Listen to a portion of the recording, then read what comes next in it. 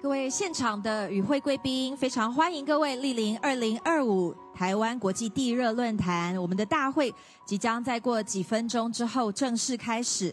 在开始之前，容我提醒大家几件注意事项。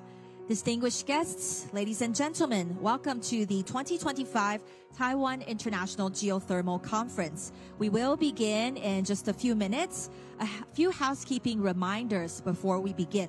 首先，在会议开始之前，请您将您的手机转为震动或者是静音的模式。我们的大会即将再过3分钟后开始，请各位来宾尽速就座。今天的大会全程提供中英文同步口译的服务。使用口译耳机的来宾，频道1为中文，频道2为英文。抱歉，频道1为英文，频道2为中文。您可先行测试声音是否清晰，有任何的疑问，请洽询我们的现场工作人员。So in consideration of This is the interpreter speaking in the English channel. We will begin momentarily. So we'd like to invite you to please take your seats. Simultaneous interpretation is provided in the program today. Please select channel 1 for English and channel 2 for Mandarin. Please get in touch with our staff if you have any questions using the interpretation device.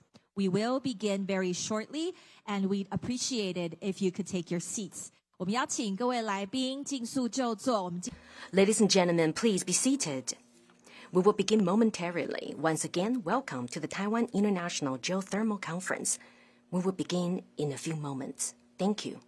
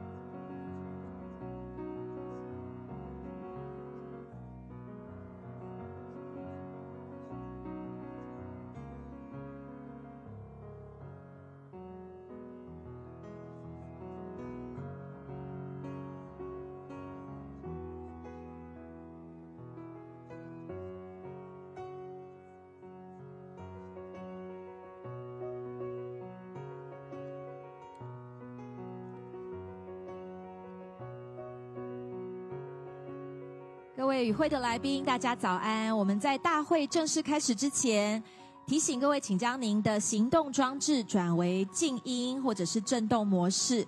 另外呢，我们也邀请各位尽速就座，我们马上就要开始今天的2025台湾国际地热论坛。Distinguished guests, ladies and gentlemen, we will begin the program today very shortly. We would like to ask you to please set your mobile devices to silent or vibration mode. And also, please take your seats as we are about to begin the program today. Thank you very much for your... Mic check, mic check. This is the interpreter speaking in the English channel. Once again, welcome to the Taiwan International Geothermal Conference. You're listening to the simultaneous interpreters in the English channel. We will begin momentarily.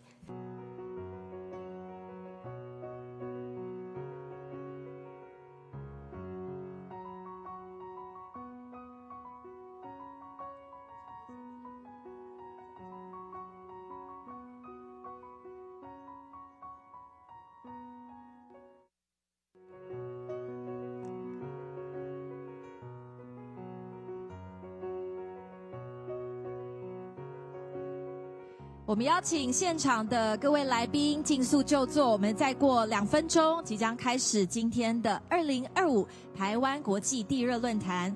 Ladies and gentlemen, we will begin the program in just 2 minutes.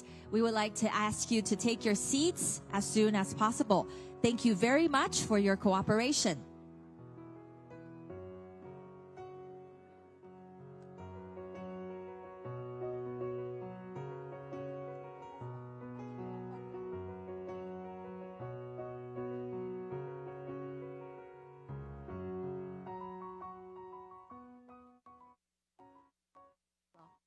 好，各位产业先进、国内外的来宾，还有地热专家、能源领域的重要推手，还有线上收看直播的朋友们，非常欢迎各位参与2025台湾国际地热论坛。我是今天的司仪 Grace 黄志杰。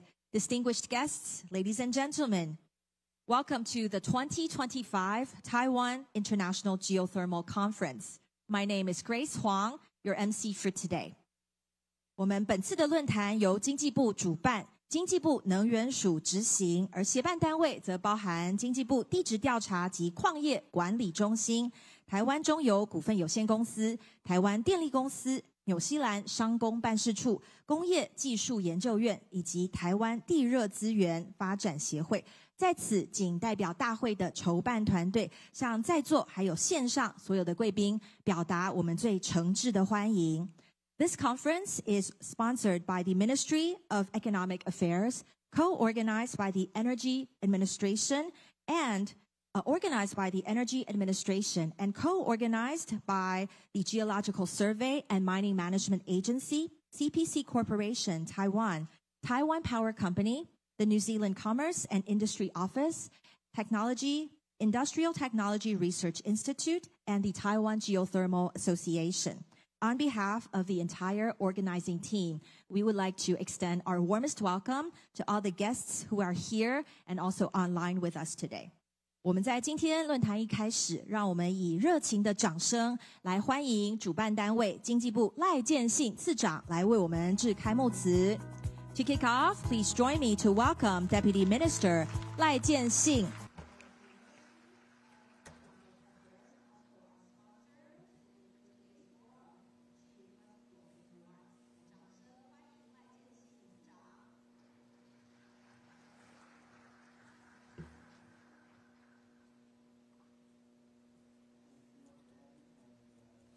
Great guests from around the world, and welcome. I'm the Vice Minister of the Economic Affairs, and first of all, I will deliver. And due to the climate change, and I guess the summer will getting harder and harder. By the way, the presidential hold and with the director by our President Rice, they set a goal to reduce the carbon emission in the future. We do not only have a solid roadmap of that, we also have a solid plan to combat such kind of impact. Taiwan is a small country. We do rely on the energy from abroad. But to ensure the energy security is the goal of our policy. Therefore, the government initiated a solid plans for energy transmissions. One of that is diversify the green energy. I think the topic of this conference is a crucial one because we talk about how to deal with the geothermal energy. But unfortunately, for the condition of geological states in Taiwan, we have a very high mountains. There are more than 200 high mountains with elevation more than 3,000 meters. And the geological condition in Taiwan is more complex. Therefore, we do need all of you to provide your expertise to help our government to deal with such kind of challenge. Last year, we set up 6 geothermal facility. And this year, we will do more in the area of geothermal energy. So I will thank you, all of you, on behalf of Economic Affairs. I will express my welcome for all of the experts from international country and Taiwan locally. And this forum, we almost invited more than 700 guests come to join this conference. I guess with your effort, we can combat such kind of challenge of climate change. And I also, some of the friends coming from the foreign countries, you can grab this opportunity to experience the wonderful scenery and the wonderful culture and cuisine in Taiwan. In closing, I will wish all of you have a good health and a good success. Thank you, all of you. Thank you very much. 谢谢，非常谢谢次长。Thank you very much to the Vice Minister. 谢谢次长。紧接着我们要邀请的是本次会议的协办单位台湾中油公司方正仁董事长来为我们说几句话。And now I would like to invite Chairman of CPC Corporation Taiwan, Mr. 方正仁 for a few words. 我们请掌声欢迎方正仁董事长。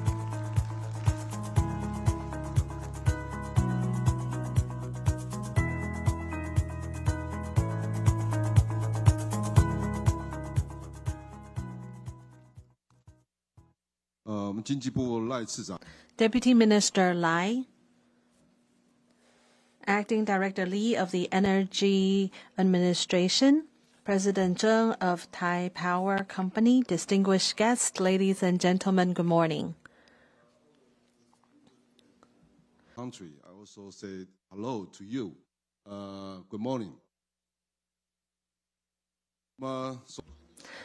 So first of all, I would like to welcome all of you.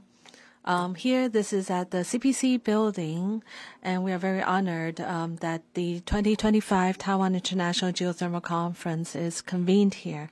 I'm also very grateful to the Energy Administration for inviting me to deliver the following remarks. Later on, we will get to share with you the current development led by CPC in geothermal energy advancement. CPC also hopes that through this forum we can learn expertise and knowledge both in Taiwan and abroad.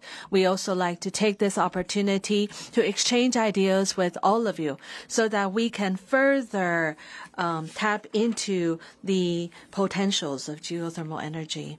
We are a state-owned enterprise. It's 100% owned by the government.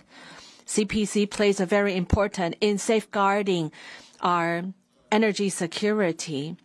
We also work closely with the government in advancing net zero emission policies. Here in CPC, we have identified three main strategies, from exploration to energy, electricity generation. We also want to invest more initially and then have joint ventures. We are also conducting a lot of R&D, and we'd like to then scale up the whole commercialization. So by working and coordinating across different government agencies, we hope to accelerate the development of geothermal energy here in Taiwan. We know that geothermal energy is carbon-free. It's also very important, reliable base load power. So when we talk about renewables, geothermal energy plays a very important role both in Taiwan and abroad. In recent years, under the guidance of the Ministry of Economic Affairs, we have seen a lot of development, including the low heat geothermal resources. For example, in Yilan, we have started a number of sites. We have also these constructions going on, and we hope that by the end of May, we can complete this geothermal plant at Yilan and to have it commissioned. We are also working closely with the Academia Sinica in developing deep thermals. We hope to accelerate the exploration and also assessment of deep thermal resources. Last year in Yilan, in Yuanshan, we have started this very first 4,000-meter deep drill. We have already reached the 1,800-meter mark. So this is the CPC Yuanshan number 1 well. Yuanshan number 1 well. We have run into some difficulties, but we hope to continue and accelerate this first deep geothermal exploratory well. And with all of these data gathered, we hope we can better understand the subsurface resources and also the distribution, so that in the future, as we continue to develop geothermal resources, we can have a better understanding.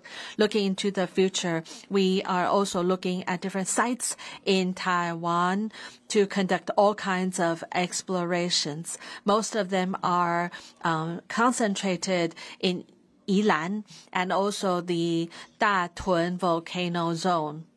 So we hope with all these efforts, we can really optimize and also scale up geothermal energy and potentials here in Taiwan. To reach this goal, the CPC will also further enhance our drilling capacity. We hope to introduce foreign expertise, talents, and also equipments so that we can accelerate industry growth. In closing, once again, I would like to thank the Energy Administration of MOEA for setting up this platform so that we can engage in this conversation with all of our partners abroad.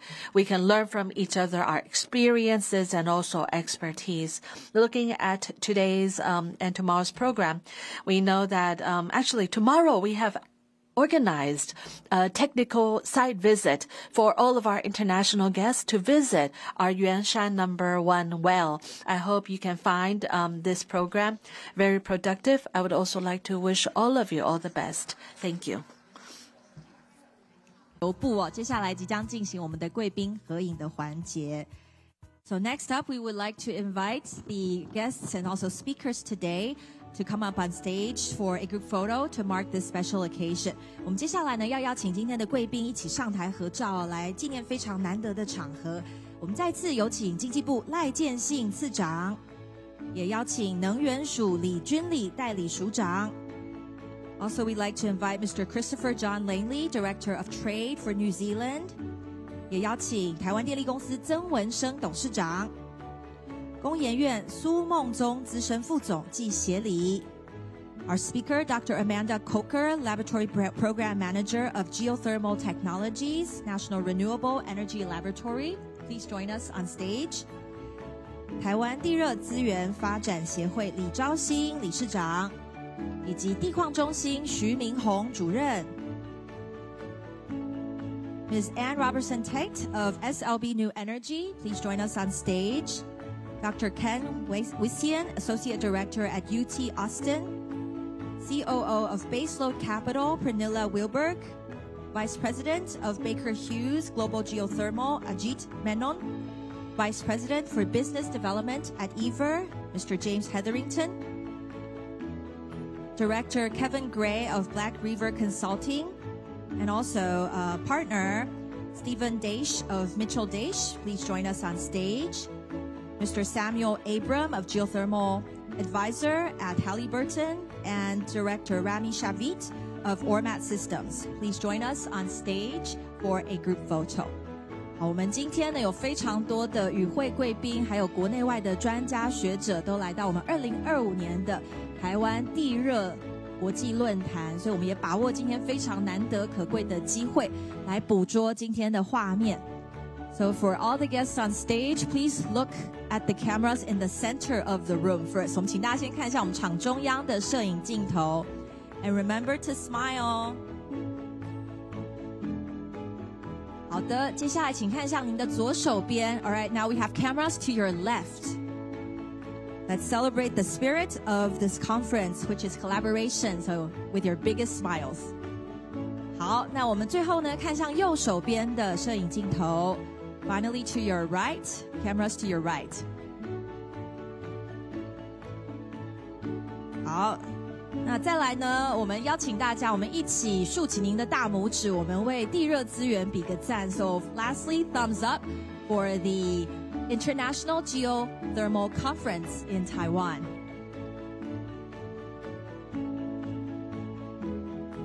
好，我们谢谢，一起掌声，谢谢舞台上的所有贵宾。Thank you very much. Please return to your seats.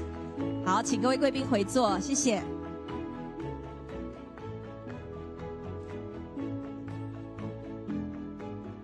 好的，我们在正式的议程开始之前呢，我们今天的现场其实有非常多的来宾，我们齐聚一堂哦。今天有将近700位的来宾来到我们的中油国光厅，我们也把握今天非常难得的机会，我们从舞台上要拍摄一张全体的大合照。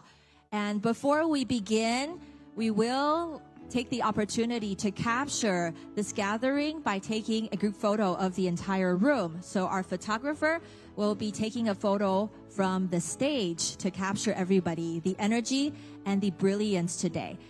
那我们现场的工作伙伴呢，也会把我们的布条，我们在第一排，请我们第一排的贵宾们呢，帮我们拉起布条 ，and our staff will be showcasing a banner for the guests in the first row.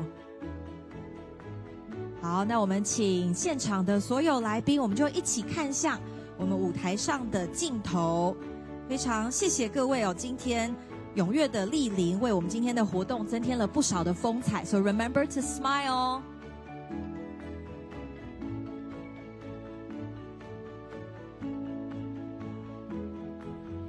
好，我们是不是请大家也一起比个赞 ？So thumbs up, everybody.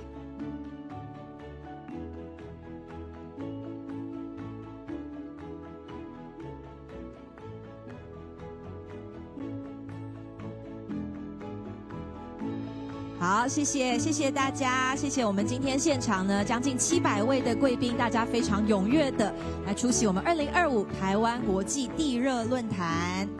我们是不是请大家呢给我们今天的所有与会贵宾，还有给自己一个掌声？谢谢 ，Thank you very much for joining us today.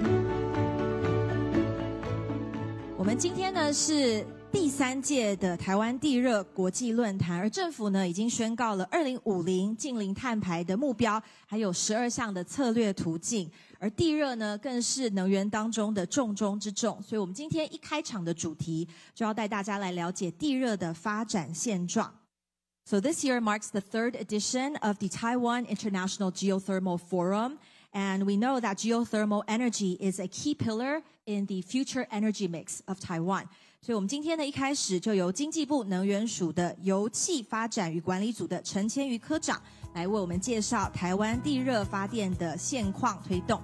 So to begin with, I'd like to welcome Section Chief Chen Qianyu from the Energy Administration to give us an overview on the policies and strategies of geothermal energy in Taiwan.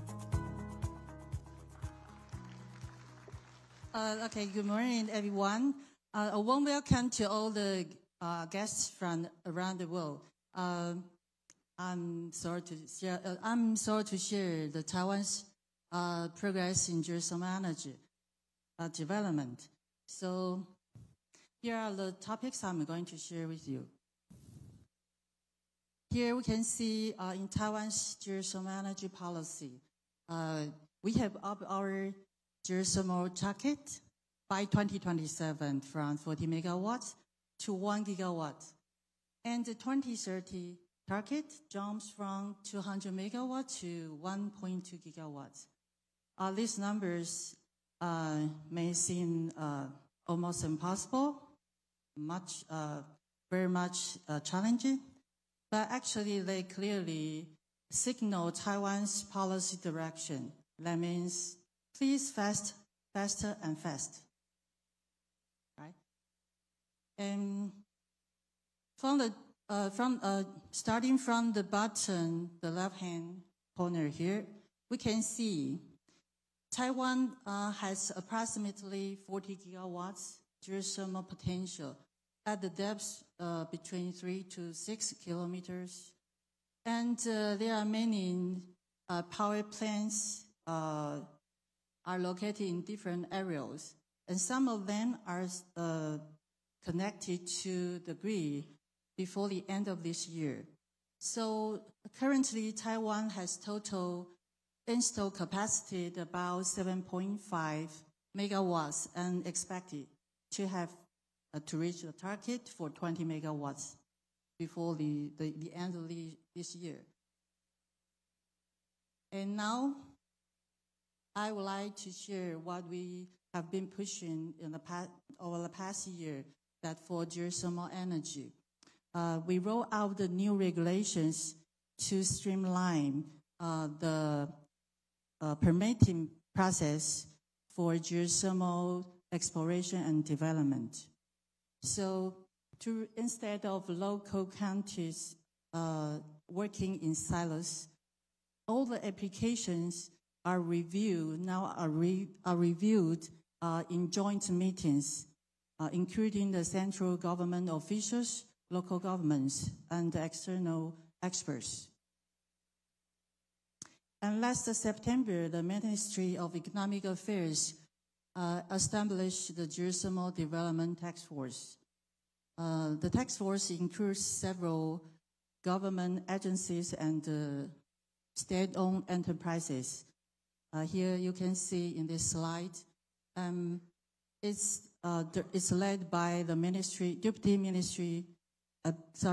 it's led by the Deputy Minister of Economic Affairs, and its goal is to coordinate the geothermal policies and strategies.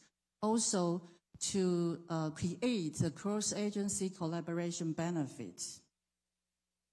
Here, we can see that the Taiwan first deep well exploration geothermal well was drilled by CPC Corporation last October. And through this well, we will learn EGS technology, and we will get the data for designing the fit for next generation geothermal energy. Here you can see there are a lot of international geothermal experts and teams are working with us in Taiwan. And of course, we welcome more and more global partners to join us in Taiwan's geothermal market. So we now took the conclusion that we also have the geothermal target for 6 gigawatts by 2050. So we have a lot of things to do. And the first one is, you know that Taiwan has many geothermal potential sites are located in indigenous areas. So we concern how to protect the rights of local people and also to help the geothermal developers to get the permission as soon as possible. So we will keep working with the Council of Indigenous People. And second, not only feed-in tariff, we also offer the subsidy to local counties to attract the investment in geothermal development. And of course, we encourage investment from private sectors, especially the international leading companies. And as you know that we have very good geothermal potential in Yangmingshan National Park, but it's not yet open to power plants. So we keep negotiating with the national park authorities. And the last one, the most important item. The Ministry of Economic Affairs will support CPC Corporation, fully support CPC Corporation and Thai Power for create the successful models of geothermal energy development. So that's all I have for you today. Thank you. 谢谢，非常谢谢能源署详尽的分享。Thank you for that very comprehensive introduction and overview. 那我们知道呢，地热的开发需要专业的地质调查机关的参与哦，所以接下来我们要欢迎的是经济部地质调查与矿业管理中心区域地质组的林锡宏副组长来为我们介绍台湾地热潜能的探勘进展。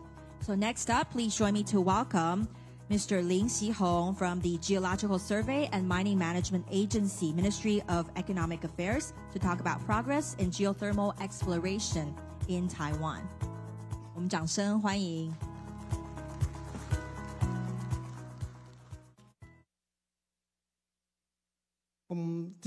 Distinguished participants, ladies and gentlemen, thank you for attending this session. My name is Xihong Lin, and I'm the Deputy Division Chief in the Geological Survey and the Mining Management Agency. My presentation, Progress in Geothermal Exploration of Taiwan, will present the current governmental efforts to advance the geological modeling for improving geothermal energy development in Taiwan.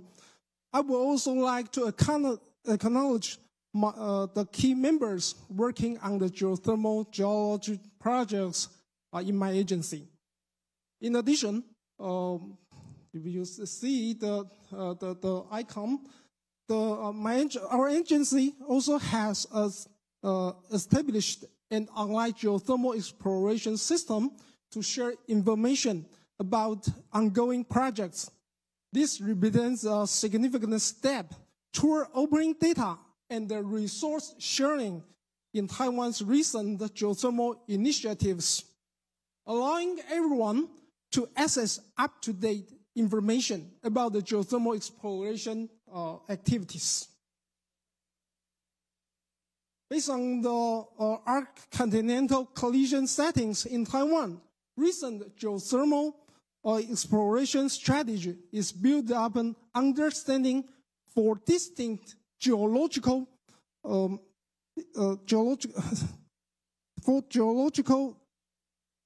strategies. You see in the slide, they are the magmatic volcanic field type. That's the A type, just the volcanic rocks. As you know, in the Datun volcano. And the B type might be the metamorphic rocks that may be found in the eastern Taiwan. And the C type is the sedimental rocks that we can find in the western Taiwan. And the extensional regions that may be found in the Yilan Plain. That's the CBC has the deep drillings in Yilan. Geothermal exploration in Taiwan has evolved from 26 potential sites studied over 30 years ago. And then now to concentrating efforts on the 10 most potential areas for conventional geothermal system. These sites were estimated to have 986 megawatts of geothermal energy potential. This identified the best 10 area might be shown in the middle, just like here. But we have to face numerous questions of land utilization, such as they may be located in the national parks, they may in the urban plain areas and the high elevation regions. That it's not easy to have the development in this area. Our agency has made a substantial progress in geothermal exploration across 10 priority area sites. The most advanced exploration has been complete in Datun, or here, maybe this is the A type, that we have the maximum temperature is 245 degrees, and the others like Wulu, Yanping, Ruisui, They are located in the eastern Taiwan in the metamorphic rocks. They have good, very good temperatures we found. And in addition, we also to do the many exploration in the western Taiwan in these sedimentary areas. Maybe the result is not as good as in the eastern Taiwan, but we will make efforts to do better, to do the exploration.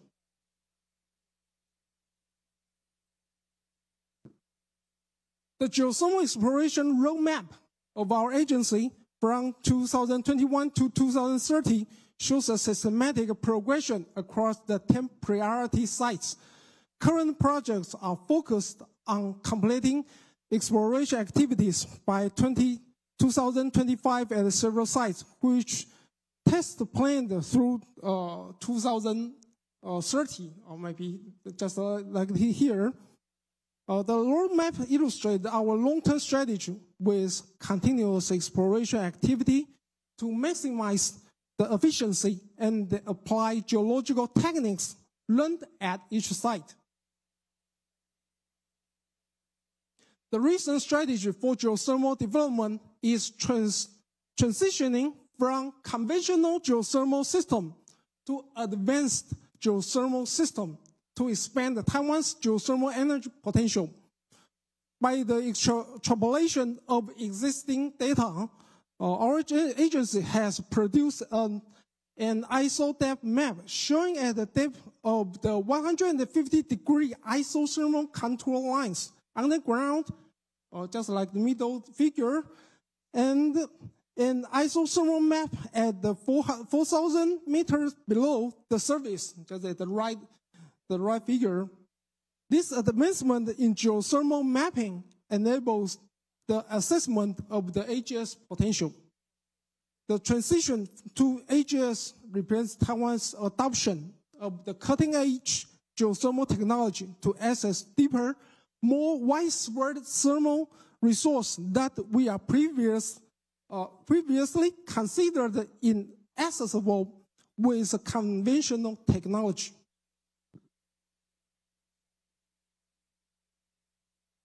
By applying the stored heat volumetric method, considering many factors, we can make the significant progress.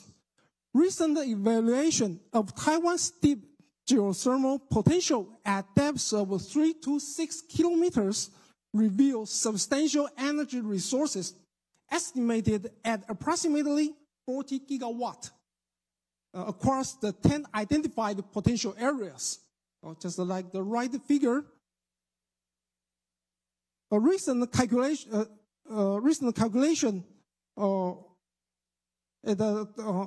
this assessment supports the concept of geothermal everywhere in Taiwan and suggesting widespread availability of geothermal resources across the island. These deep geothermal resources also represent Taiwan's next frontier in geothermal energy development. We're going to delineate these resources with comprehensive approaches to identify long-term energy solutions through advanced geothermal system.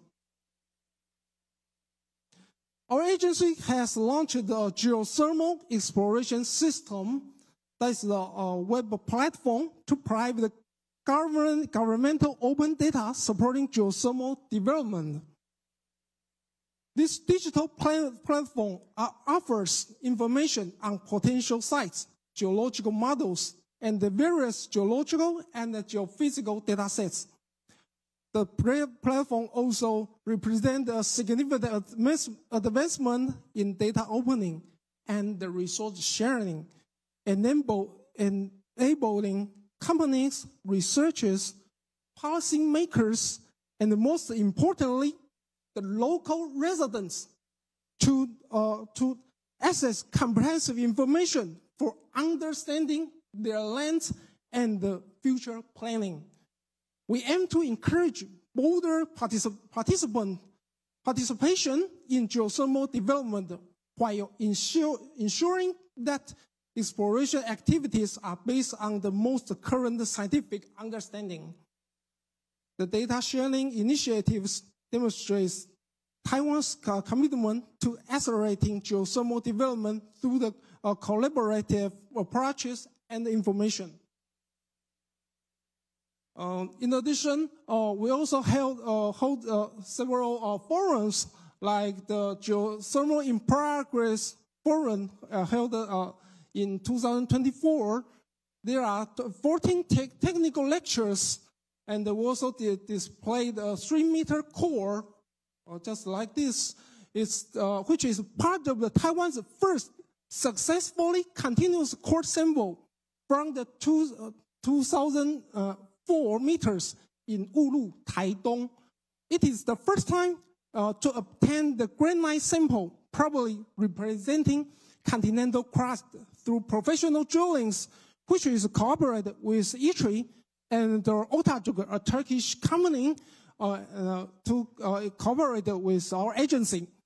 Moreover, we also have the cooperation between the GNS from New Zealand to do the more advanced research by now and in the future.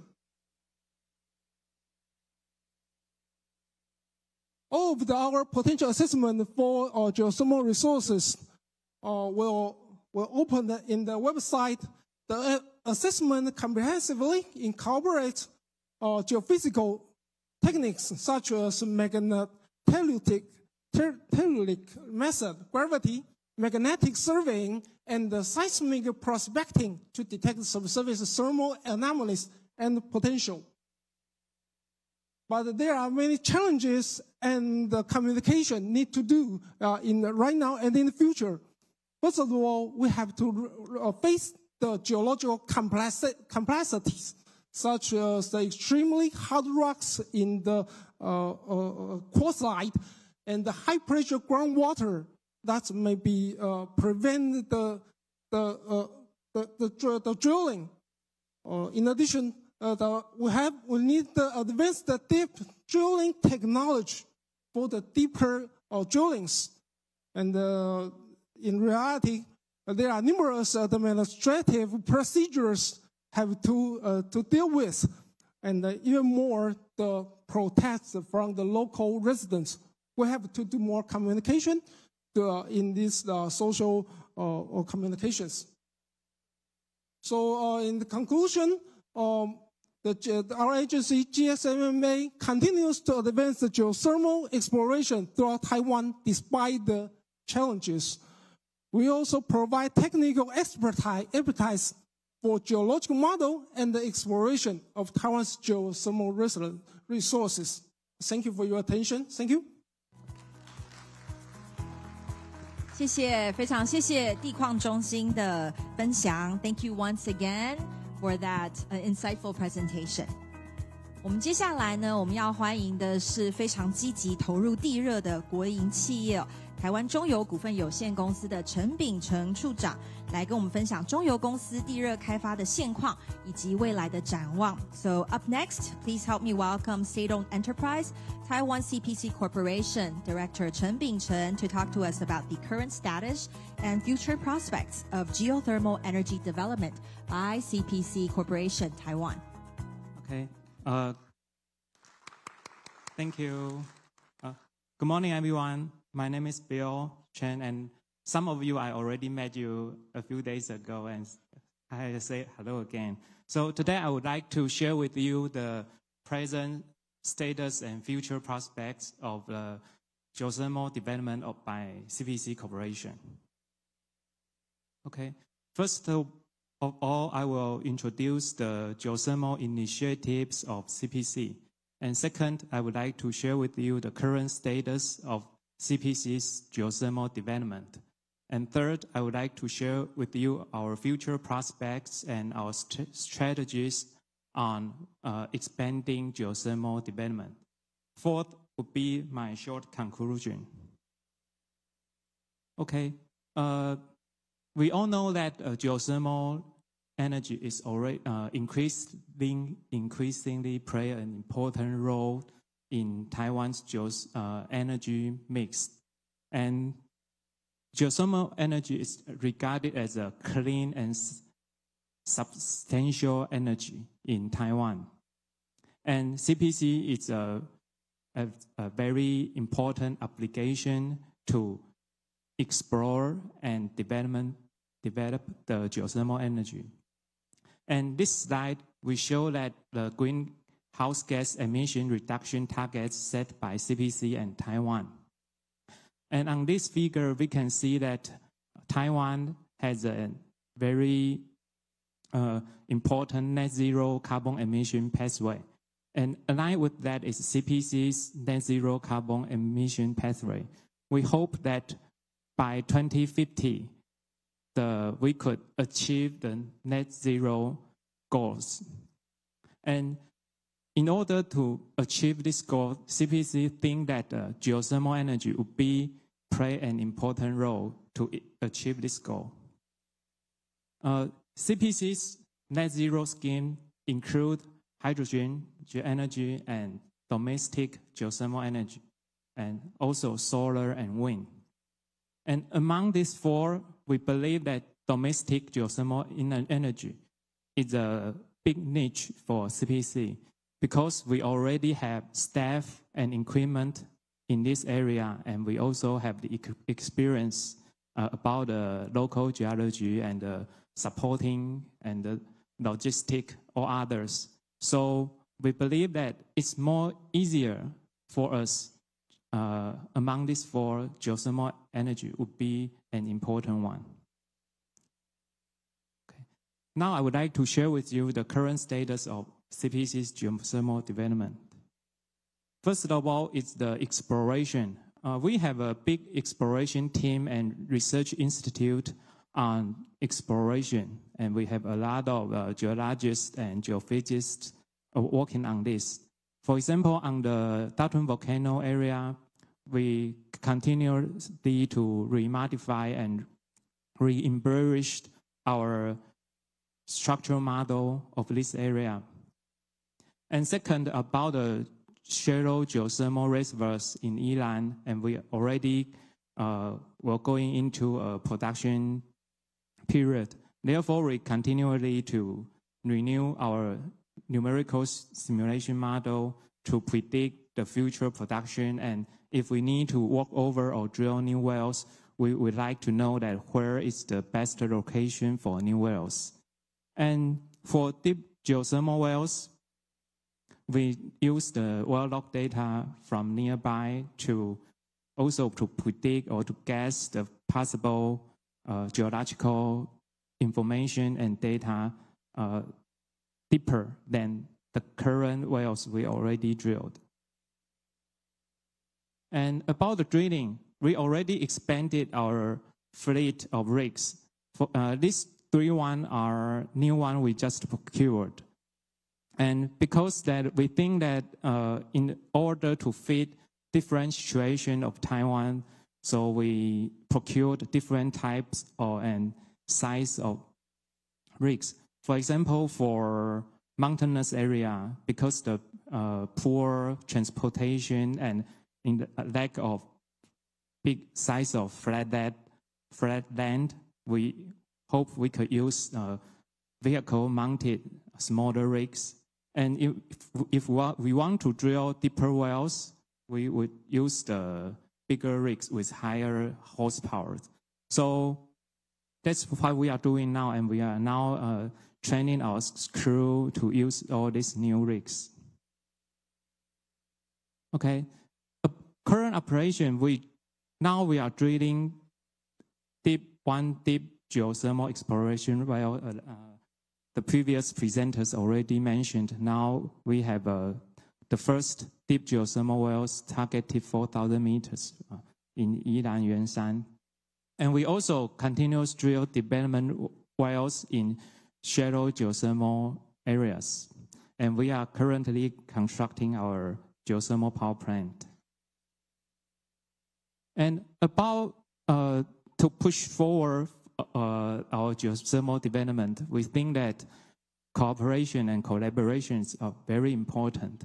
So we continuously to cooperate with the institutes in Taiwan, and we hope the push the professors out of their labs to the rigs and to cooperate with us. And we also very happy to have international cooperation and communication. Brainstorming is very important for us. So we think that it's a very good way for us to improve our ability. And another thing is about the local community engagements. And it's also very important because that in Taiwan, a lot of communities that don't familiar with what drilling is, and they may have the concern about the pollutions or the noise, something like that. But I believe that my company is doing a very good jobs with the communities and also indigenous communities. We are doing great jobs by our public relationship teams, and we will continue to do that. And third is our future prospect and strategies. And our geothermal strategies, it depends on the risks we are already observed now. For example, the resources risks, the drilling costs, and the environmental impact, and the regulation hurdles. And I believe that all of you are familiar with this because I think that all these risks are all you experience all around the world. I think it's all similar. In order to conquer all these challenges or risks, we think that we have most important things to include these three. In order to conquer the possible risks geologically, the resources potentials, I think that international and academic collaboration for exploration is very important. We want to bring in more advanced technology for exploration and more experienced staff or researchers to help us and brainstorming to de-risk the exploration. And also the technology and equipment is also very important. Even though we already expanded our fleet, we continue to hope to help the international service companies to come in to Taiwan. And if we have a good and big supply chain, it will be more easier for us and for other local companies. And third one is the partnership. This one doesn't mean that the service companies or rig service, like something like that. We hope that we can have also investors that are interested in to go into the market of geothermal. Maybe we could cooperate together and be maybe financial partners to develop the geothermal together. Okay, now it's my short conclusion. We think that geothermal energy is a key component in Taiwan's energy transition. And here we think that the geothermal could support our nation's net zero carbon emission goals. And we have a very clear strategy and defined goals for geothermal development. And we know that what we need to do is include technology adoption and international cooperations.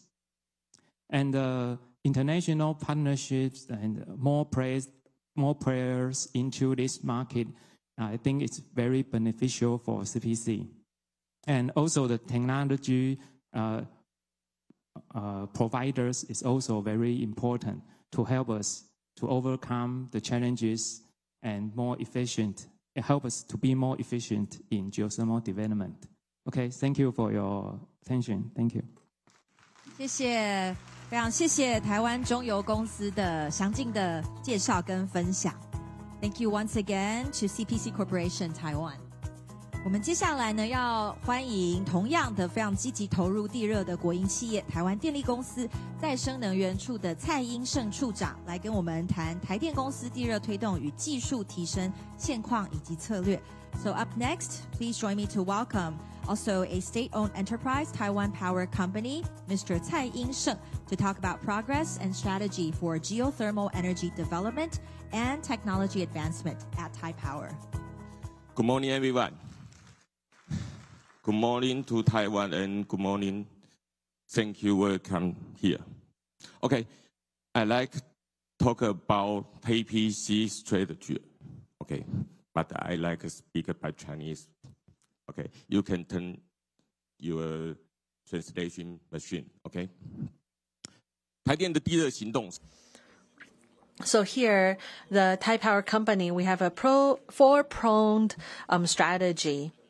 We are very energized. Thai Power has a very clear understanding of the role we play, the future directions, and also how we should collaborate with different partners. Under the guidance of our executives, we have identified very clear strategies. We want to enhance local capacity. We want to build a very strong local team. We also want to work closely with both local and international partners. We are looking both in Taiwan and globally. We'd like to incorporate and also introduce all these different resources so that we can really build a very well-rounded team. So these are the four arrows or the four pronged strategies that we have identified. The first one, expansion, capacity increase, and integration of the demonstration plant. This is Renzhe power plant in Yilan. It is not very big, but we have been making a lot of efforts here. In geothermal energy, drilling is very important. But after drilling, electricity generation is equally important. And this is what we are best at. So at this demonstration site at Renzhe power plant, we've learned that we have really good geothermal resources. That is undeniable. But how do we tap into the resources to make sure that there is very stable electricity generation? That is a very important goal. Here in the Renzhe power plant, just like the Datun volcano site, there are like challenges we face, like erosion. We are quite familiar with these issues, and we are trying to overcome them. We are also trying to build a more stable SOP so that this can truly be a base load power plant. We are expanding the Renzhe power plant. We are also strengthening our operation and maintenance. And here you can see JT3, JT4. These are the wells for re-injection and also for production. We are seeing very good electricity generation now. Here on the JT2, this is also an old well that we are planning to repair. So in the future, we hope to further expand this demonstration site at Renzhe. We are also using this site to really perfect our standard operation procedure, so that in the future, this can be a true best practice, a true model. So this is the first strategy, expansion and also enhancing the capacity of this demonstration site. The second is using Thai Power's existing lands and geothermal potential areas. We want to better utilize them. Within our owned lands, for example, in Taidong, Guguan, we are working with our good partner, CPC. We will contract CPC to conduct exploration work. With our local domestic strategies and technologies, we can explore the geothermal energy here. And also in the north coast and in the eastern part of Taiwan, we are planning to introduce domestic and international drilling teams. We are planning to open up a large-scale tender. We hope to welcome all of you, especially in Taiwan and also abroad, these professional teams to assist us in expanding geothermal capacity. The third strategy, we have worked together with like Baker Hughes, Green Fire, Bedrock, in together joining force in these exploration efforts. this is not just a MOU. This is very action-oriented. We are moving on very fast. For example, in the Datunshan volcano area, we hope to quickly accelerate our efforts, and we can complete the building of this demonstration site at Datun. And then the fourth pillar, or the fourth area, is to support any private sector agencies or companies who are interested in geothermal energy to have these joint collaboration. Here we have in mind this joint collaboration platform. If you have interest in this area, if you have needs, or the private applicants who want to lease land within geothermal potential areas, we have this platform that provides these assessments. And at the earlier preliminary phase, the Thai Power Company is willing to devote resources in supporting different partners. And also in the second phase, for preliminary exploration, we know it's very costly. All the fundings can be quite major, and we here would like to provide these joint investments to share the cost of preliminary exploration. Once the wells are conducted, the electricity generation side is also important. So here, there are teams or there are individuals. If you apply on this platform and you hope to be part of our efforts, we will provide you with our support. For the different teams, we can work together. And then in the final phase for electricity generation, we will also work with you so that the plants can be connected to the grid, and we can share these benefits. So here we are developing in different areas. We want to strengthen and also build a very strong local team to enhance our capacity. We also hope to really accelerate geothermal development in Taiwan so that we can have this very stable, green, renewable energy. And looking into the future, this will also be an important component for our energy transition. Thank you for listening. 来自台电公司很精彩的分享哦。那我们接下来呢，我们听完了台湾在地热方面的状况之后呢，接下来带大家来了解国际间的地热能源发展还有推动的经验。纽西兰呢，可以说是地热发展最成熟的国家哦，不只是地热能源的使用者，也被视为全球地热开发还有管理的典范。那今天呢，非常荣幸能够由纽西兰商工办事处为我们安排了3位专家来带来纽西兰地热研发的投资策略跟国际合作。So up next, we are honored to have 3 distinguished experts arranged by the New Zealand Commerce and Industry Office joining us to share with us experience from New Zealand investment and partnerships in geothermal research and development. 我们接下来呢，就欢迎3位讲师。Director of New Zealand Commerce and Industry Office, Christopher John Langley, and also Co-Director of Geothermal Institute, University of Auckland, Dr. John O'Sullivan, and also Geothermal Services Advisor, MB Sentry, Mr. Richard Adams. 我们掌声欢迎3位讲师。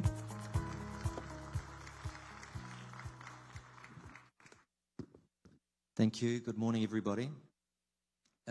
My name is Chris Langley. I'm the director of the New Zealand office here in Taipei.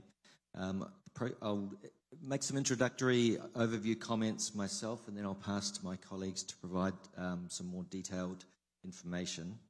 But it's a real pleasure to be here today to share with Taiwan, New Zealand's journey on geothermal energy, our lessons learned, and plans for future development.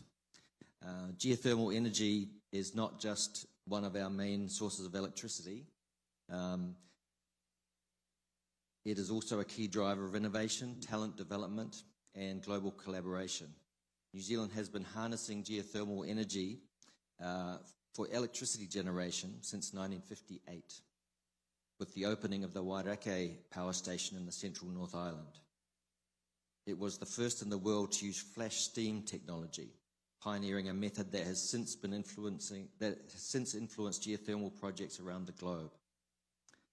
Currently, geothermal energy makes up approximately 23% of our electricity supply. As you can see from this chart, we've made a remarkable growth over the last 30 to 40 years. So how did we get here, and what's behind this development? I'm moving through the slides reasonably quickly, but we're happy to provide a copy if anyone wants the information after. Just come to the New Zealand booth, and we're happy to help with that.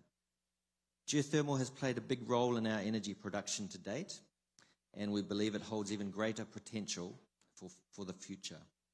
There's still a lot of potential to grow in conventional geothermal development. We're also pushing boundaries and exploring deep geothermal and what's known as super hot or supercritical resources. We're already seeing exciting progress in these areas. In addition to electricity, we're making more use of low temperature geothermal for direct heating in industries and communities. It's an evolving area and one that New Zealand is proud to lead in. New Zealand's geothermal energy ecosystem is mature and sophisticated. It is science-led and supported by the government. The early stages of geothermal development often take years, and it involves a range of different stakeholders and requires intensive community engagement and resource management. Once a site looks promising, drilling is required, but it's expensive and risky. In the 1950s, the New Zealand government funded these early stages to reduce risk for private companies, while also supporting the industry with policies and regional development. Some of those areas that were developed are now green energy hubs, creating jobs and business opportunities. The New Zealand government aims to accelerate geothermal development even further by introducing a national geothermal strategy, supporting cutting-edge research and innovation, and strengthening international partnerships. We're also working closely with regional communities to ensure development benefits are shared locally. Through a new fast-track approvals process, the government is streamlining processes so the right project can move forward more efficiently without compromising on our environmental values. In March this year, the New Zealand government launched a new geothermal strategy aimed at unlocking deeper resources while ensuring Māori, New Zealand's Indigenous people, play a central decision-making role. This approach blends innovation with Indigenous leadership, creating a model that's both inclusive and future-focused. It also opens the door for international collaboration. There is an opportunity for Taiwanese partners to invest in New Zealand and take lessons, insights, and capability and exportable products back to support geothermal development here in Taiwan. Investing in science and geothermal research has always been a cornerstone of New Zealand's approach. Research is critical to building a strong foundation and enabling ongoing development. At the same time, innovation and commercial partnerships rooted in science are just as essential. They turn knowledge and ideas into action. Local community and stakeholder engagement is also a critical success factor for project development and advancement. We have 2 geothermal power stations that not only generate electricity, but also provide heat and steam to support local industries. Both of those stations are co-managed with strong Māori leadership and participation, making them powerful examples of community-based, inclusive developments.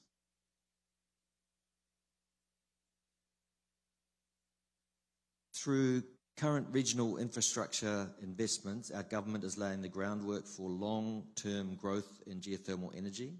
Projections show that by 2050, these efforts could help us triple our geothermal output. This is an ambitious goal, but one that reflects our commitment to low-carbon energy, regional development, and a sustainable future for New Zealanders. We have built a comprehensive geothermal ecosystem over the last 70 years, capability spanning from research and development to commercial operations and stakeholder and community engagement. Up on the screen are some of the organisations joining us on the delegation this week. They represent the strength and depth of New Zealand's geothermal ecosystem. The New Zealand Geothermal Association provides support across the sector. Internationally, we've built strong partnerships with leading geothermal countries around the world. And in recent years, we've signed several MOUs with Taiwan, laying the groundwork for deeper technical and strategic cooperation. These collaborations are key to sharing knowledge, scaling innovation, and growing the global geothermal sector. I'm going now to pass to one of our New Zealand team, John O'Sullivan, who's co-director of the Geothermal Institute in the University of Auckland, to share how academia can collaborate with industry. Kia ora, Chris. Thank you, everyone. My name's John O'Sullivan. As Chris said, I'm the co-director of the Geothermal Institute at the University of Auckland in New Zealand. It's a great pleasure to be back here again in Taiwan for the TIGC 2025, and it's always so good to see so many friends and hear all the exciting activity going on in Taiwan. It's very interesting listening to our distinguished speakers this morning talking about the challenges, and of course those challenges are very similar to the challenges we face globally. And one of the things that is key and has been mentioned by the speakers so far is training, capacity building, education, ensuring that Taiwan has the right workforce for delivering on the ambitious goals. So in New Zealand and at the Geothermal Institute in particular, we have a long history. I turned 50 last year. The Geothermal Institute turns 50 in just a few more years. So since 1978, we've been training geothermal experts around the globe. And there's over 2,000 graduates, and many of them are alumni, and of our alumni are now in senior positions globally that influence decision-making in geothermal all around the world. These are some examples of some of our recent courses. We do full degree training that some of our students down visiting power plants in New Zealand in their PPE, high vis. I put this picture of one of our students coming from East Africa. He's a project manager at TGDC. And he's doing a Māori welcome with one of our Indigenous people in New Zealand. Just highlighting again that cultural engagement, the social engagement, we have a lot of experience with that. We know how important it is. One of the things that we're very happy about the last 2-3 years, we've been delivering project management short courses to get the industry management, mid-level and senior management ready to deliver these geothermal projects like the ones that are being talked about here in Taiwan. And these are supported by the New Zealand government through the Ministry of Foreign Affairs and Trade and Education New Zealand, but that brings together New Zealand's experts from all across the geothermal ecosystem, and that we teach the attendees how to prepare and cost and make business cases for geothermal projects around the world. So these are some shots of people from industry in Indonesia, the Philippines, East Africa as well. And then as well as that, we also do international training and mentoring.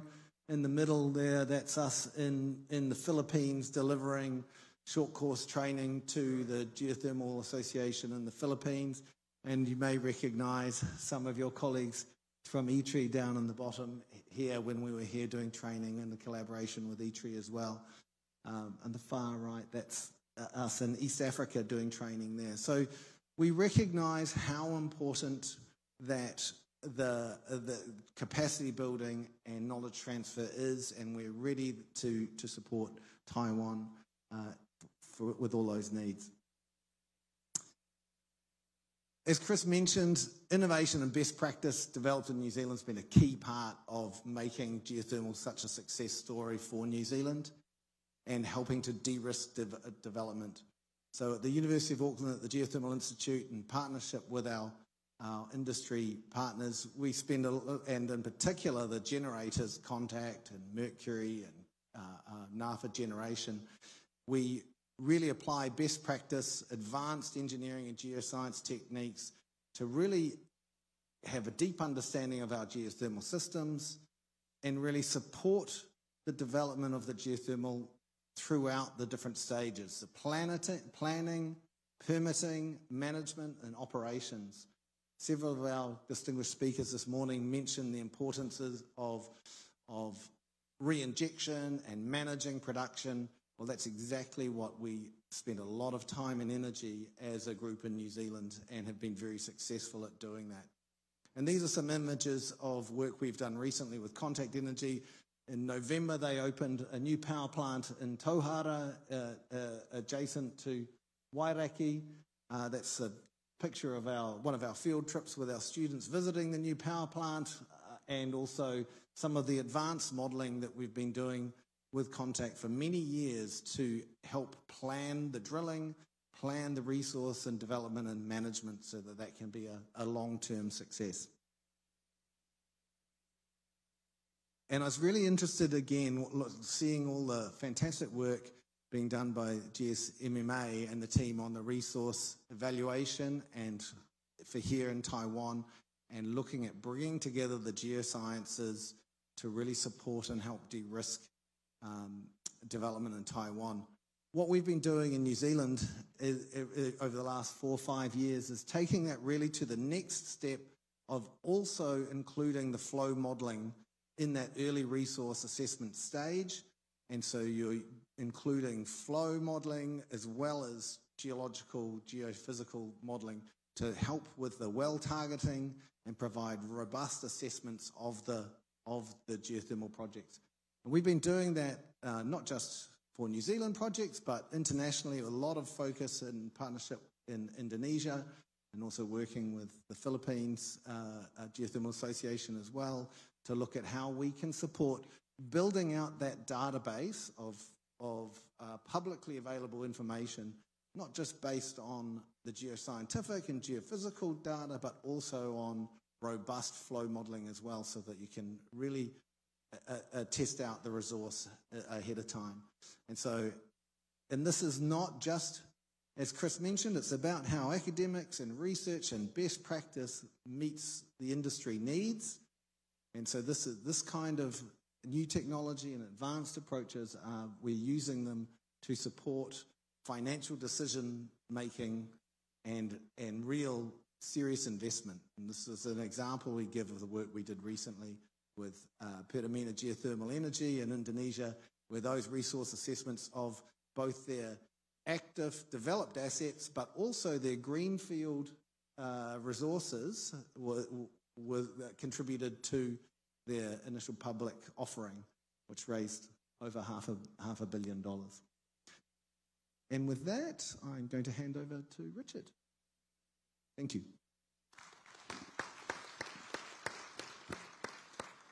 Thank you, John. Richard Adams from MB Century, New Zealand. So, we've got a bit of experience. We bring to the table a lot of learnings. Taiwan's about to go through your learnings. You've got a challenge here, and there's a feast to get this up and running. But we bring experience from New Zealand.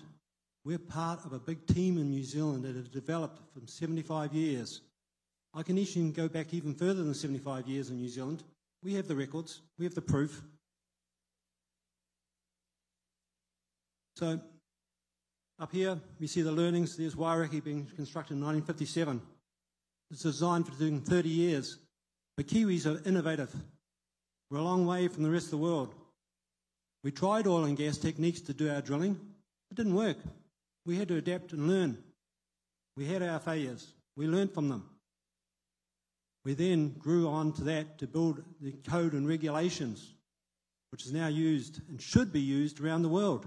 New Zealand Standard 2403/2015, Code of Deep Geothermal Drilling. It covers the life cycle of a well. We learnt by mistakes, and we don't want Taiwan to fail. That's why New Zealand is here to help you. We come with a science team. We come with the government. We come with the muscle. And we have steam and muscle. Okay? Right, getting the heads nodding. So, 1984. Old technology, as you can see, 57, 84, 2021. But actually, we bought that rig in 2012. That improved our safety, improved our efficiencies.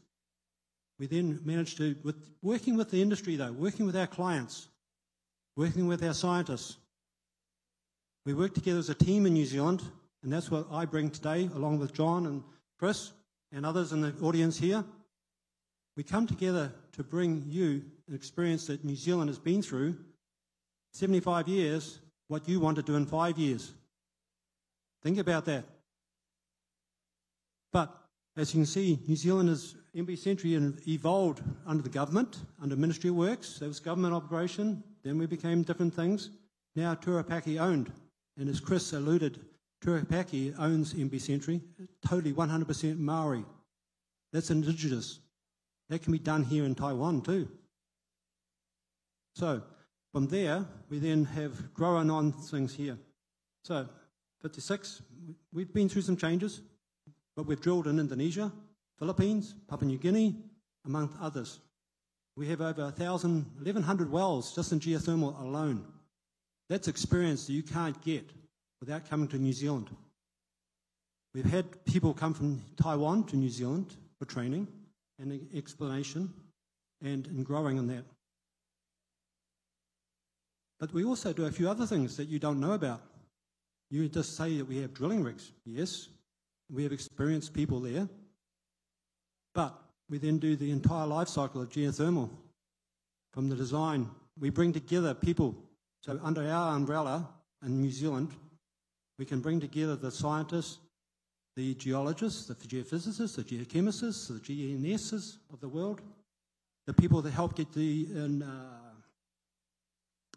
your environmental, your people involved in the project, right from the beginning, under other people from New Zealand.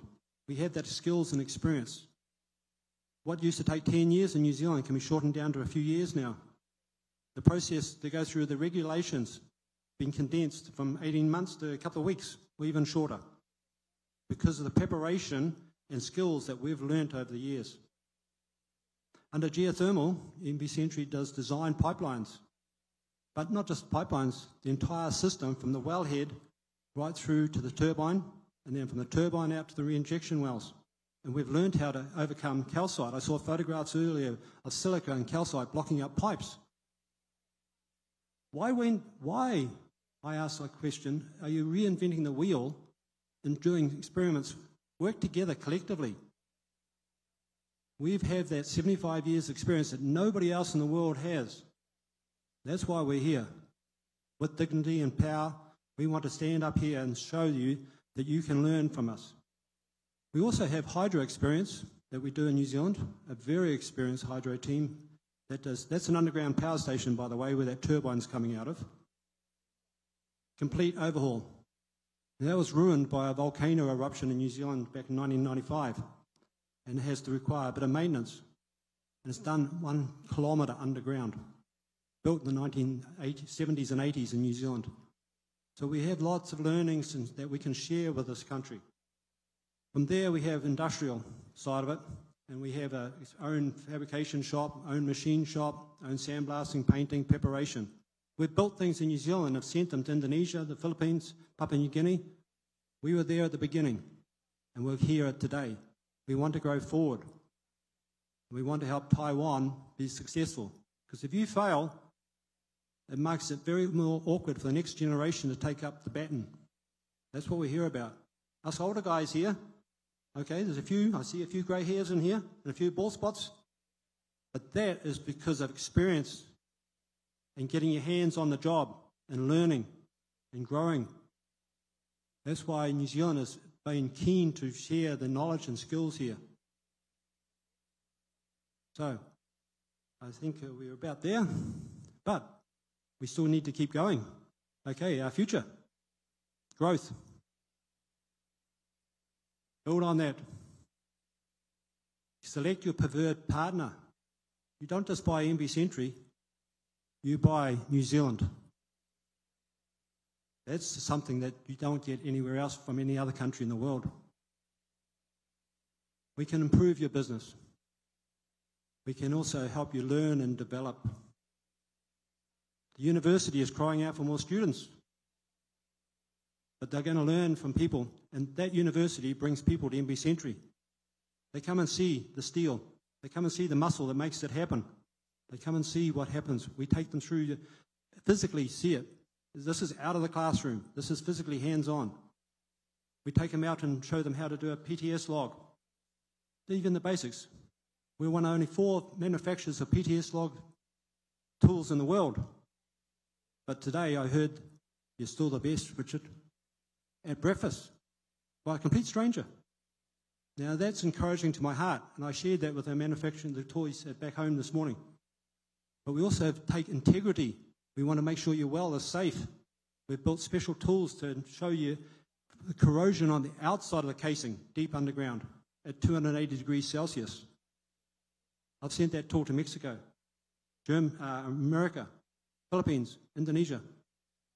And that has saved clients millions of dollars and prevented a blowout.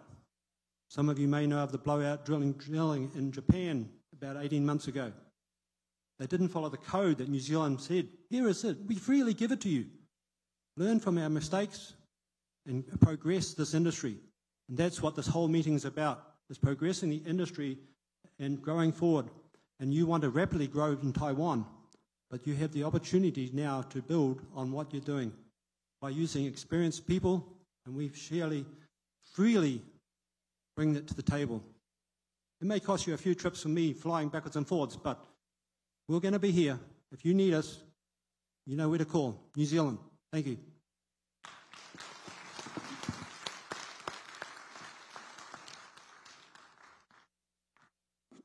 Thank you very much, Richard and John. Just a few comments to conclude.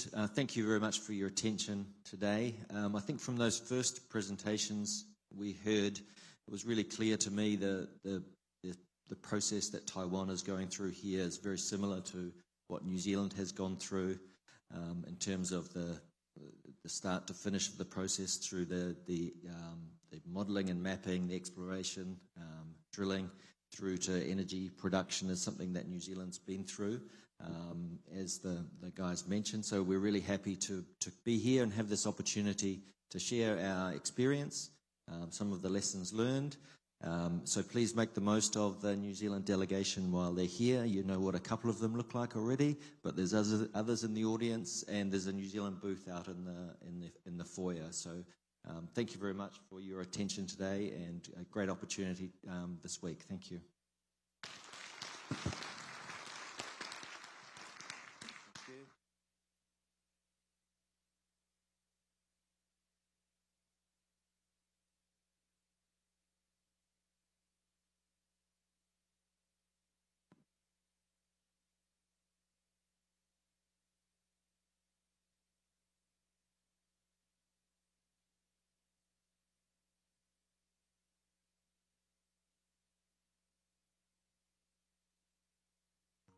谢谢，非常谢谢来自纽西兰的几位专家的精彩的分享。So thank you for that wonderful session. 我们接下来呢是短暂的休息时间。我们特别在会议室外面准备了茶点哦，要邀请大家来享用。那么因为场内是禁止饮食的，所以要请各位来宾在我们场外大厅享用完之后呢，我们在10点50分之前再回到会场。另外我们也有非常多家的展示摊位，非常欢迎大家能够把握机会参观还有交流。So ladies and gentlemen, we will now take a break until 10:50, and refreshments are served outside the conference room. We'd like to remind you that food and drinks are not allowed inside the conference room, so please enjoy them outside and be back here at 10:50. The Geothermal Technology and Solutions Expo is set up outside the venue. So we invite you to engage with the participating experts as well as organizations. Thank you, and we will see you back here at 10:50.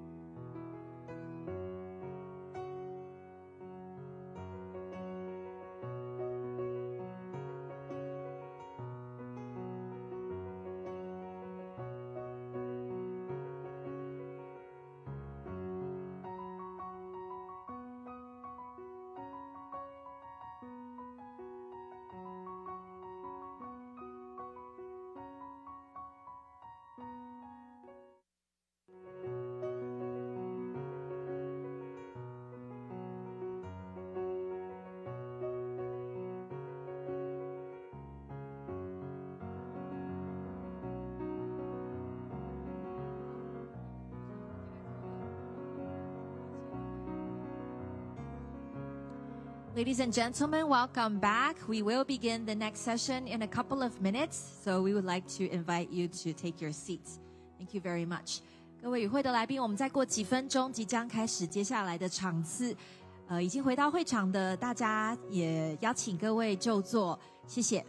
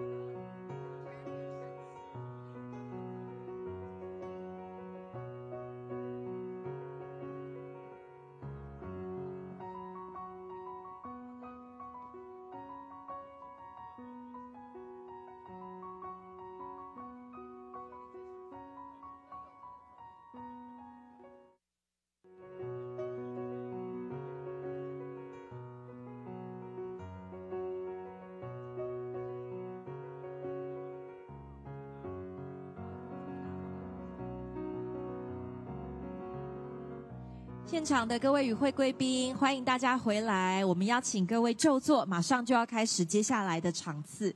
Ladies and gentlemen, welcome back. We would like to ask you to take your seats as we are about to begin shortly. Thank you very much for your cooperation.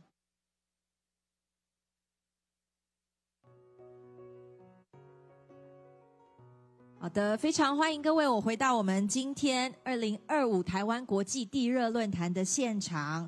我们紧接着呢，即将进行的是今天论坛的第3个主题，要跟大家来谈前瞻的地热与创新，邀请到了多位国际专家一起来探讨前瞻地热跟创新的这个议题。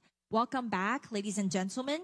We will now move on to the 3rd session of today's forum on cutting-edge geothermal energy and innovation, where we are joined by several international experts to explore cutting-edge developments and innovations in geothermal energy. Baseload Capital 专注在全球的地热能源投资，致力在推动洁净能源。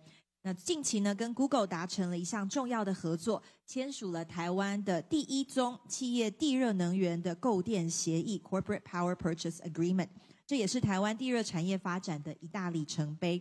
我们今天呢，就邀请到3位来自 Baseload 还有 Google 的贵宾来跟大家分享。So we will have 3 speakers for this session. So please help me welcome Ms. Pernilla Vilborg, COO of Baseload Capital, Yi-Ching Xiao, Senior Lead of APAC, Energy and Infrastructure of Google, and Michelle Chang, Commercial Lead, Advanced Clean Technologies of Google. 我们掌声欢迎3位讲师。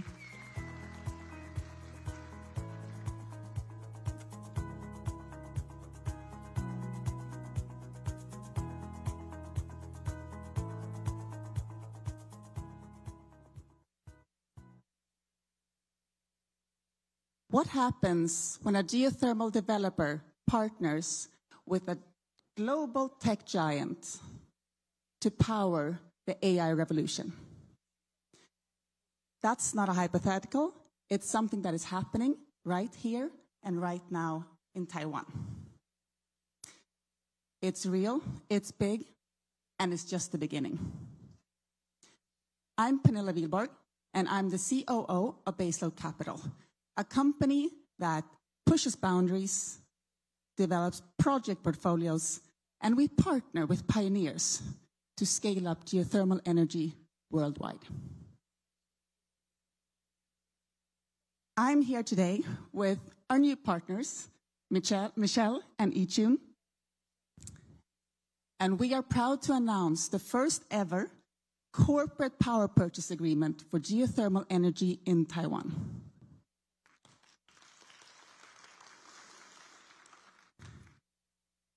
These 10 megawatts are going to double the current geothermal capacity in Taiwan. And it will also power Google's local data centers. But more importantly, this is a partnership that will catalyze an ecosystem that will support Taiwan's digital development, sustainability, and road to energy independence.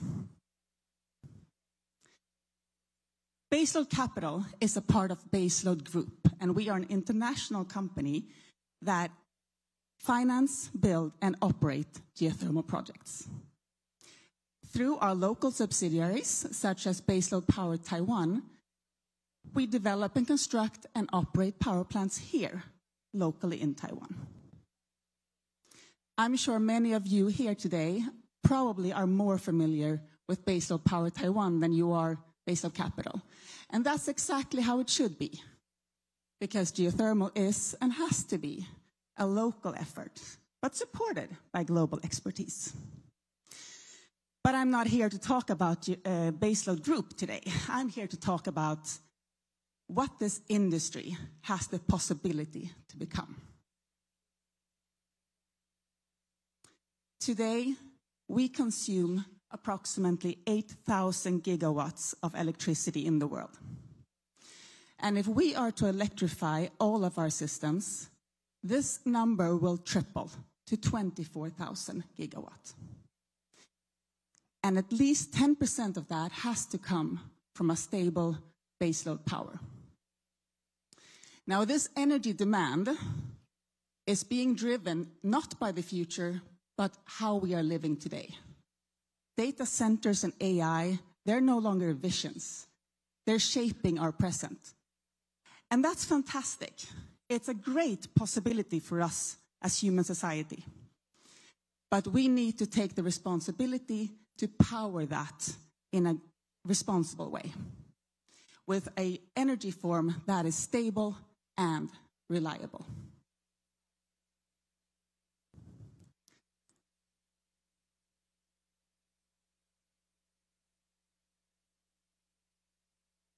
Now, solar and wind are vital for this, but they can't do it alone. They are intermittent, and even if you add storage, that still won't be enough. So we need to have a baseload power at the bottom. And we have our conventional coming from fossil fuels, but we know that won't work. It's not compatible with a net zero future. So we need to look at the clean baseloads. Then we have hydro. Hydro is great, but you need mountains, and you're also vulnerable to drought. So you need to be aware of this, and you need to make sure that you have backup. We have nuclear. Again, great, but it's high cost, and it takes time to scale up and roll out. Longer time than it takes for geothermal to do the same. So geothermal is different. It works 24/7, and it's independent of the weather.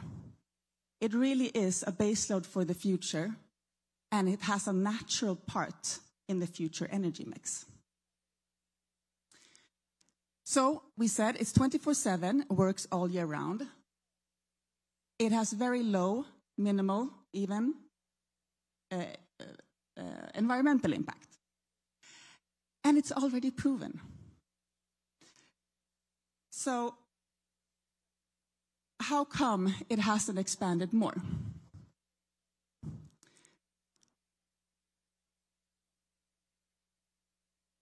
And this is what happens when you lose your train of thought.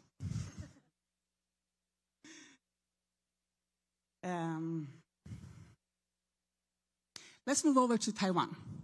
So Taiwan currently is importing more than 90% of its energy, while sitting on a resource that is estimated to be 40 gigawatts. Now, as we've heard, the Taiwanese government have set a very bold and visionary target of reaching 6 gigawatts by 2050 and 1.2 gigawatts by 2030. Now, that is ambitious, but it's really courageous. It shows true climate leadership and also a very deep understanding of what it takes to become really energy independent.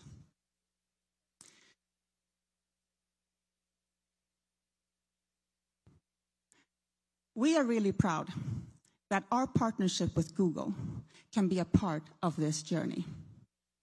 It shows that if we match public ambition with private innovation, we can really achieve something great. And that's worth celebrating. So how are we then going to scale geothermal? Because that is still one of the problems. If we are real, only 0.3 of electricity production in the world today is coming from geothermal. 0.3% comes from geothermal. And that's not enough. We are often referred to in reports as other. And we are not other. We are part of the answer.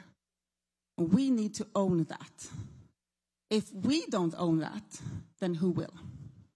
And if we don't do it now, when are we going to do it? At Baseload, we talk about a 3P strategy, where the first P is about going above and beyond what has ever been done before. Pushing the boundaries. We push the boundaries by tapping into lower temperature, shallower resources that are often closer to current infrastructure and is often overlooked. But it's not enough that we do that. We as an industry need to embrace this thinking together. If we take the US as an example, Pathway to Commercial Liftoff, Next Generation Geothermal, have estimated that there is 40 gigawatts of conventional geothermal that can be built up in the US today. Yet only 3.7 gigawatts is currently in operations. 40 to 3.7. That's a gap, and it's also low-hanging fruit. If we can use smart tools, such as AI, we can close this gap faster. AI can help us to map geothermal resources more precisely, and it can actually help us to decrease the risk and cost of drilling. It can help us to optimize performance in real time, and it helps us to monitor environmental impact continuously. And if we take it one step further, and we tap into advanced technologies such as EGS and closed loop and horizontal drilling, then the US alone can tap into a potential of 5.5 terawatts. Now that is enough to power the electricity consumption of the US more than 1,000 years. And this isn't just something that is speculative. We know already today that there are 65 projects in 21 countries built on more than 50 years of R&D. Next generation technologies are not mainstream yet, but they are here to stay, and they are getting ready to scale. So if we here together can embrace and push boundaries together, then we have the possibility to unlock geothermal capacity all over the world. That was the first P in our 3P strategy. The second one is portfolio thinking. So we don't invest in single projects. We invest in building up portfolios of projects. And we do this because it decreases the risk. And it also helps us to accelerate project development, because we can reuse and share data, rigs, workforce, and by thinking like a portfolio, we can reduce our risk as a company, and if we unite as one industry and act as one force, we can de-risk and help each other to de-risk more than just a single company's portfolio. The third P in the 3P strategy is partnerships. We partner with investors, with communities, with companies like Google, but we also partner with governments, because governments need to act too. We need policies. We need open and clear permitting processes. We need workforce development. We need energy markets that support clean and reliable baseloads. And we need resources to cover and help in the early phase stages of development, the high-risk phases. So if we work together as partners, together with also the government, we believe that we can come together as one force. The International Energy Agency has estimated that geothermal can grow to 800 gigawatts by 2050. Now, this equals 15% of the total estimated growth, demand growth. So 15% of the estimated demand growth. It also equals the combined electricity demand for the US and India. And for Taiwan, it's the path towards energy independence. We've talked about the 3P strategy and highlighting, again, the partnership part.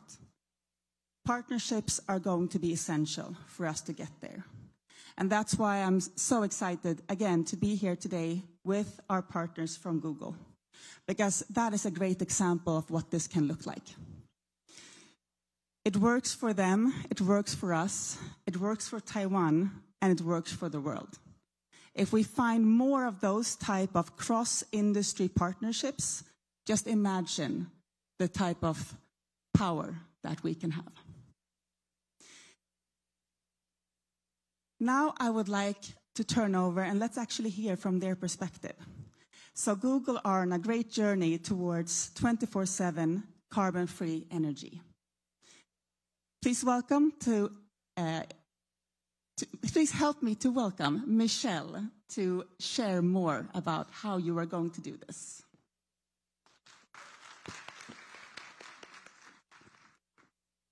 Great. Thank you, Pernilla. And thank you to the Taiwanese government and the MOEA for organizing this conference and inviting us here to be speaking with you all today. Let's start by taking a moment to talk about data centers and electricity. Data centers are the backbone of how Google provides our services. Everything from helping people get from point A to point B using products like Google Maps, to enabling small businesses to reach their customers, to helping families talk to one another no matter where in the world they are, and so much more. But it goes without saying that all of this takes electricity. And as you can see, over the years, Google's electricity consumption has grown, reaching over 24 terawatt hours in 2023.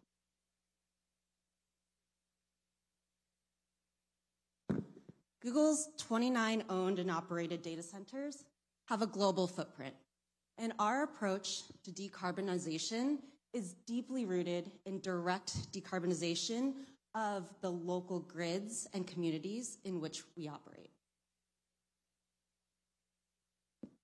Our clean energy journey began back in 2010 when Google signed the world's first corporate power purchase agreement. And since then, our ambition has only increased. Today, we have a goal to operate on 24/7 carbon-free energy by the year 2030, in every single hour of the day, in every region where we operate, including right here in Taiwan. So why do we need advanced clean electricity technologies? This includes things like geothermal. It includes advanced nuclear, carbon capture and sequestration on power plants, and long-duration energy storage. And these technologies are so critical because they're able to operate around the clock, even during times when wind and solar may not be generating. And we've actually done some modeling that shows how critical these technologies are if we want to achieve our 24/7 carbon-free energy goals.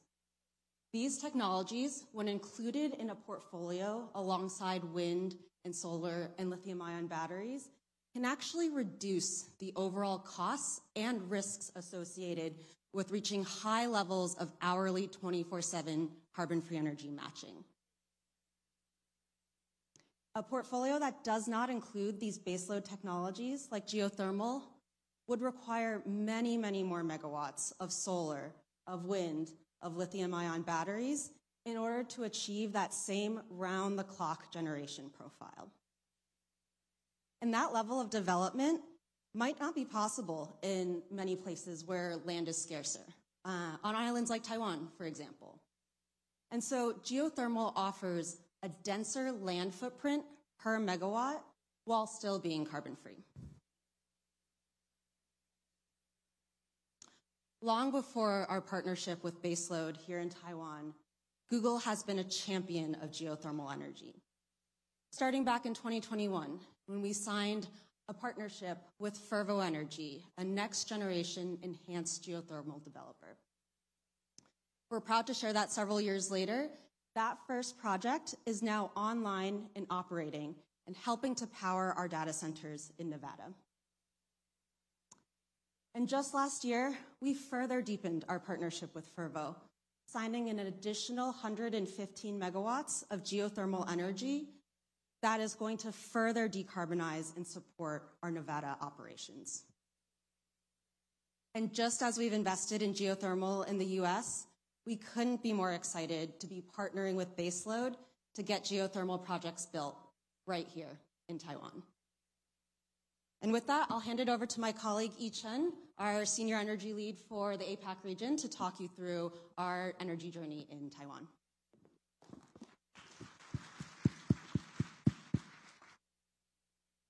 Thank you, Michelle and Pranelov. So let me first by also start by thanking the Taiwanese government. So I think earlier today we heard about all of the great work that has been done, including some of the policy amendments for the Renewable Energy Development Act, including this great platform for information sharing, very detailed information sharing for the geothermal industry, as well as the very ambitious 6 gigawatt target. And there's really this positive, great momentum. And where we signed this partnership with Baseload Energy for this 10 megawatts of PPA in Taiwan. And we're really excited to do this because geothermal is an emerging industry in Taiwan. It's an emerging technology. And Google, we would like to be the catalyst to catalyze this industry and to provide this demand signal to demonstrate that there is corporate interest in this technology and we want to push this industry forward. So I want to also talk a little bit about Google's decarbonization journey in Taiwan. And so on this chart, we can see that actually Google began our decarbonization journey back in 2019. We were the very first company in Taiwan to sign the first corporate PPA. And then moving forward, last year, we signed a 1 gigawatt partnership with BlackRock for a pipeline of solar projects. And then this year, from last week and this week, we announced 2 more deals, one with a PPA for geothermal and also a PPA for offshore wind. And so what we're really trying to do is that we are trying to take an all-technology approach towards decarbonization. As my colleague Michelle mentioned, we have a net zero and a 24/7 carbon-free energy target that we're trying to hit by 2030, and this is some of the approaches that we're taking to do that. But then, everything I mentioned earlier was about decarbonizing on the supply side. So what are we doing on the demand side? So I think as we enter the age of AI, there is always, we know that the energy consumption for data centers will continue to grow. And so, as a company, we are very always thinking about what can large energy customers like Google do to alleviate some of the stresses on the grid. So starting from 2023, Google's data center in Zhanghua, we have been participating in Taipower's demand response program. So during the summertime, when we receive a signal that there is high stress on the grid, we temporarily reduce our load in that data center and we shift some of our non-critical compute loads to other times of the day or to other locations in order to increase the grid flexibility and provide grid resilience for the Taiwan grid. And so I also want to talk a little bit about so what does that mean? In the data center industry, we talk a lot about energy efficiency, and when we measure energy efficiency, we use the metric called the power usage effectiveness, or PUE. So the PUE is, there's a small formula on the top right-hand corner, which essentially says that on the numerator on top, that is the total energy consumed by a data center. And then the denominator on the bottom, that is basically how much energy is consumed by IT load or compute load. And so essentially, we want this number to be as low as possible because we want the power, the energy consumed for powering the cooling and also all of the ancillary services to be low. And so over the past 10 years or so, the PUE for Google's data centers around the world has decreased quite dramatically from about 1.2 to about 1.1 compared against the industry average of about 1.6. And a lot of this improvement is really because we're utilizing our AI capabilities to optimize our energy consumption, to optimize our cooling loads, to optimize how we are sort of shifting our energy consumption across our server racks in order to achieve this kind of outcome. And so every time I present this information, people ask me, so what about, how's the performance in Taiwan? Because Zhanghua is, Taiwan, we have a very tropical climate, and so it's very hot in Zhanghua. But then I'm happy to also share that for our Google data center in Zhanghua, our 12-month trailing PUE is about 1.12. So let me just very quickly say that we are also looking at three particular principles when we decarbonize at Google for Taiwan. So first of all, we are purchasing local renewable energy locally. So all of the solar, the offshore wind, the geothermal that we talked about, they're all for local resources. And we're taking this diverse portfolio approach in order to achieve our 24/7 objective. Secondly, it's about technology. And so we're, to echo Pranella, we're also trying to push the boundaries and trying to commercialize and to utilize more advanced technologies, including geothermal, as well as demand response for the Taiwan grid. And finally, on partnerships and policy, we're very much looking forward to partnering with our partners, industry partners, as well as the government in order to advocate and to accelerate the geothermal industry going forward. And with that, let me hand it back to Pranella. Well, thank you. I think actually you said it really well at the end. It's interesting that when we look at this as a geothermal developer and a global tech giant, at the end of the day, we have similar strategies. What's needed is the 3 Ps. We need to push boundaries. We need to look at using a portfolio thinking, and we need to partner with the best across industries. The earth has power. Let's switch it on together. Thank you. 谢谢，再次谢谢 Baseload Power 还有 Google 精彩的分享。Thank you once again for that insightful session. 紧接着呢，我们进入到下面的场次哦。美国国家再生能源实验室 National Renewable Energy Laboratory 是美国能源部旗下的国家实验室，专门从事再生能源还有能源效率的研究还有开发。那么今天非常荣幸邀请到 Dr. Amanda Coker, Laboratory Program Manager, Geothermal Technologies National Renewable Energy Laboratory 来跟大家分享美国在地热方面的技术最新的进展，还有对台湾的影响。So for the next session, it is a pleasure to have Dr. Amanda Coker, Laboratory Program Manager for Geothermal Technologies at NREL, to share with us the latest advancements in U.S. geothermal technology and what they could mean for Taiwan's future. 我们一起掌声欢迎 Dr. Coker. Good morning, and thank you so much for having me this morning. I'm so honored to be here to represent the United States National Lab System. The National Renewable Energy Laboratory, or NREL, is part of the U.S. Department of Energy's system of national labs. We have 17 in the United States. And my name is Amanda Coker. And if this slide will advance.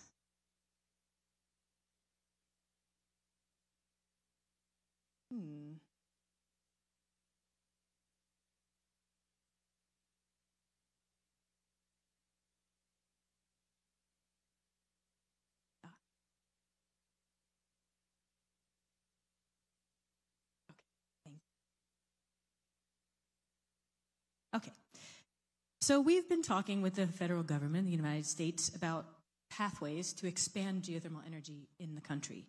And we've identified 5 critical pathways. The first is to advance emerging technologies. The second is to reduce costs and risk. The third is to expand access to reliable data and analysis. The fourth is to capture the unique benefits of geothermal. That includes security and resilience and other ones that have been mentioned earlier. And then the last is reduce red tape or improve regulatory timelines. Today, I will really focus on the first 3, and that involves advancing technologies and reducing their costs and risk. And I see from our presentations earlier that Taiwan has done a lot to advance those and also to expand access to reliable data and analysis. I I wanted to sort of first talk about what I mean when I say advanced emerging technologies. I mean all of the above. So we're all maybe familiar with this idea of conventional hydrothermal, geothermal resources that are present here in the country of Taiwan. And then when we talk about next generation geothermal technologies, we're talking about two different types of accessing Earth's heat where you do not need a hydrothermal resource. You do not need hot water. In the left, what you see enhanced geothermal systems, and that relies on using advanced technology to create a hydrothermal reservoir where there is not one. And then you see on the right the closed-loop geothermal systems, and that relies on a series of wells, is closed-loop, where you have fluid circulating. Both of those technologies really just require hot rock. And so why are we interested in those in the United States? Well, that's because, as you might know, we have lots of geothermal power development. We have about, as Pernilla mentioned earlier, we have about 4 gigawatts of hydrothermal developed, and that's shown in the black dots here. But the problem is those resources are kind of far from a lot of population centers. Washington, in particular, sits over here, far from the deep geothermal resources, the hydrothermal resources that have been used to power the United States in the past. So we've been looking at petrothermal or hot rock resources for many years now because it dramatically increases the resource base.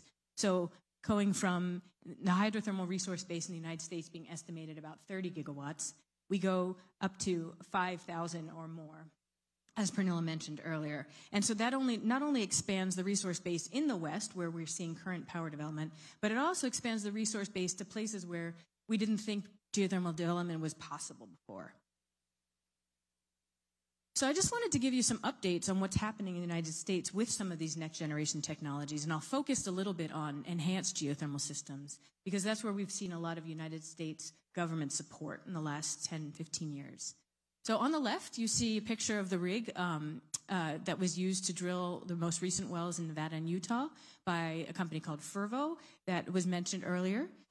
These wells have been successful in producing fluid, and we had a report about actually one of them coming online with the commercial operation in concert with Google. So that was just in the last couple years. And then we have a Frontier Observatory for Research in Geothermal Energy that was developed by the United States government in the state of Utah called FORGE.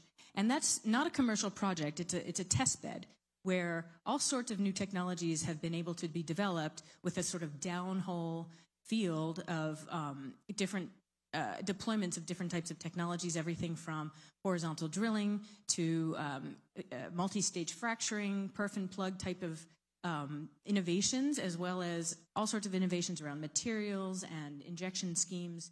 And we've really seen a lot of progress in reservoir creation through FORGE. So this just shows the most recent 30-day circulation that achieved a pretty high injection rate with 90% fluid recovery and production at 188 degrees C with fairly uniform flow across stages. So this is really showing the path towards commercialization of EGS is happening very rapidly in the United States through these commercial and government-sponsored projects.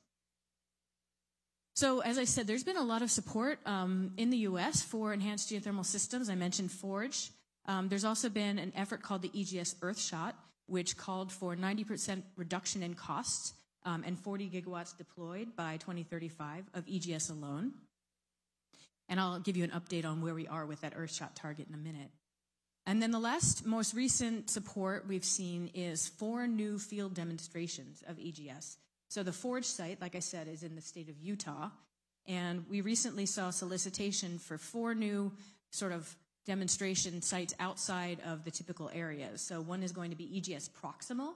So what that means is close to an existing hydrothermal field to show that the sort of spectrum of hydrothermal to EGS that can be achieved if you utilize the learnings from a hydrothermal development. The second is in a greenfield, so an area where there's been no development. The third is in a superhot site, and I'll talk more about that. And then the last is going to be in an eastern site, so a place where, like I mentioned, very low geothermal prospectivity has been in the past. So I told you I'd given you an update on EGS. Well, we are on the path to these Earthshot targets. For example, one of the ways to achieve 90% cost reduction is to improve resource characterization. There's been a lot of good work by a lot of my colleagues I see in this room to enhance our methods for detection of geothermal resources there. But a lot of it has been around well construction and reservoir production. That's where we've seen the most reductions. So this is just a graph showing the drilling time reductions that we've seen at Forge alone. And we are getting improvements and learnings from this site that really have taken the drilling time rate down to standard oil and gas rates, which is pretty exceptional for crystalline hard rock environment. Another sort of piece of data to look at is the Fervo progress. So this shows different wells at their Utah site and their Nevada site. And you can see that the 8 wells over time reduce their spud to total depth, or their days, their time, substantially, and bringing us closer to those Earthshot targets that even a few years ago seemed wildly unreasonable. So there's, like I said, been a lot of investment in enhanced geothermal systems, so those are a little bit closer to commercialization, arguably because of that. But another really promising area of advancement is in closed-loop geothermal systems, and this was mentioned earlier as well. So I'm just giving 3 examples of different companies who are testing different configurations of closed-loop systems. Ever, as you may know, is drilling, they've got demonstrations in the United States, Germany, and Canada.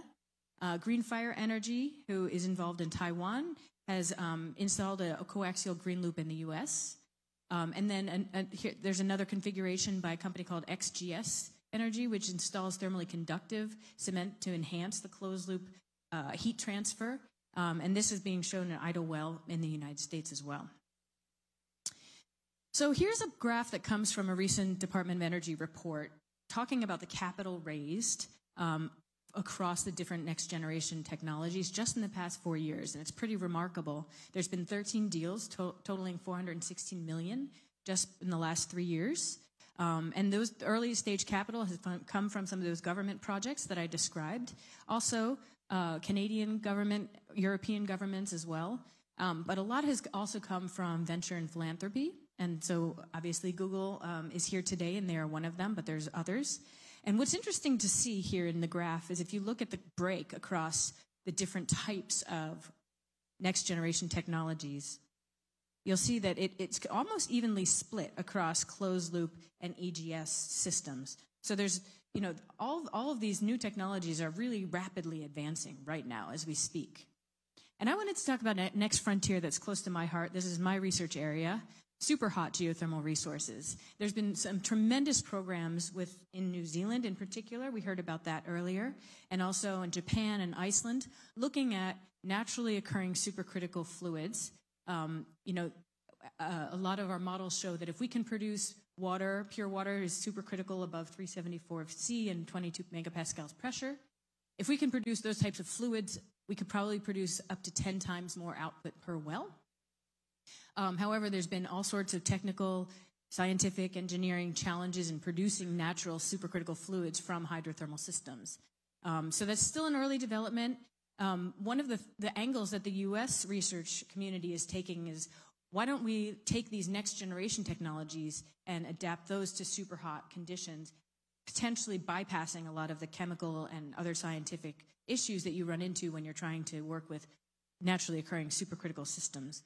So these are, like I said, lots of significant challenges are still there, but it's a high risk and it's a high reward area of development. And it's one that I think Taiwan in particular could really look at for advancing its goal of rapid acceleration.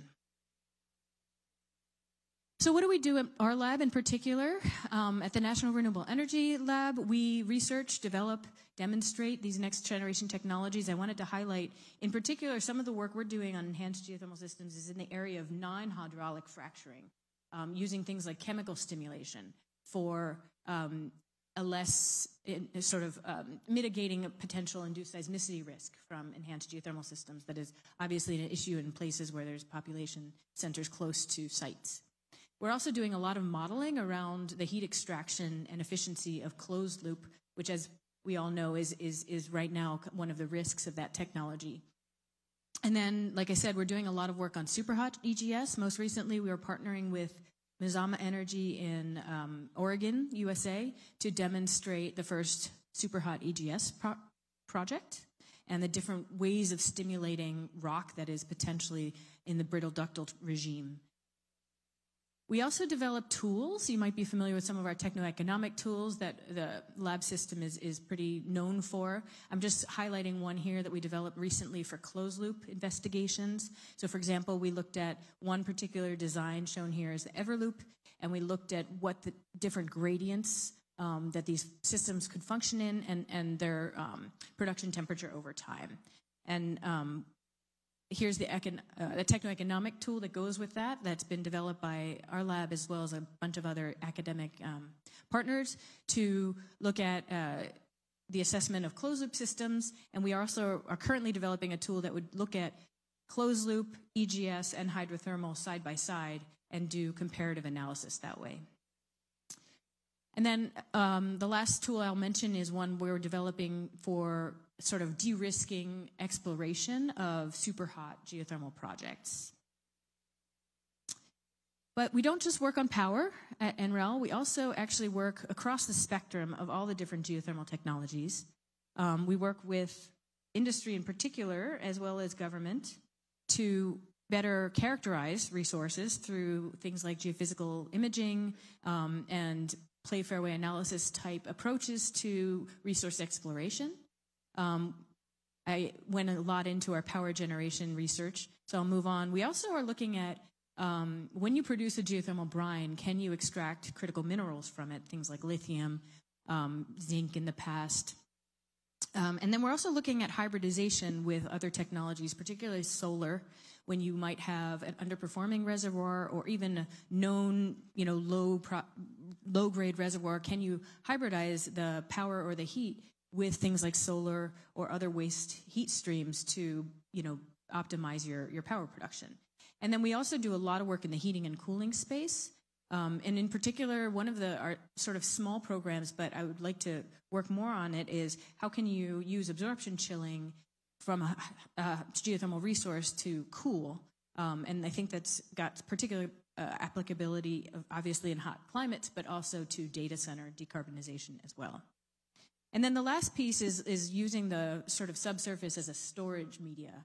Can we inject, when we re-inject our thermal spent fluids, can we also inject other types of energies and store them for when we need them later?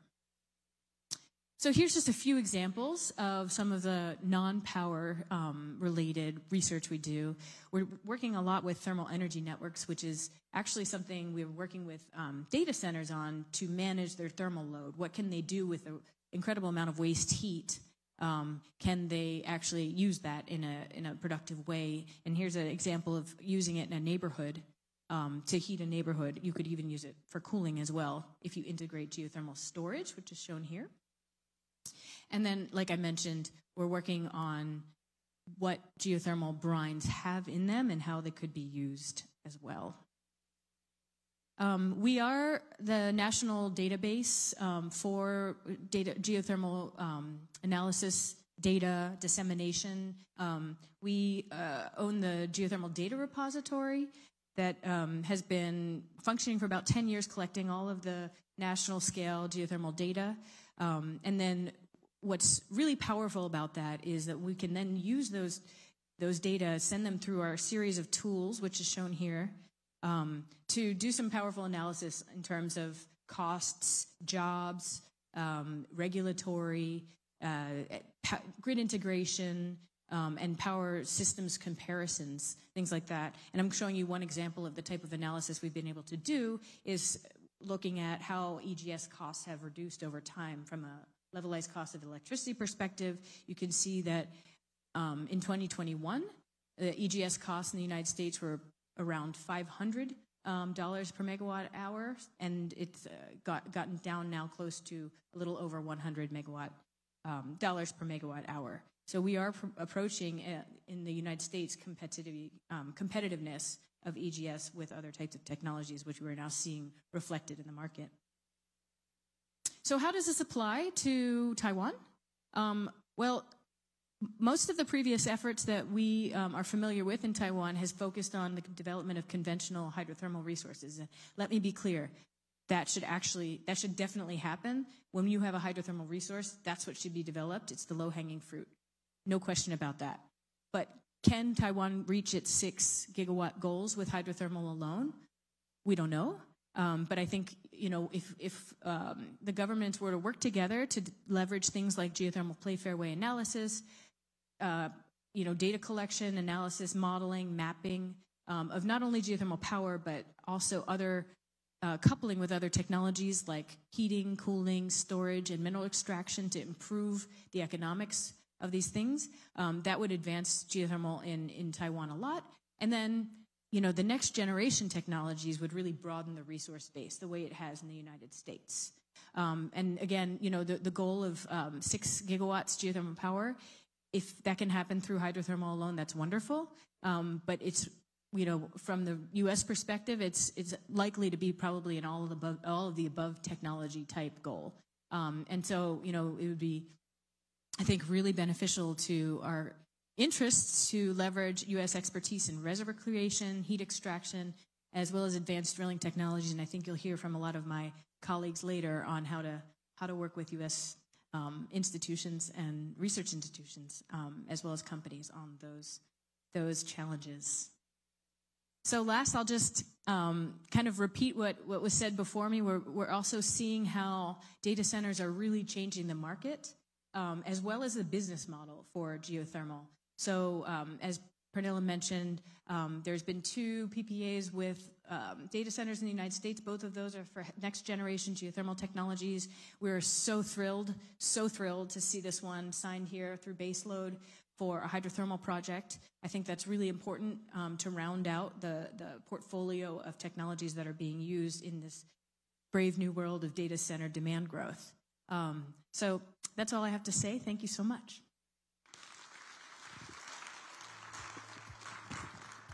Thank you, Dr. Coker. Thank you very much. 很谢谢 Dr. Coker 的精彩的分享。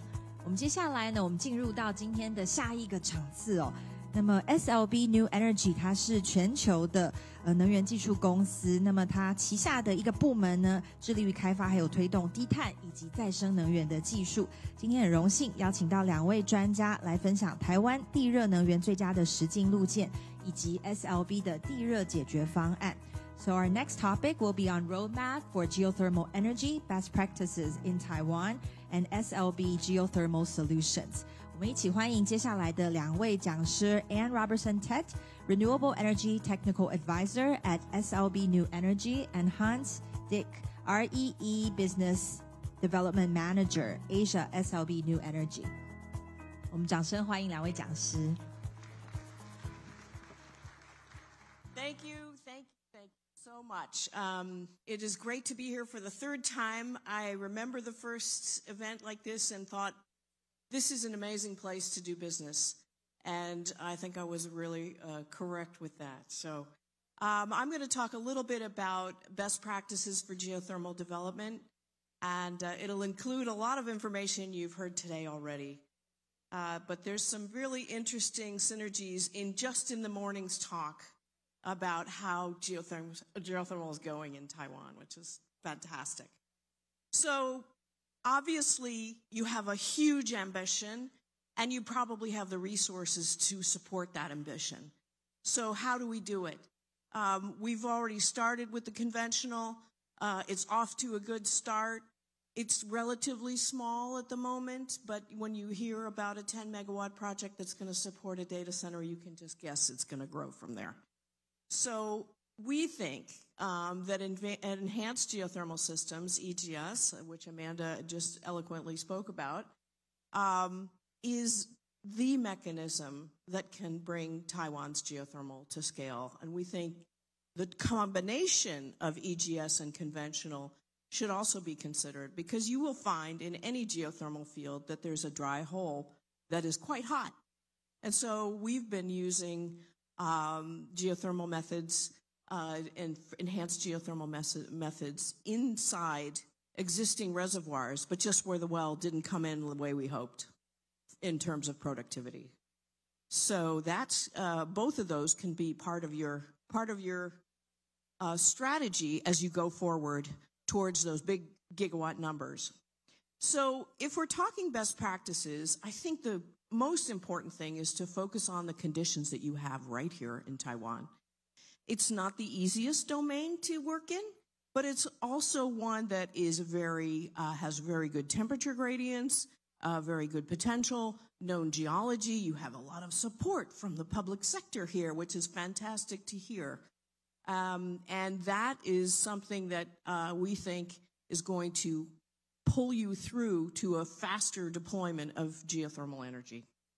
So we talk about, I'm a geologist, I have to say something about geology.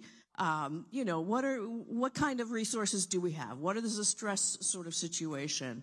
What kind of rocks? You know, how do we understand faulting styles and all that stuff?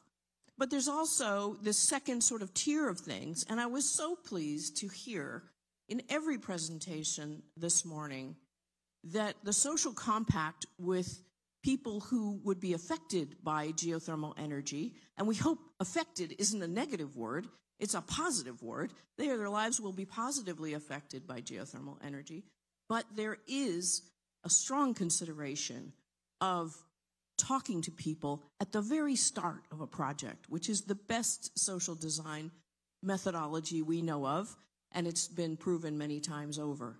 So get in there first and talk to people, and remember that geothermal will take a little more time than we might want, but we'll get there with the help of all of the support that we've talked about today.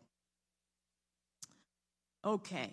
Also, we're getting support from the various ministries. Maybe we'll have a feed-in tariff that is super attractive, and that will draw more business to the field. We also have research institutes.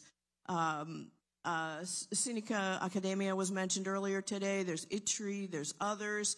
There's universities that are deeply into the geothermal science now.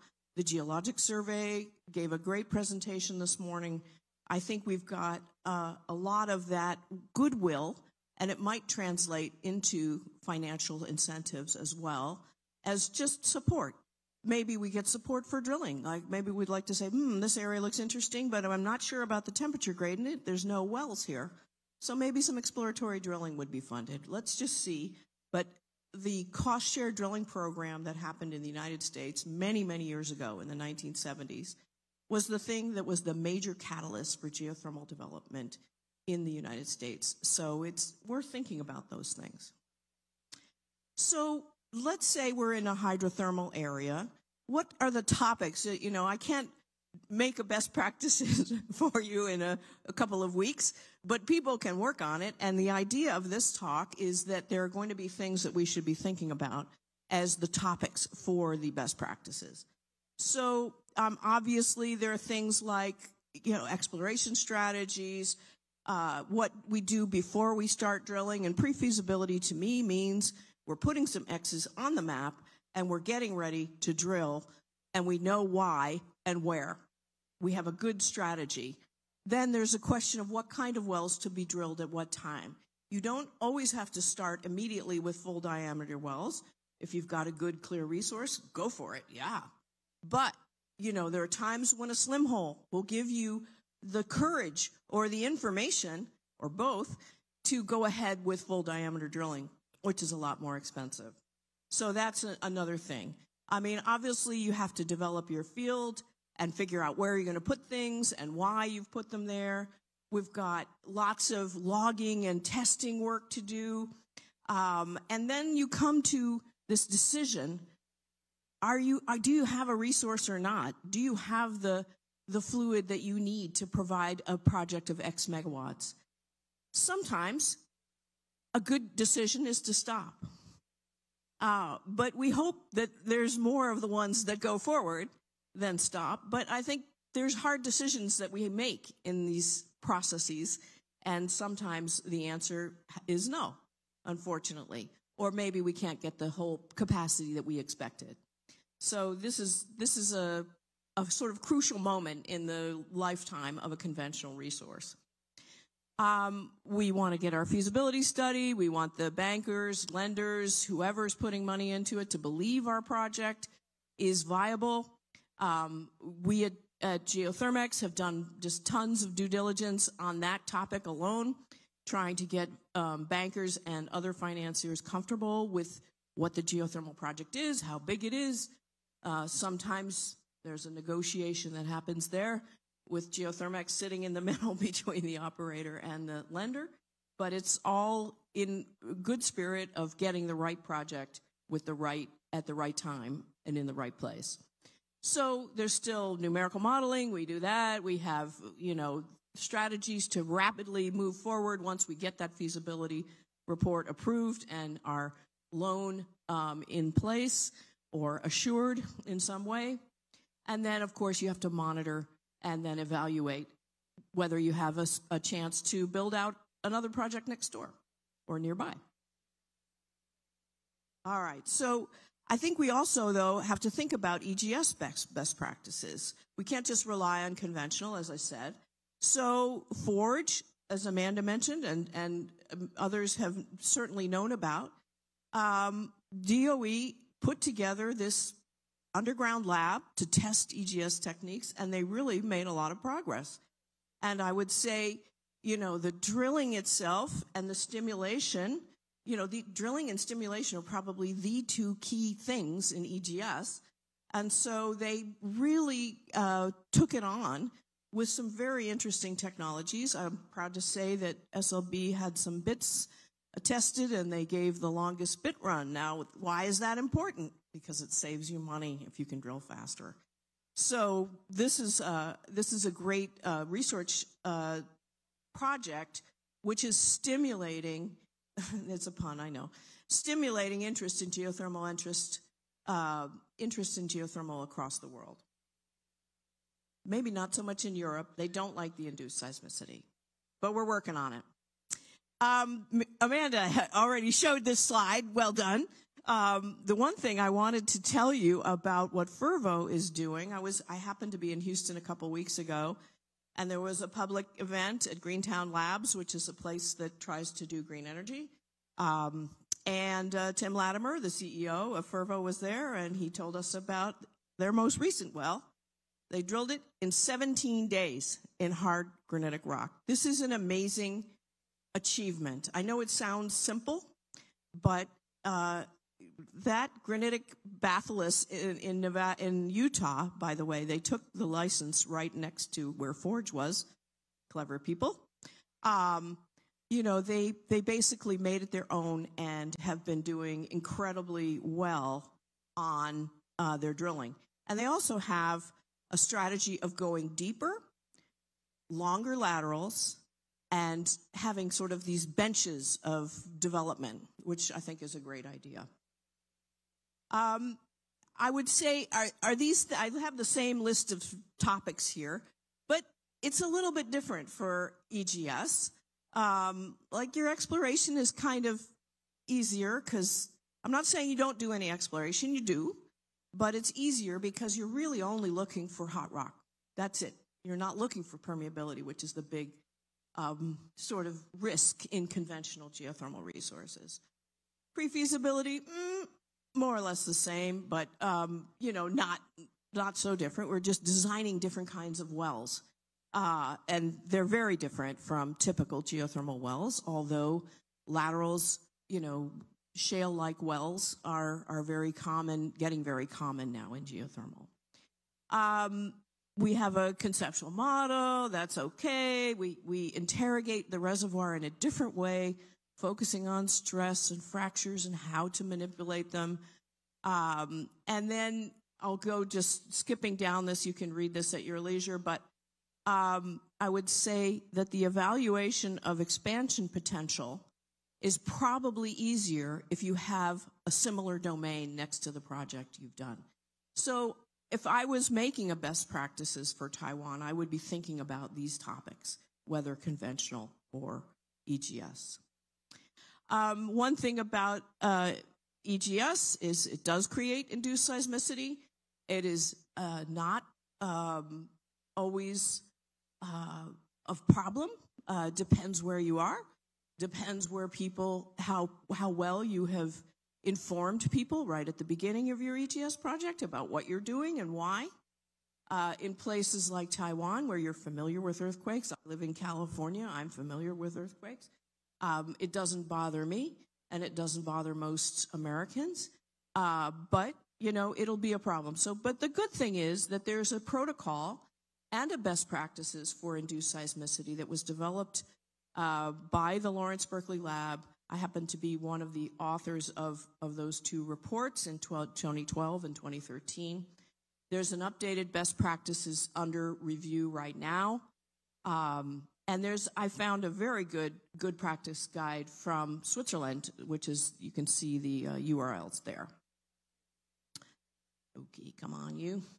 All right, now it's Hans's turn in the Anne and Hans show. There you go.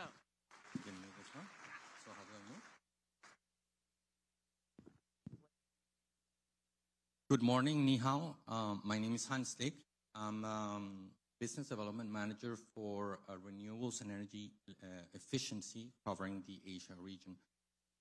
For me, it's a privilege to have the opportunity to present today, and it's obviously as well my honor to share the stage with a recognized industry icon like Anne, so thank you. So actually my presentation now focuses on how SLB is bringing practical solutions for geothermal projects, not only in conventional hydrothermal, but as well as in next gen. So I think we have three key pillars. One is our domain expertise, and this is to assess the risk and optimize resources. Then we have technology that sometimes is maybe one of the most known capabilities of SLB to improve project economics and also sustain long-term performance. As we know, typically we model geothermal resources, and we know resources that have been successfully deployed for decades. But this is one of also some of the challenges when we're trying to develop geothermal projects in early stages. And then actually maybe one of the pillars that is not so known, which is integrated product solutions. And at the end of the day, how can we scale, accelerate geothermal development in an asset development approach? So let me see. So first of all, maybe this is obviously a map that shows how SLB has experience across the entire geothermal spectrum. And if you see, obviously, we have the darker blue dots that reflect hydrothermal and that dominate the map and make a very good match with the Ring of Fire. But if you see, we have a lot of experience in next-gen projects as well as other types of geothermal systems. So really, if you see, very extensive knowledge, and obviously a lot of it coming from geothermics, which is actually my first slide. And my next slide, and this is where there was actually the vision of, back in 2010, of when SLB acquired SLB, it was already obviously recognized that geothermal had these amazing features, and how could we scale geothermal to the scale. I mean, we've been talking how the huge momentum that we have today, but it still remains as a fairly small component of the energy mix. So if we look at some of in terms of the experience that we have, and it's really, when I look at some of these numbers, like being involved in over 70% of all the projects globally that have been developed, it's really some really staggering figures, due diligence of over 50% of the installed capacity base of the world, or the fact that geothermics, through their advisory role, have enabled over $15 billion of investment in geothermal. Then this is showing how we're combining that domain expertise with digital workflows, and it's showing how we can look at the entire workflow of geothermal from early exploration all the way to operations, and really identify what are the gaps that we have to be able to connect not only subsurface but the surface component. And this is an example of one of the many roles that projects that we have taken. This is a countrywide assessment we did for Oman, led by Geothermics, where we looked at obviously building the first techno-economic models at that country-wide level, and then understand what were the best possible potential sites for development. And now, first pilot is underway, being selected out of some of the most favorable sites, and hopefully it will show the results very soon. Then, entering a little bit more on the technology side, this is showing a bit of the mapping that we've been going through, and of course it shows temperature. Typically in geothermal we think about temperature, but we need to understand obviously it's not just temperature, it's the stress, the geomechanics, geochemistry, the scaling and corrosion challenges that we need to understand across the field development technologies. This is covering well construction, well completion and production. And obviously we have a vast portfolio of technologies, and we have been working very hard at this mapping and our roadmap to understand, okay, where are the key gaps that we need to bring technologies to accelerate, improve project economics for geothermal development. So one of the features obviously is leveraging our global footprint in terms of technology development platform that we have from our oil and gas, and that now we're using for geothermal as well. And here I want to give two examples of how we're bringing technologies fit for geothermal technologies to the industry with palpable results. So one is on the drilling side. This is showing only SLB bit runs that we deployed in EGS, and where in a matter of less than 1 year, with obviously a lot of collaboration with our customer, we managed to triple footage per bit run while improving ROP by maybe 40%. So that's one advancement on the drilling side. And then the second one on the bottom, it's on the production side. So we developed a reliable ESP that there is a bit of a technology challenge for ESPs above 200 degrees Celsius. So we started in Turkey, and it had an amazing success. That started early in around middle of 2022. And we've been able to demonstrate ESPs that can work for reliable production times, increasing production typically in the order of over 60%, and obviously demonstrating the value that it brings to our customers, and while being able to handle the flow rates that you require in geothermal, and obviously minimizing the parasitic load. The net power output at the end of the day is what our customer is focusing on. And then for next-gen geothermal technologies, obviously we're working very hard how to enable the key technology bricks that can bring both EGS and AGS, enhanced geothermal systems, and advanced geothermal system or closed loop. In some of these projects we're working very actively, and we're also working on the technology side to understand, okay, where are those gaps and what are the technologies that will bring these systems to the next level. And one of these examples is that I'm giving here is on some of the things we've been doing in EGS. So the first one, the top left, is showing how we've been working with, I mean, it was already clearly mentioned, it's Forge or Fariable. So this is an example from Forge where how we improve fracture characterization, which is essential. Discrete fracture networks understanding in EGS is paramount. Then followed by analysis fracture drivers. The bottom left is showing how we've been working on multidisciplinary numerical models, and the bottom right is showing the calibration that we did for, this is in collaboration with Forge, post the second fracturing campaign they performed, and how we calibrated our fracturing models with the actual results of their DAS, of their acoustic data, to see how well it matched, and actually the match is pretty good. So now we need to go to the next level, which is how can we predict asset performance over longer periods of time. So we're working on that.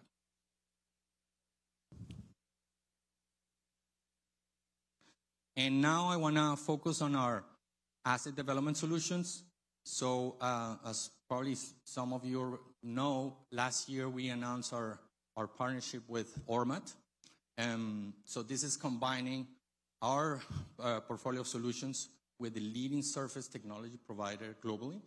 And obviously our focus is how we can help de-risk the resource, accelerate project development, and optimize asset performance. So if what we were focusing on and just giving some examples of how can we deploy now that we have all the pieces required for geothermal development. One option is energy at the wellhead, where basically we focus on the field development piece. Is something that today SLB can provide.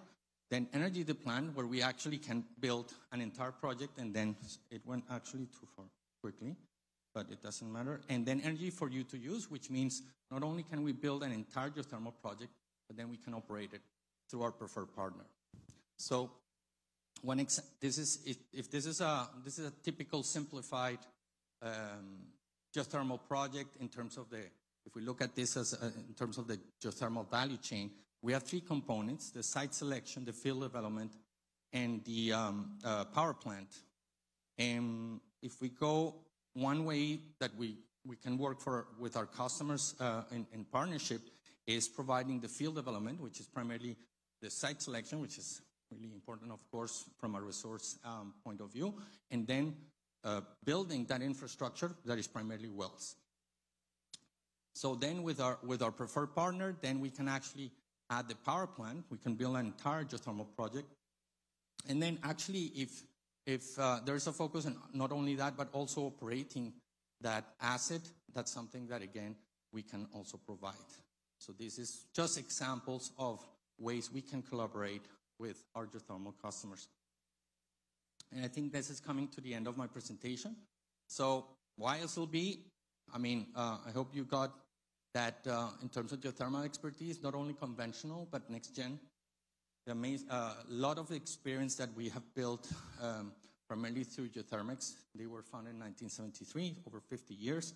We have a very strong global footprint, but we've been present in Taiwan for over 60 years permanently. And then obviously, maybe I will just mention the asset development, which is maybe not so known, but we're trying to bring flexible business models to an industry to help accelerate and scale geothermal development. So with that, that's the end. Thank you very much. Thank you.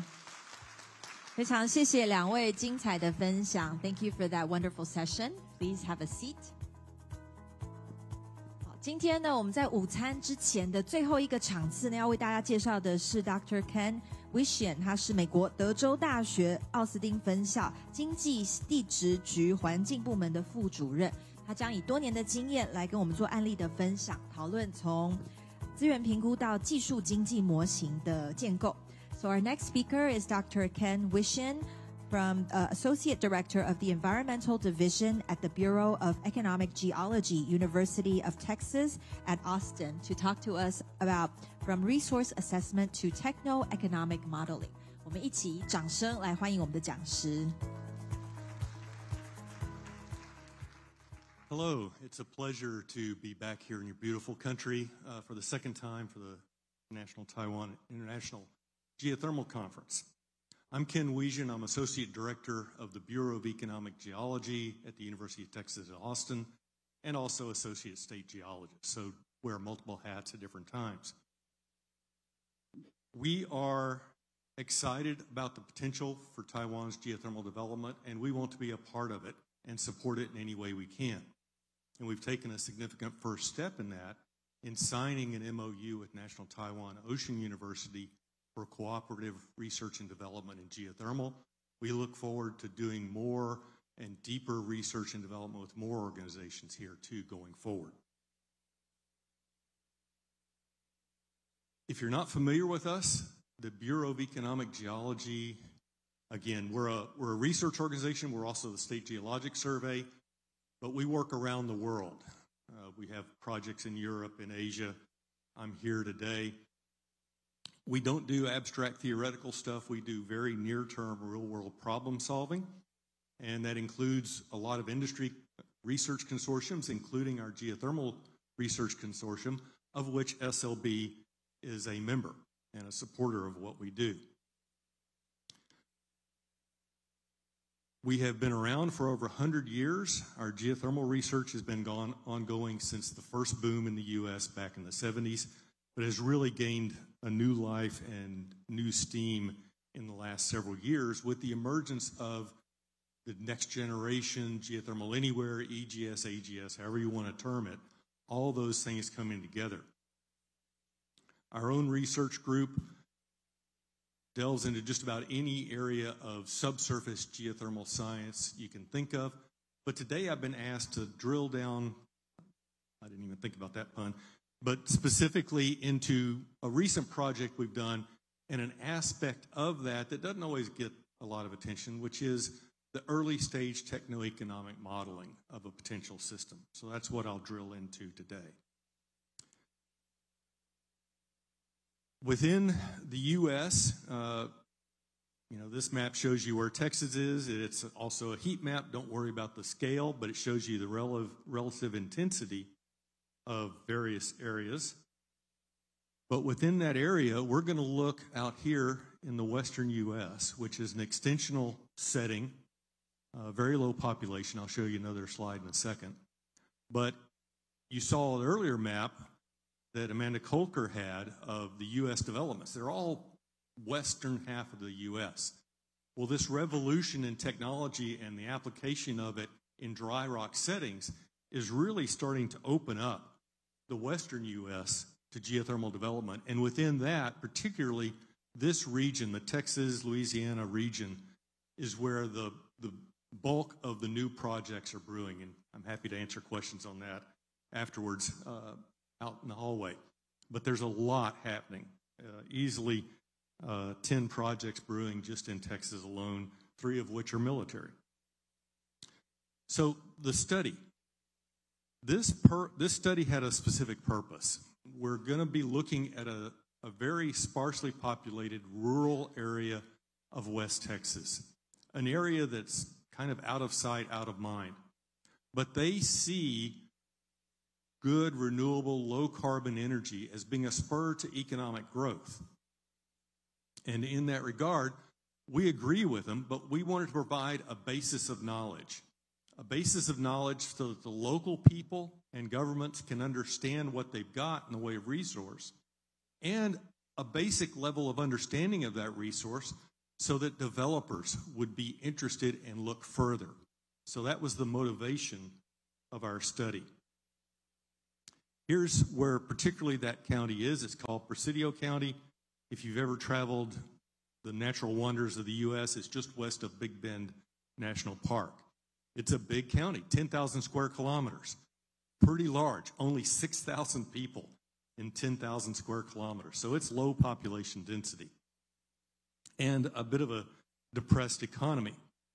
They have been forward-leaning in the past. They've got a solar farm in the county, but it happens to sell energy to a part of Houston on the other side of the state, so they don't get to keep that internally. And they've had a molten sulfur battery at one point in the past. That's now decommissioned, but it worked great for them. Another important thing to look at is it is literally at the end of the line of our state power grid. It's on a relatively low capacity line at the end, so anything that goes wrong upstream breaks their power. There's the power grid itself, and you can see it's not a very high voltage line.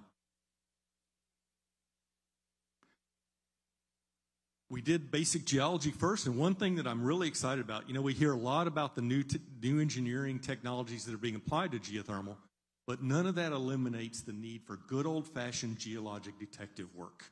And so that keeps me happy. Hopefully, future geologists out there, it keeps you motivated too.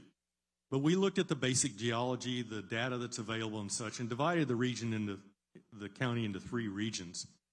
And it basically boils down to a moderately warm zone here, a nice hot zone here, and the great unknown here where there has been no wells drilled. So we don't know anything below the surface mapping out there. And we largely didn't do anything with that part of the county. There are some parallels that can be drawn to this specific setting to Taiwan. It is an extensional terrain with a thick set of volcanic section, good heat flow, and you'll see that in just a second. So we did routine geophysics there.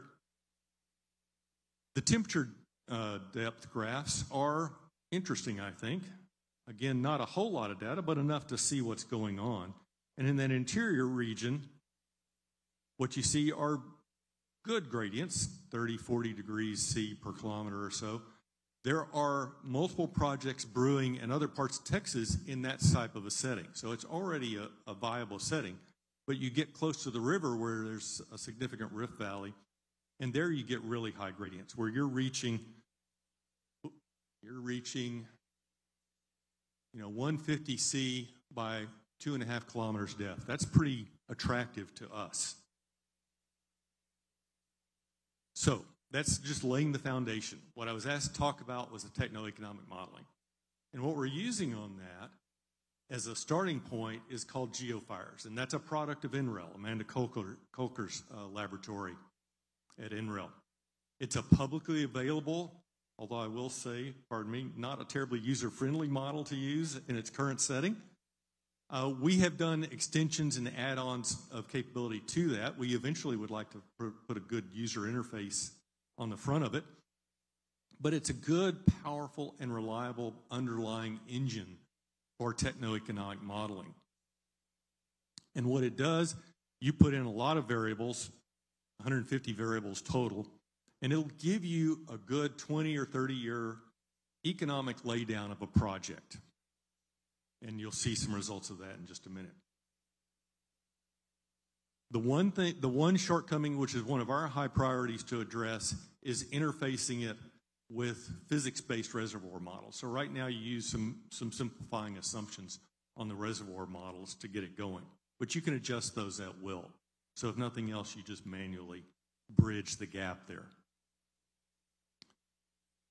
Now for this study, we only modeled dry rock cases, but we did EGS and AGS. We ran a total of 8 scenarios. Oh, and we did that because there's no good evidence of hydrothermal systems in the region. There might be some blind systems, and I would like to investigate that further, but there's no significant evidence of that at this point. We ran 8 scenarios, 4 of which looked at just electricity production. Then another 4 that looked at using the heat directly or in a hybrid system with electricity generation. And we also did, as a preliminary first step, heat in place calculations. And you'll see here a heat in place calculation and a table of results. Don't worry about the details too much. You know, there's a lot that goes into a heat in place calculation. They tend to be impressive because they're really large numbers. But what really matters is looking at the relative attractiveness of different geologies and regions when you're doing that. I think it gets much more interesting when we get into running the actual scenarios. And so that's what we'll get into here. So this is the first set of scenarios. This is 4 electricity production scenarios. And we ran them using different sets of configurations. So we used that moderate heat interior region. We also used the high heat border region. We looked at EGS and AGS style systems. And bear in mind, as a background to this, the local electricity rate is US 10 cents per kilowatt hour. We have pretty low electricity costs by and large in Texas. And you see a variety of things here. Some are pretty obvious. One, you get into hotter, shallower ground, that's better. So not all scenarios are economically viable or will produce a profit. That's where you can use these as just a starting point to play around with variations on what you're looking at for configuration.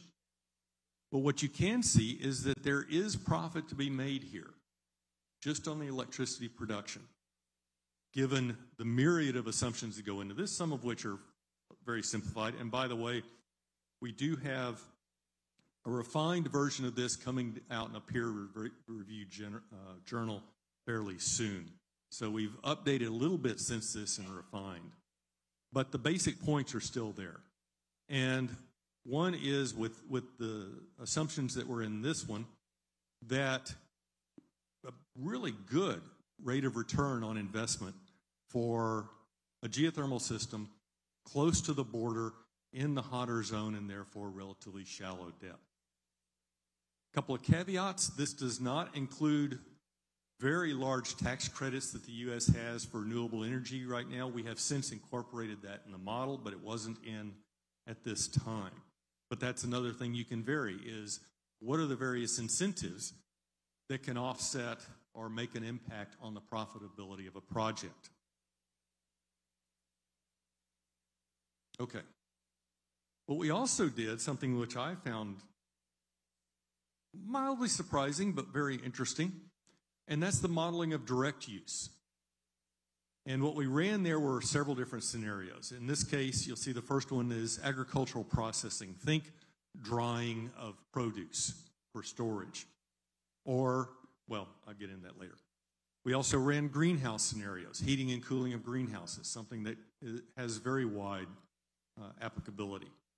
We also modeled a direct air capture, carbon sequestration scenario. And then lastly, absorption chillers. Something that people tend to forget is you generate air conditioning with heat. And typically lower grade heat, 80 to 100 C, is right in the sweet spot of absorption chillers. So you can look at these various methods, and there are a couple of caveats in here. Things like on the greenhouses, we're not factoring in, it looks kind of bad there, the numbers, but that doesn't factor in, well, what are you selling the produce that you're making in the greenhouse for in the end? So that could be incorporated. In the direct air capture, it doesn't include the carbon credits or pricing. So bear that in mind when you're looking at these. But one thing you can see is that potentially the returns are even better on a direct use system under the right conditions than electricity generation. You know, electricity generation tends to get the attention for good reasons. That's very understandable. It's what directly impacts your grid. But bear in mind, essentially every industrial process, most industries use heat in some form or another. And then also factor in the fact that every time you change energy from one form to another, you lose a lot of efficiency. So if you're generating heat, turning in electricity, then back into heat, you've lost a lot of efficiency doing that. So if there's ways you can short circuit that and go direct with the heat, you potentially can do more to lower your carbon footprint or the load on your grid by using the heat directly than by first generating electricity with it. So it's something to keep in mind. And there are many scenarios which, of course, you can do both. You can generate electricity. Don't forget the waste heat coming out the backside of the system is still elevated and might be in the sweet spot for one of the many, many uses from low to high temperature of geothermal systems. So the agricultural drying and processing, there is an immediate demand signal in this location for that, in that there's a brand new railroad bridge coming from Mexico into the U.S. They're actually restricted on how much meat and produce they can bring in because they don't have chilled warehouses and drying facilities. So in talking with the locals, this was an important point, we talked with the locals to find out, what do you need? What's your use case for power in any form? And they told us, look, we could improve the economy of this county almost immediately if we could just generate large-scale air conditioning. So that's one of the things you can look at here. So I think you look at these 8 scenarios, and they're fairly quick, and they were chosen for a variety of reasons. There's so much more you could do here, factoring in other use cases, building in more modules that can take into account different use cases of the heat. Are you going to use it for, in a refining situation where you can't get to 800 degrees C or whatever you need to refine oil and gas, but what if you're saving a lot of energy by doing the first 200 degrees that way? So I just would urge people to keep that in mind. It's not always the electricity, even though that gets obvious attention.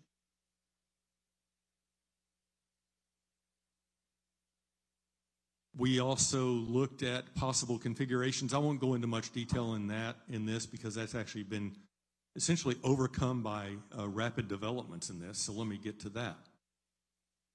So the results. This was the first case we've done, and well, it's the first case we've done that goes all the way from the resource through the modeling of the economics of EGS and AGS system. This pre-development modeling is pretty quick and efficient. It doesn't take long on a high-powered PC to run one of these models.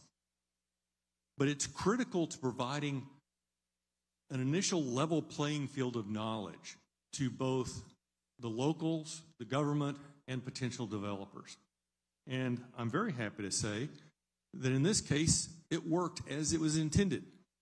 We now have Exceed Geoenergy, an Austin-based company that is here, by the way, is in negotiations with Presidio Municipal Development District, the city and the county, to do a geothermal project there. So I'd urge you to find them and talk to them after this. But it's very satisfying to see from project start of this, which is about this time last year, to completing the project after about 9 months, all the way to now getting the initial project going was less than a year. And that makes me very happy to say. This wasn't a sole person effort. We have a large team that you can see there. Malcolm Ross, who was on this project, is now an executive at Evor, who's been mentioned multiple times here also. We used a combination, and it wasn't a high dollar study, but we used a combination of local funds and some of our own state funds that we can use to promote energy development in Texas. And let me just briefly go one more. So here's our team as of the time of this study. We've got a strong team at the university, at the Bureau of Economic Geology on geothermal and growing. We've recently hired 2 postdocs and some undergrads too. So we're strong and growing. So with that, I'll go back to my usual closing slide just for food for thought. There's geothermal in space too. I've published on that. This moon of Saturn, that's 150 megawatts thermal flowing out of it continuously in the form of geysers.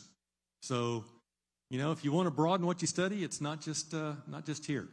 So I think I've put us about back on, well, a little early. So thank you very much. Thank you, Dr. Wishian。非常谢谢 Dr. Wishian 精彩的分享。我们接下来呢是午餐休息的时间，我们会休息到下午2点钟。那么我们特别准备了中式餐盒或者是轻食点心，所以如果是选择中式餐盒的，就凭您的识别证到我们的5楼餐厅来领取餐盒用餐。那么使用轻食的来宾呢，也请在1楼自行享用。提醒大家，我们的这个会场当中是禁止饮食的，所以请各位在外面享用完毕之后再回到会场。在离开的时候呢，也请记得您的随身物品。下午如果还需要收听翻译的来宾，也请记得您的随身翻译耳机。我们下午的议程会在2点钟开始，请各位休息之后再回到现场。中午的时间呢，场地将会进行清场。So thank you very much. We will now take a lunch break. Please be back here at 2 o'clock. 另外，各位也可以扫描我们 QR code， 我们识别证后的 QR code 来填写我们的活动问卷，获得讲师授权的简报连结。我们的活动议程同样的也可以透过扫描 QR code 的方式来取得。非常谢谢各位，我们在今天下午2点钟的时候再回到这个会场。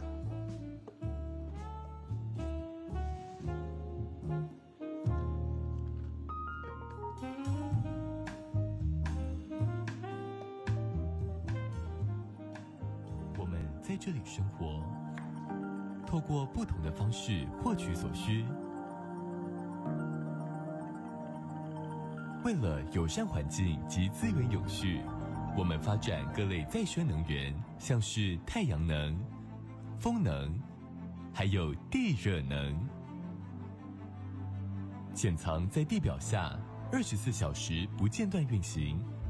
是一种低污染且具永续发展特性的隐藏资源，不受天候影响，稳定发电的地热能，是一种可再生、深具发展潜力的类机载电力。经雨水补充地下水源，进入储集层中，被地下热源加热，成为高温的热水及蒸汽，经由地热井引至发电系统进行发电。发电后为水回注，确保自然资源永续使用。以清水地热电厂双循环系统为例，取出地热水，经汽水分离后，加热工作流体产生蒸汽，推动涡轮机带动发电机产生电力。之后工作流体重复发电循环，地热为水于降温后回注储集层中。目前全球超过30个国家有地热能发电营运，截至2023年底，全球地热发电累计装置量为16335 megawatt， 约占全球发电量的0.2%。位于环太平洋火山带的台湾，地热蕴藏丰富，27处地下3公里内的传统地热区，蕴藏约989 megawatt 的发电潜能。10大地热潜能区3至6公里深的发电潜能，推估约40 gigawatt。政府结合民间企业，积极推动地热发电。全台第一座 megawatt 等级地热电厂的宜兰清水地热园区，2022年加入商转的台东金轮电厂，以及由国营事业领军开发的宜兰仁泽土场地区，还有大屯火山区的地热发电，使用幅地小，碳排放低，低污染，发电稳定，可提高我国自主能源比例，增加能源组合多元性，是一种便宜、干净且兼具经济价值的再生能源。在全世界都朝低碳社会前进之时，台湾也正朝绿能多元化发展。地热作为其中的一种再生能源，应用范围相当广泛，除了能够发电，亦可结合观光旅游做温泉 SPA 园区，具多元经济价值。持续推动开发地热能，创造出一个生生不息的地热能源生态系统。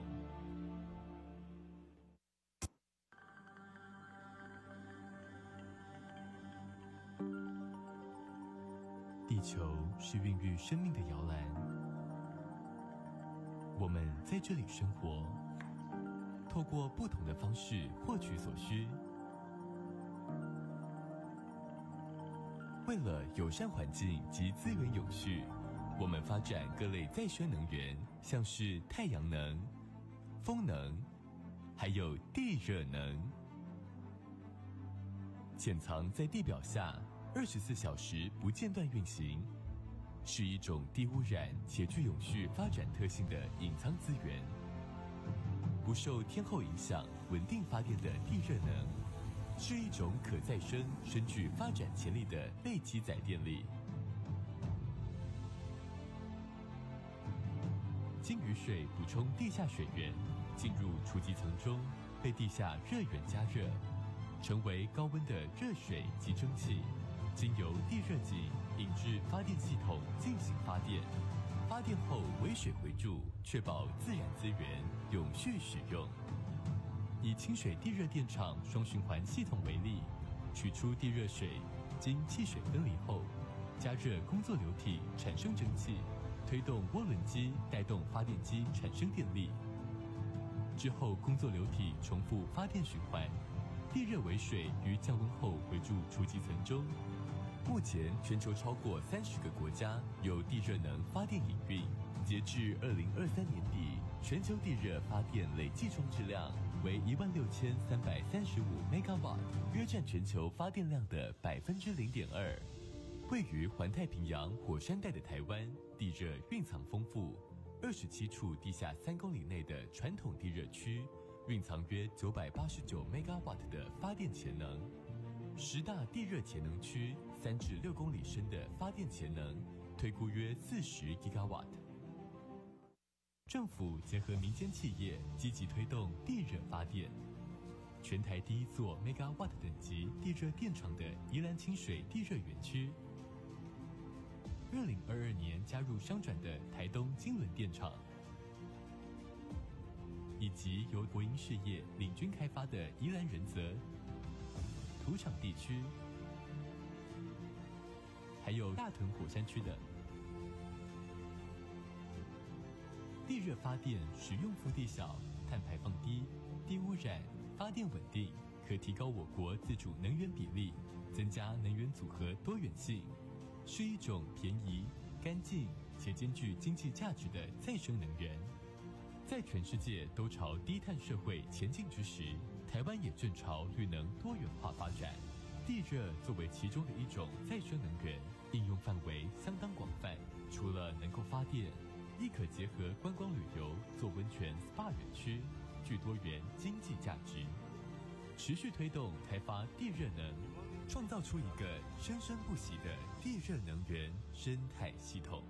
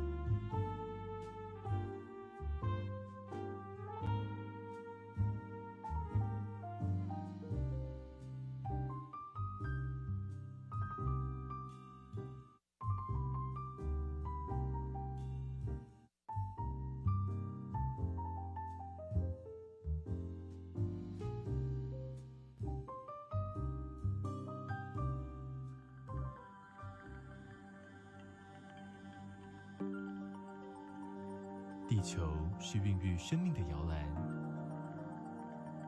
我们在这里生活，透过不同的方式获取所需。为了友善环境及资源永续，我们发展各类再生能源，像是太阳能、风能，还有地热能。潜藏在地表下，24小时不间断运行，是一种低污染且具永续发展特性的隐藏资源。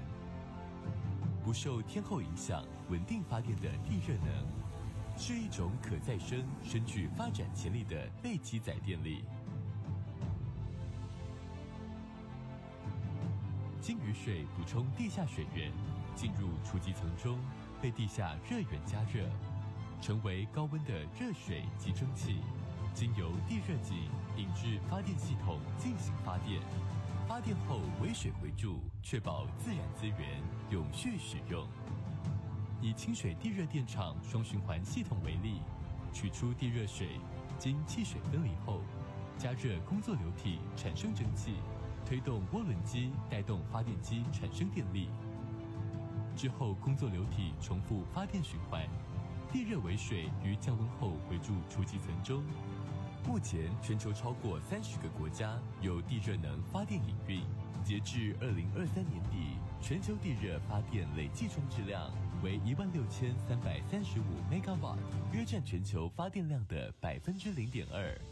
位于环太平洋火山带的台湾，地热蕴藏丰富，27处地下3公里内的传统地热区，蕴藏约989 megawatt 的发电潜能。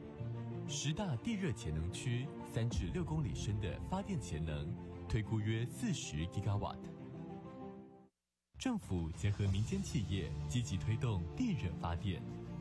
全台第一座 megawatt 等级地热电厂的宜兰清水地热园区，2022年加入商转的台东金轮电厂，以及由国营事业领军开发的宜兰仁泽土场地区，还有大屯火山区等。地热发电使用幅地小，碳排放低，低污染，发电稳定，可提高我国自主能源比例，增加能源组合多元性，是一种便宜、干净且兼具经济价值的再生能源。在全世界都朝低碳社会前进之时，台湾也正朝绿能多元化发展。地热作为其中的一种再生能源，应用范围相当广泛。除了能够发电，亦可结合观光旅游做温泉 SPA 园区，具多元经济价值。持续推动开发地热能，创造出一个生生不息的地热能源生态系统。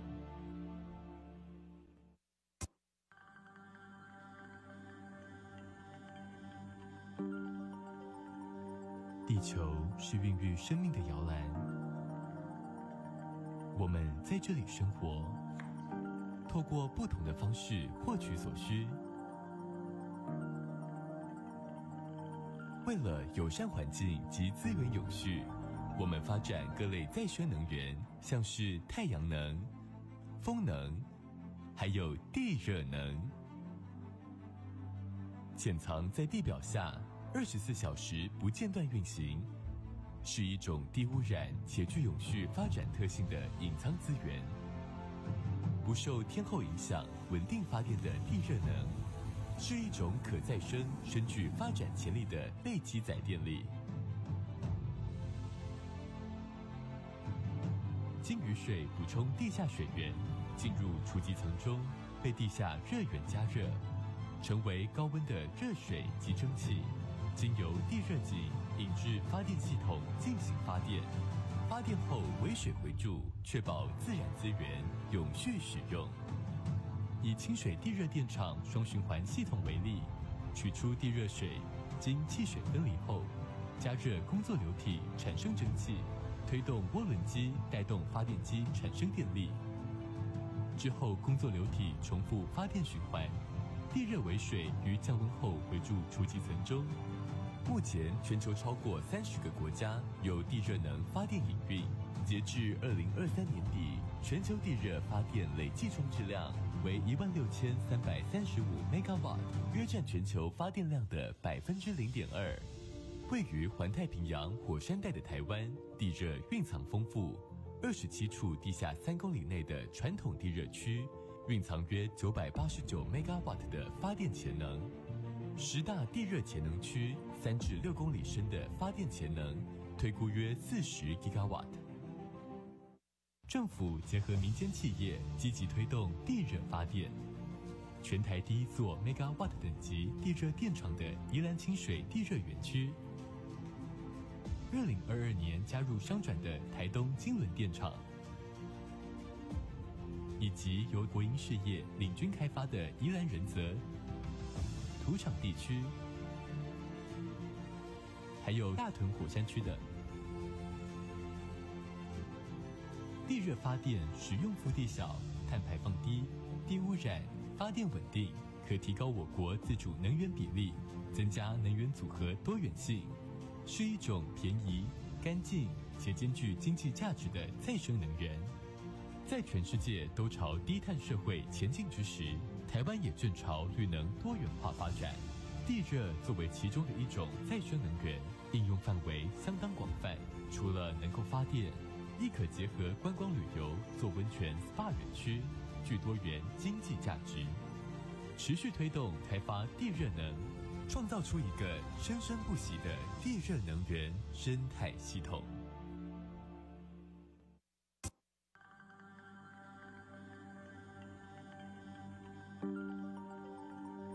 地球是孕育生命的摇篮，我们在这里生活，透过不同的方式获取所需。为了友善环境及资源永续，我们发展各类再生能源，像是太阳能、风能，还有地热能，潜藏在地表下，24小时不间断运行，是一种低污染且具永续发展特性的隐藏资源。不受天候影响，稳定发电的地热能，是一种可再生、深具发展潜力的类积载电力。经雨水补充地下水源，进入储集层中，被地下热源加热，成为高温的热水及蒸汽。经由地热井引至发电系统进行发电，发电后为水回注，确保自然资源永续使用。以清水地热电厂双循环系统为例，取出地热水，经汽水分离后，加热工作流体产生蒸汽，推动涡轮机带动发电机产生电力。之后工作流体重复发电循环，地热为水于降温后回注储集层中。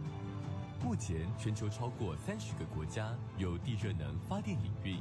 截至2023年底，全球地热发电累计装置量为16335 megawatt， 约占全球发电量的 0.2%。位于环太平洋火山带的台湾，地热蕴藏丰富，27处地下3公里内的传统地热区，蕴藏约989 megawatt 的发电潜能。10大地热潜能区，3至6公里深的发电潜能，推估约40 gigawatt。政府结合民间企业，积极推动地热发电。全台第1座 megawatt 等级地热电厂的宜兰清水地热园区，2022年加入商转的台东金轮电厂，以及由国营事业领军开发的宜兰仁泽土场地区，还有大屯火山区的地热发电，使用幅地小，碳排放低，低污染，发电稳定，可提高我国自主能源比例，增加能源组合多元性，是一种便宜、干净且兼具经济价值的再生能源。在全世界都朝低碳社会前进之时，台湾也正朝绿能多元化发展。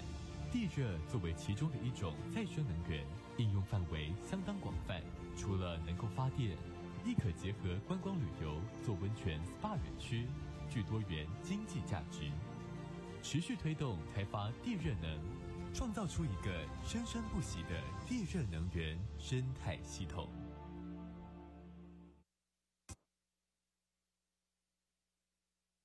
非常欢迎各位与会的贵宾回到我们今天2025台湾地热国际论坛的现场。我们接下来呢，即将进行的是第3个主题，带大家一起来探讨地热前瞻还有创新。Welcome back, ladies and gentlemen. We will now continue with the 3rd session today, and we'll dive deeper into forward-looking innovations in geothermal energy. 那么 Black River Consulting 是一家专注在钻井产业的独立顾问以及训练机构，致力呢为地热还有油气产业提供专业训练、能力评估的系统，还有管理顾问的服务。我们接下来的场次呢，将会邀请到 Black River 的 Director 来跟大家做解析。So ladies and gentlemen, please join me to welcome our next speaker, Mr. Kevin Gray, Director at Black River Consulting, to give us the next talk. Good afternoon. Distinguished guests, ladies and gentlemen, I think I want to start with a statement about human nature. We all like to make assumptions. We like to make assumptions that what we do is the best. We like to make assumptions that everything that we understand is correct. But how many of us have the strength of character to test that assumption against global best practice? In the IADC, we were tasked with looking at geothermal, looking at best practice in geothermal. And let's start with the assumption that we know what everybody else is talking about. Here we go, next generation. What does that mean? How about traditional geothermal? What does that mean? Let's keep throwing words on the screen. All of these words have something in common, and that is we have no global definition for what we are talking about when we use these phrases, because there are no global standards in geothermal, and even in the language we use, there is a huge opportunity for misinterpretation and misunderstanding.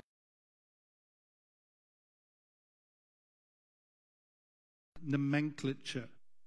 Until we can get this mess tidied up, we won't be able to move forward as an industry globally. How can you regulate something when we can't even decide how we are going to talk about it? So that was the task of the IADC Geothermal Committee. And unfortunately, we haven't got everybody's logo on the screen. There's now more than 67 member companies from all around the world contributing to this effort to bring some form of standardization to what we talk about when we talk about geothermal development. And a simple question was asked at the start of this process: what is a geothermal well? Well, the answer to that question depends. It depends where you come from. What is the practice in your country? Is this Californian coaxial well relevant here in Taiwan? Is the low enthalpy type of work that we do in Paris and has been ongoing for the last 60 years in the Paris Basin, is that relevant here? Are the practices that were developed for Paris fit for purpose in Taiwan? What about the steam fields of the Philippines? Do we adopt the practices of the steam fields of the Philippines here in Taiwan? And the answer is probably not. What we need to do is look at the best practice from each of these locations and bring it together as a global document, a global set of guidelines. So each of these areas, when you go to these areas and talk to the people who are developing that type of geothermal, they will tell you that that is the only way to go. They are all absolutely certain that what they do is the very best of the very best. I know that because in the past, in my oil and gas career, I genuinely believed that what we were doing was the best of the best. So I am no better than anybody else. And we've seen some of these systems, and we've talked about some of these systems. But how do we come to a global consensus when we've got all these differing views? And I can tell you now, and I know Bruce is in the audience somewhere, it has been a long journey, a very long journey, and some very heated debates. But essentially what we're trying to create is a geothermal drilling guideline document that has global applicability, and that is a huge task. And as we started that journey, I asked a simple question in one of the meetings. I said, what are we talking about? And we had quite a heated discussion that followed that. So we decided rather than just dive straight into writing drilling guidelines, we should actually start by classifying geothermal projects in a universal way. And why is that important? Because this document will go into the IADC drilling manual. And that manual sits on the bookshelf of pretty much every regulator in the world that has anything to do with drilling operations. So it's going to be, hopefully, the driver for bringing our regulatory frameworks together. And where are we right now? Last month in Vienna at the IADC's first geothermal drilling conference, we released the geothermal well classification system. Alongside that, we have a beta test of the IADC geothermal well risk index tool. As an investor, I want to know what the project risks are. I want to know where those project risks exist within the development of my well. So this program, this application, helps us use the classification to drive an understanding of where the risks are in the project. That's not just useful for investors, that's really useful for our regulators. And what we are hoping is that wells with certain risk profiles will get a fast pass to permit because they represent relatively low risk in the areas that the regulators are interested in. Maybe you have a well or a project where the risk category is higher or different and the profile is different. Therefore, the regulators are going to want to have more input. So within the scope of this 20 minutes, I don't have a huge amount of time to go into the detail of this. I will put a QR code up at the end that will allow us to download the actual document itself. But we're going to stop talking about all these myriad of terms. We're going to start with a basic distinction in the well and the project. Is it a reservoir-dependent project, or is it a reservoir-independent project? And I think this single classification column took us a couple of meetings to actually come to agreement across all of the committee members. Reservoir-independent. That is hydrothermal, where we are actually at the mercy of the porosity and permeability in the formation, and we also need to have fluid in situ. Reservoir independent encompasses some of those other technologies we've looked at, AGS, EGS, and put together with the asset purpose. Is the primary purpose of this well or this project going to be power production, heat production, or mineral extraction? We have a project-level risk assessment. Then we go to site level, then we go to well level. We can very quickly look at some of these categories. Location sensitivity. If we are putting a rig in the middle of a rural area, many, many kilometers from any residential locations, we have a lower potential risk from the site. But remember that just because you're rural does not mean that you don't have any sensitivities in that location. You may have environmental sensitivities. You may have cultural sensitivities that you've got to be very careful with. So each of these categories, we have the basic categorization, then we have flags that add potentially to the risk. The next category, how big a rig do we need? Obviously, if we need a medium or a lightweight rig, they're fairly easy to come by in a global context and are not going to cause any great problems in our project management. If we suddenly need a super heavy rig, and there's only maybe a handful of those worldwide, that's a huge risk to the project. So from an investment point of view, you can quickly see how categorizing the wells and the projects in this way can help you see what the risk profile of the well is. It also helps you as an engineer to assign your resources to the most appropriate category to reduce the overall project risk to its minimum. We then have our design and construction categories that define the materials we need to make that well work. And these are well-level classifications. Maybe we've got corrosive environment, we've got corrosive fluids.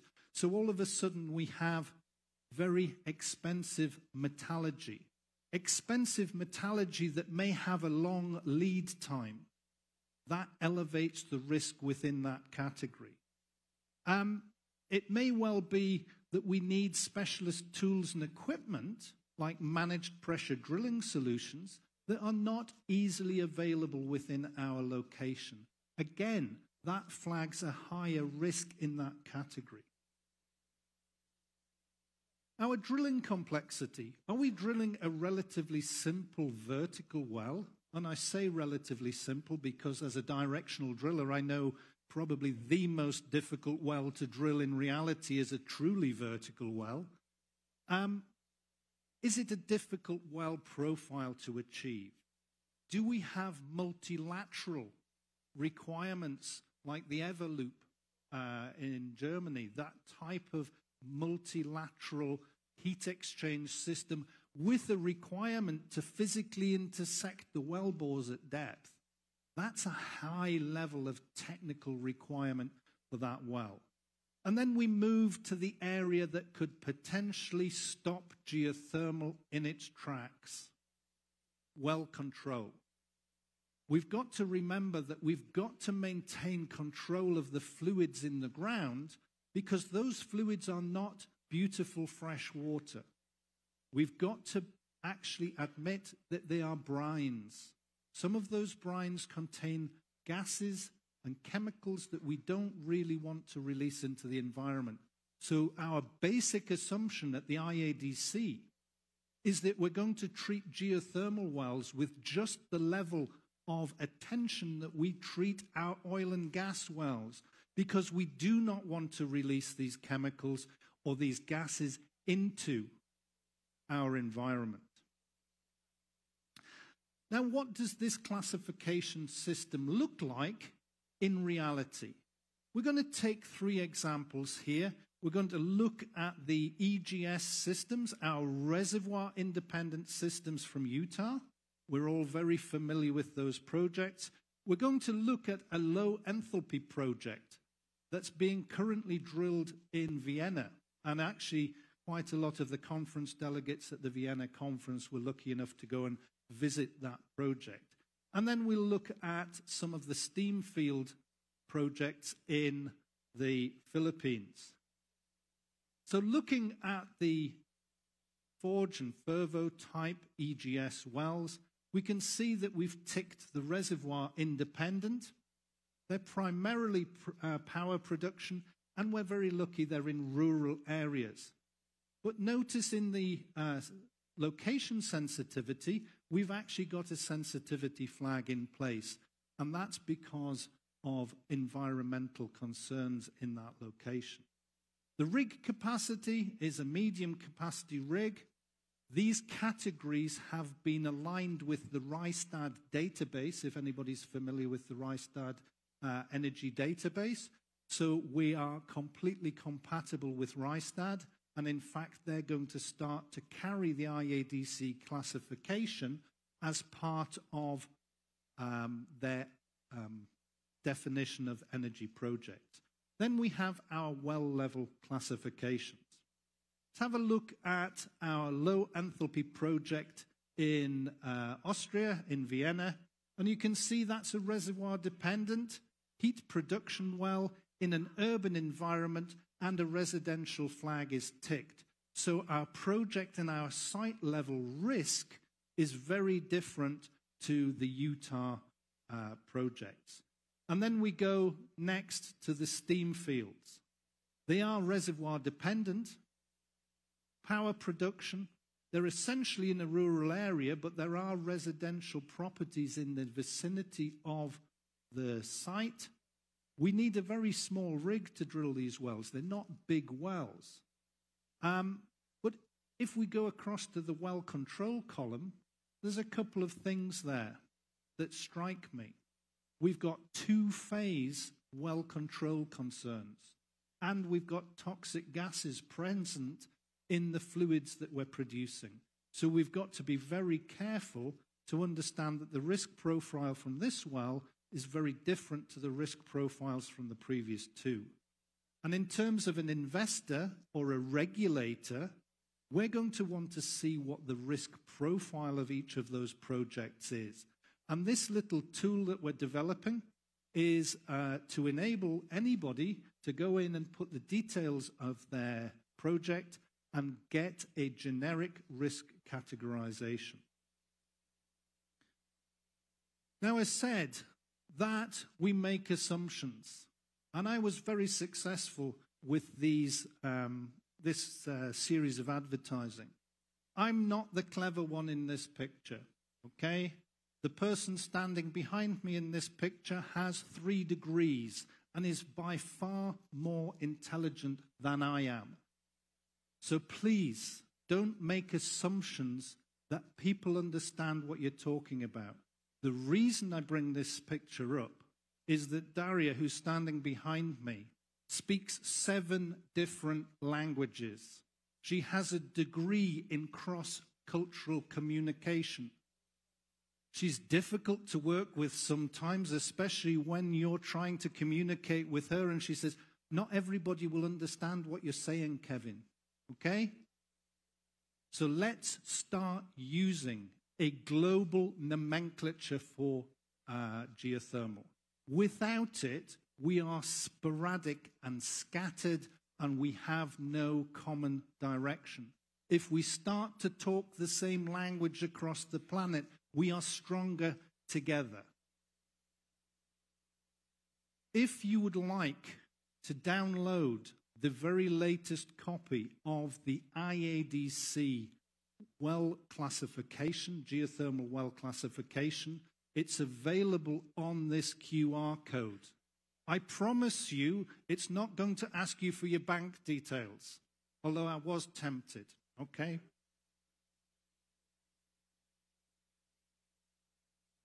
Thank you very much for your reception of this new classification. Thank you.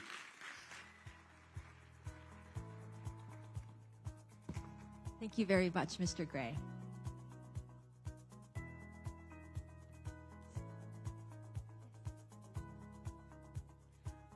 Ladies and gentlemen, thank you for joining us in this session. 我们接下来呢要进入下一个主题哦，来带大家了解。我们知道 Baker Hughes 它是一家全球性的能源科技公司，专门提供石油还有天然气产业的产品跟服务，同时呢也非常的积极在发展低碳以及洁净能源的解决方案。接下来呢，非常高兴能够邀请到 Baker Hughes 的专家，跟大家一起来分享怎么样子利用科技解决方案呢，来推动地热的进步 ，Driving Geothermal Progress with Technology Solutions。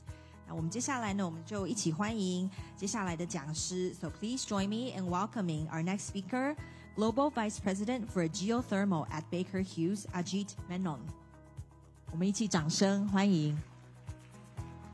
那我们的讲师呢，他要佩戴一下耳麦，所以也请大家稍后一下。同时也跟各位预告一下，我们在今天的论坛的最后一个场次会进行我们的综合座谈，所以今天的讲师们都会一起在台上来跟大家做进一步的交流，所以也欢迎大家。那我们接下来再次掌声欢迎我们的讲师。Good afternoon. I'm not as well dressed as the last presenter, and I probably won't be as entertaining. But today I'm going to talk about how we can drive geothermal progress with technology solutions. And not just technologies themselves, but how you can put technology together to come up with technology solutions that can help us drive progress in geothermal. So we're a technology company. And as an energy technology company, it's important to have a technology strategy. So our technology strategy for geothermal is really built on the experience we've had over many years, I guess close to 50 years, both on the subsurface as well as the surface, and is designed to account for all geothermal applications. We don't play favorites, and we're agnostic really to the application, whether that be conventional hydrothermal, EGS, I'm using the acronyms that the last speaker mentioned, AGS, or direct use. And really there's three pillars to this strategy. The first is to look at what we call subsurface to surface solutions. Our portfolio of technology actually spans the entire value chain of a geothermal development, all the way from reservoir characterization to power generation. So that being the case, we see that as an opportunity then to integrate technology across the value chain in a way that actually delivers value to our clients and customers and partners by reducing cost, accelerating timelines, and reducing technical risk. Now, the other area we feel is a great opportunity for geothermal today, and you have this confluence of two events happening. One is this demand for large, clean power that's dispatchable or baseload, and at the same time you have these new frontiers of geothermal where you're like EGS, AGS, where you suddenly have the ability to deliver geothermal solutions at scale. So what this means is instead of drilling a few wells, you potentially are drilling tens, if not even hundreds of wells.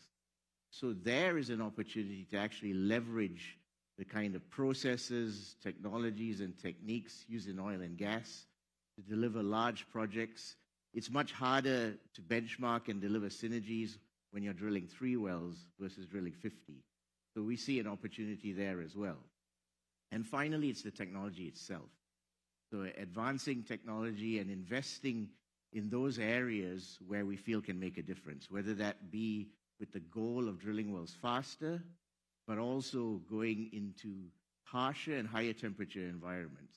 And when you have the two together, that's even more challenging. So, like many, we have a portfolio that covers this value chain.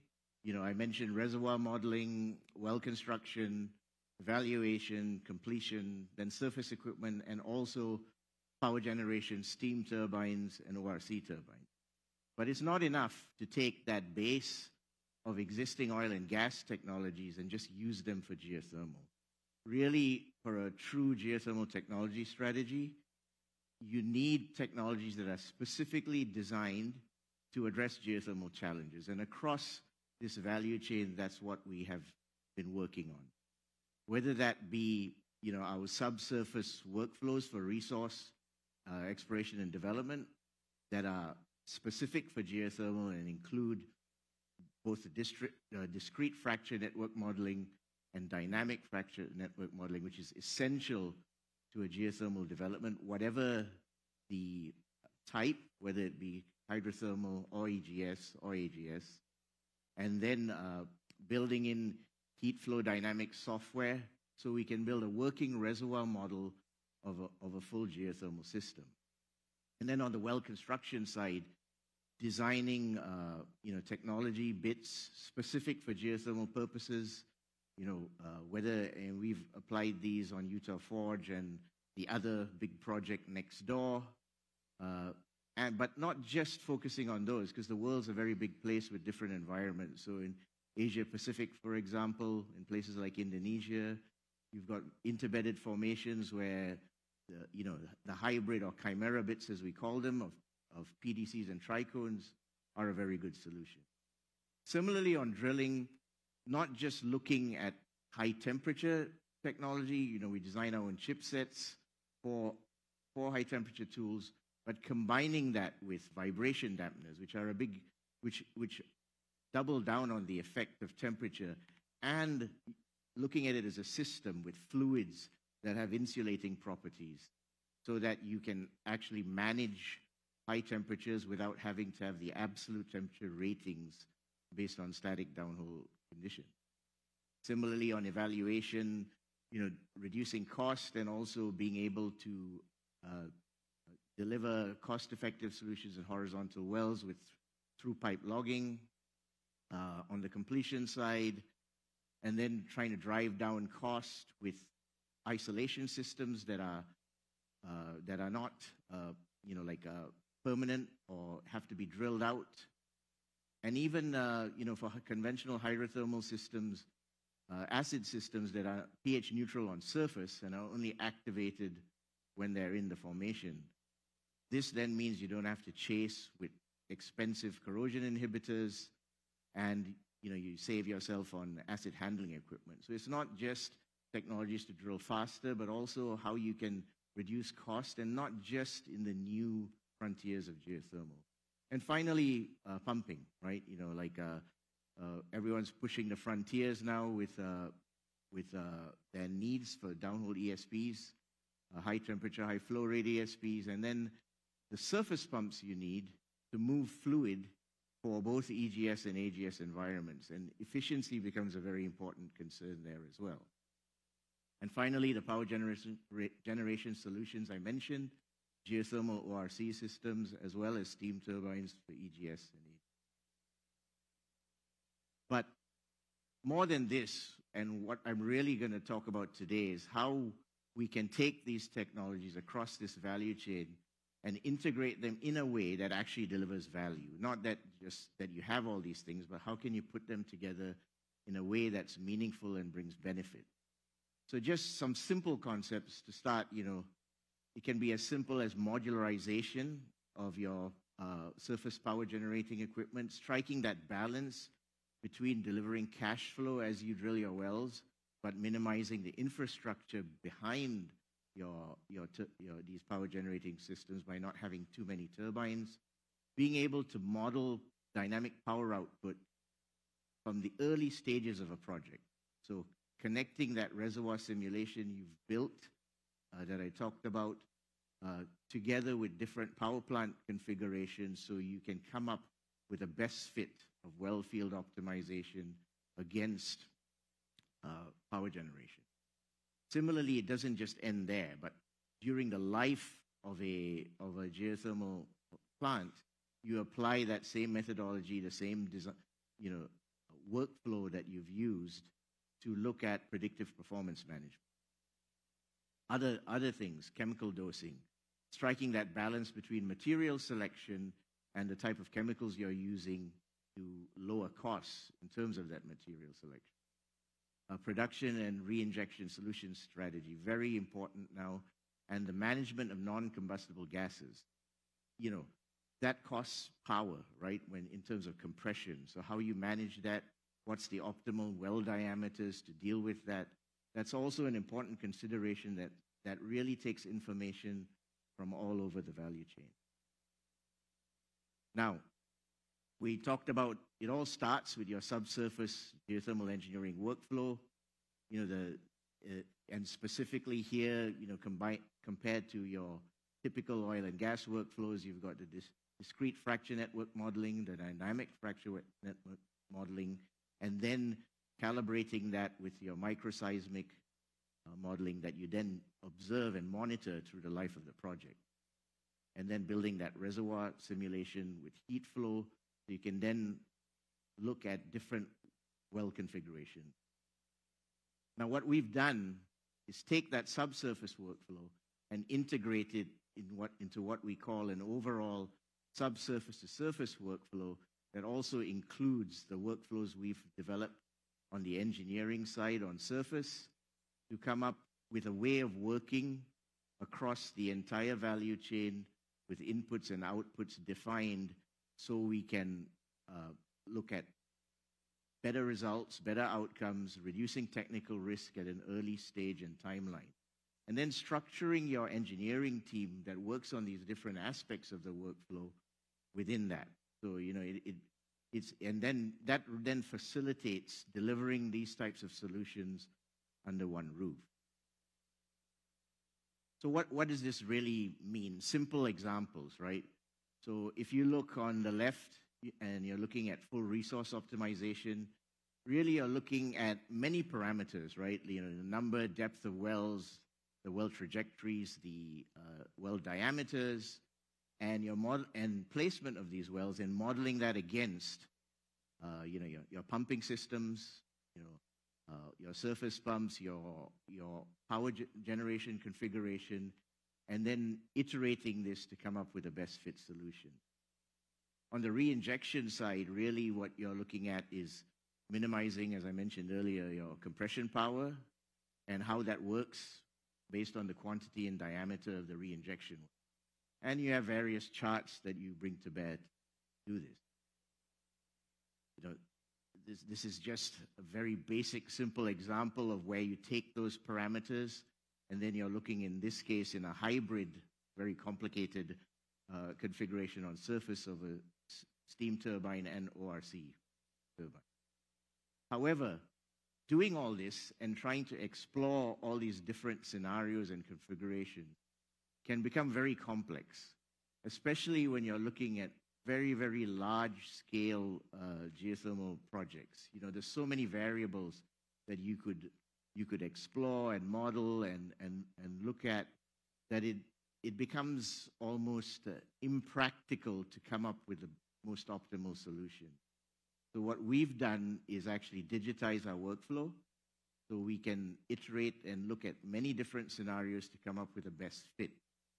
And taking, as I mentioned, that subsurface geothermal engineering workflow, the robust workflows we have on surface, and even including an economics package to then come up with an interconnected, unified workflow that we have started using today on projects to really, in the first place, de-risk the project from a technical perspective and really come up with the most optimal solution in terms of LCOE versus net power. Also, you know, you can see intuitively by utilizing this process, really we're also looking to reduce time to first power. Now, we talk a lot in the geothermal industry about drilling wells faster, but by utilizing these sorts of techniques, especially on, say, a large, complex EGS project, where you're looking, you know, not at a few wells, but, you know, 50, 60 well pairs, you can well imagine by looking at these scenarios, and if you can squeeze, and I'm making these numbers up, 10 megawatts out of a production injection well pair versus 9, then what you're really talking about is reducing the number of wells themselves, and therefore the capex that's needed, you know, and not just focusing on drilling wells faster, which is also very important. And, you know, with the resultant reduced technical uncertainty and risk, it becomes easier to get projects sanctioned, to get investor support at an early stage. Another area that's very important is reducing emissions and also water consumption. When you look at, say, an EGS project, where you're pumping a working fluid, usually water, you really have to truly understand that fracture network and what you're doing so you minimize that water loss through the life of a project. And today, you know, for all the advent of these new ways of working, there is no running large-scale EGS project, or AGS project for that matter, that's been running for 20 years. So a lot of this really involves modeling and being able to trust those models. And finally, like I said, this is not just a design tool, but this is a tool that you can use to maximize plant efficiency across the lifetime of a project, because you're then applying it to the project itself, looking at predictive performance management and different things that you need to address during the life of a project on your OpEx side. Now, we talked about reduced time to first power. So that comes in two ways. One, by coming up to a solution quicker, but the other like way that you can accelerate delivering these projects. If you look at many conventional geothermal projects today, they're carried out in distinct phases, and typically can run 5, 7, 8 years to get to first power. Really, with this approach, what we're really trying to do as well is parallel activities where we can, and have that handoff with one integrated team working under one roof. And we've had done a lot of benchmarking on actual geothermal projects, and we're looking at really targeting reducing these types of timelines to 3 to 5 years, right, for large-scale projects, which is obviously quite challenging, but really what's needed today. So it's one thing to have a strategy and have these plans, but then you have to put that strategy into action. We've kind of talked about the technologies that contribute to this, and I'm not going to go through them, but you keep pushing the envelope. You want better efficient pumps to minimize parasitic load on surface as well as downhole, to operate at harsher conditions, high temperature drilling solutions as you're going to harsher environments that also account for the impact of vibration, bit technologies that will allow you to strike that balance between bit wear and pulling out versus drilling performance, and the most efficient surface equipment you can have. It also involves partnerships. We can't do everything ourselves. We have partnerships and investments in various companies, such as the one with Greenfire Energy, who look at both retrofitting non-producing wells at geothermal, retrofitting of oil and gas wells where it makes sense, and in environments where you really don't want to produce the reservoir fluid.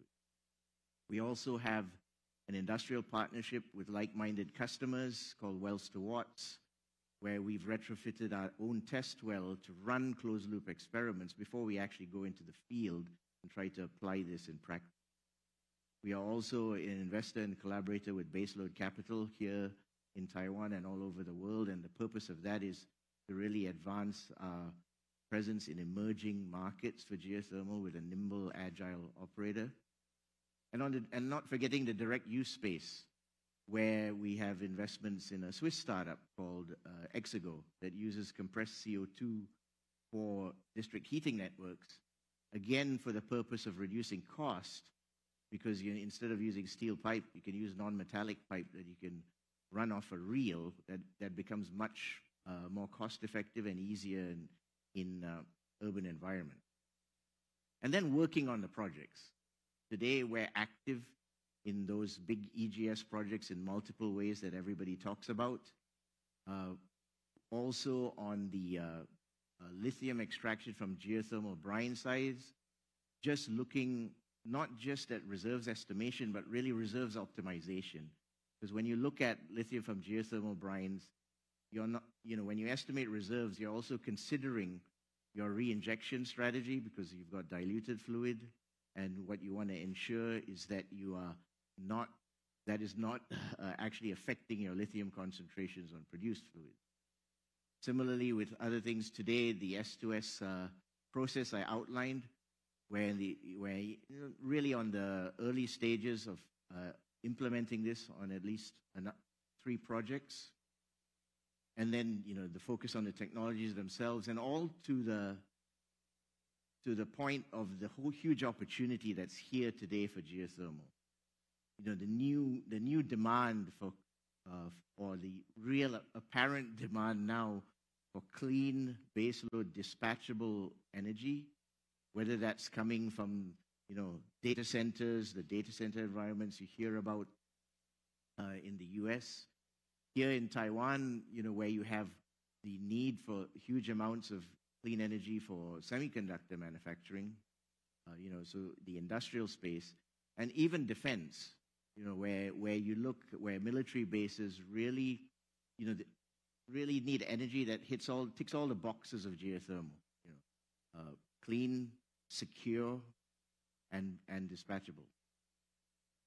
Those demand signals, coupled with the opportunities we all can take advantage of, no matter who you work for, from these new ways of doing geothermal, whether they be AGS or EGS, where you have the opportunity then to produce large-scale amounts of power, I think is an opportunity that we're not going to see again. This is a time, I think, for everyone to really look at how we can really take advantage of this moment, because I don't know how long it's going to last. Thank you.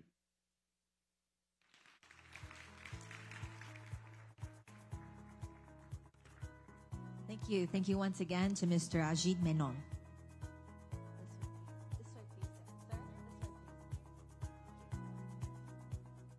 各位现场的来宾，我们接下来呢要为各位介绍的是 Halliburton， 是全球最大而且历史最悠久的油田服务公司之一哦，为石油还有天然气的产业提供各种工程、钻井还有建井跟生产相关的产品跟服务。接下来呢会有来自 Halliburton 的 Samuel Abram Geothermal Advisor 来跟大家一起探讨 EGS 还有 AGS 地热专案的风险缓解措施。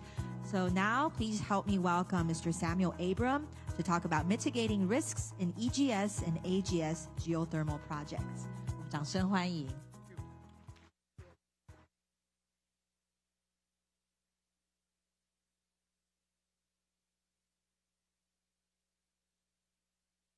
Distinguished guests, ladies and gentlemen, on behalf of Halliburton, first of all, I would like to take this opportunity to thank TIGC Organizing Committee for giving us this opportunity to present to you all.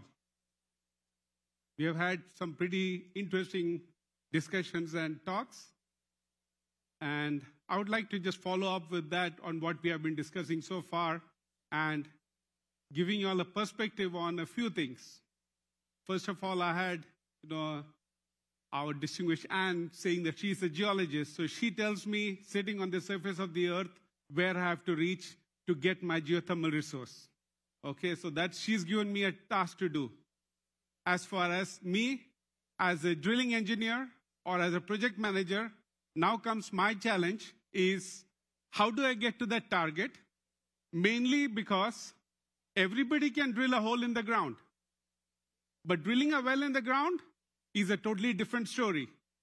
And then we were talking about IDC team just put together something on risk. Risk because until you do not drill and get that steam to surface, the surface facility cannot use the steam to produce power.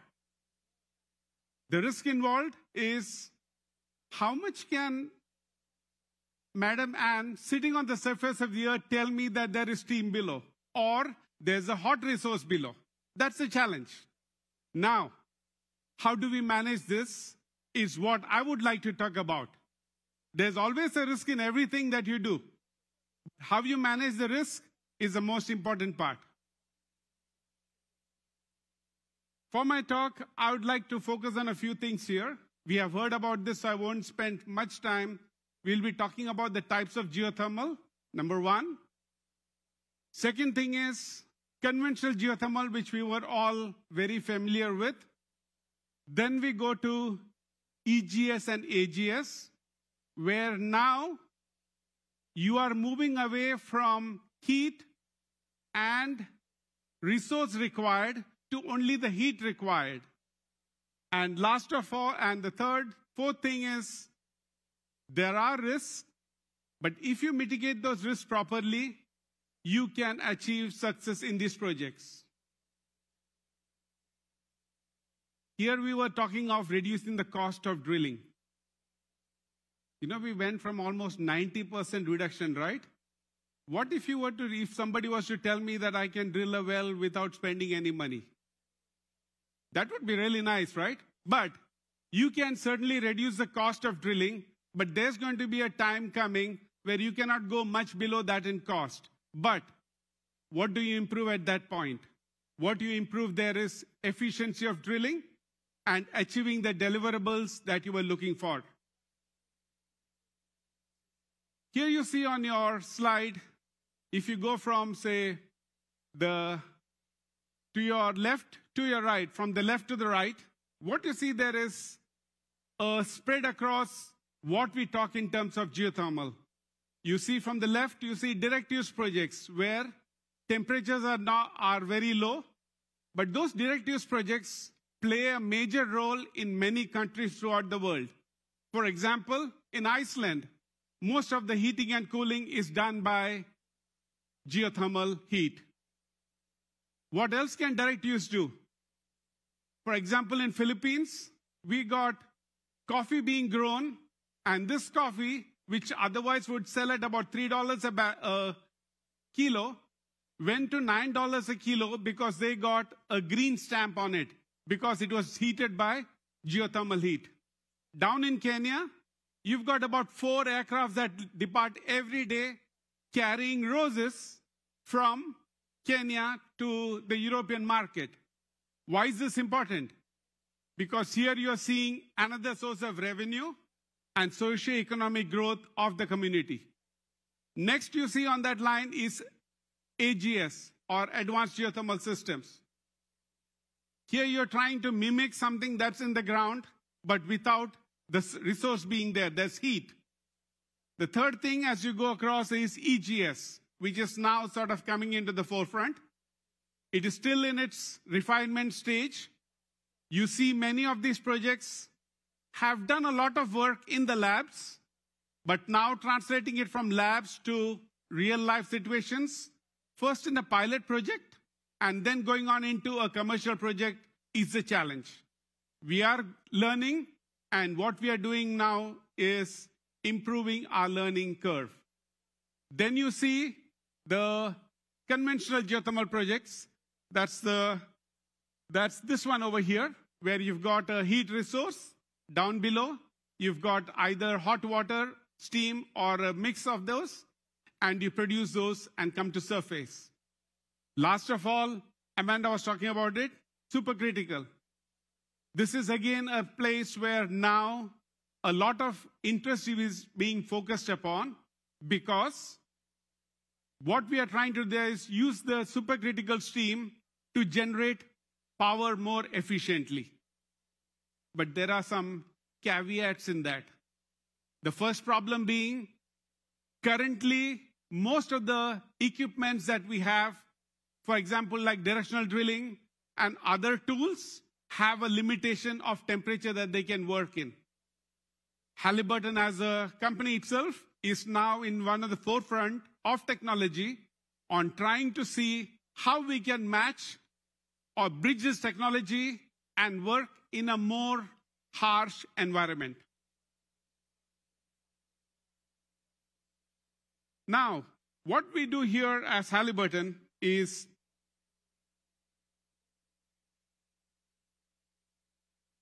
our main focus as a company is to collaborate and engineer with our clients on how we can deliver and better use the assets that they have. Now, many times it becomes, as I think so some of our earlier speakers did mention, how early do you get involved in the project is very important. How early do you work with your clients and your other stakeholders is very important.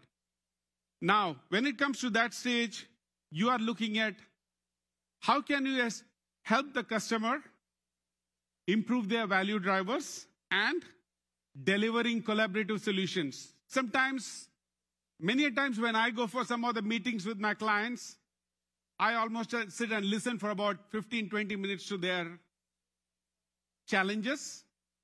What do they need to deliver? And finally, after understanding the challenges, that's the time when I think of solutions. Then, some of their challenges are focused on long-term economic production. Why is this quite crucial? This is quite crucial because normally those who are used to oil and gas, you drill the wells, I get the oil out in 5 years' time, and I walk away, I'm not much worried.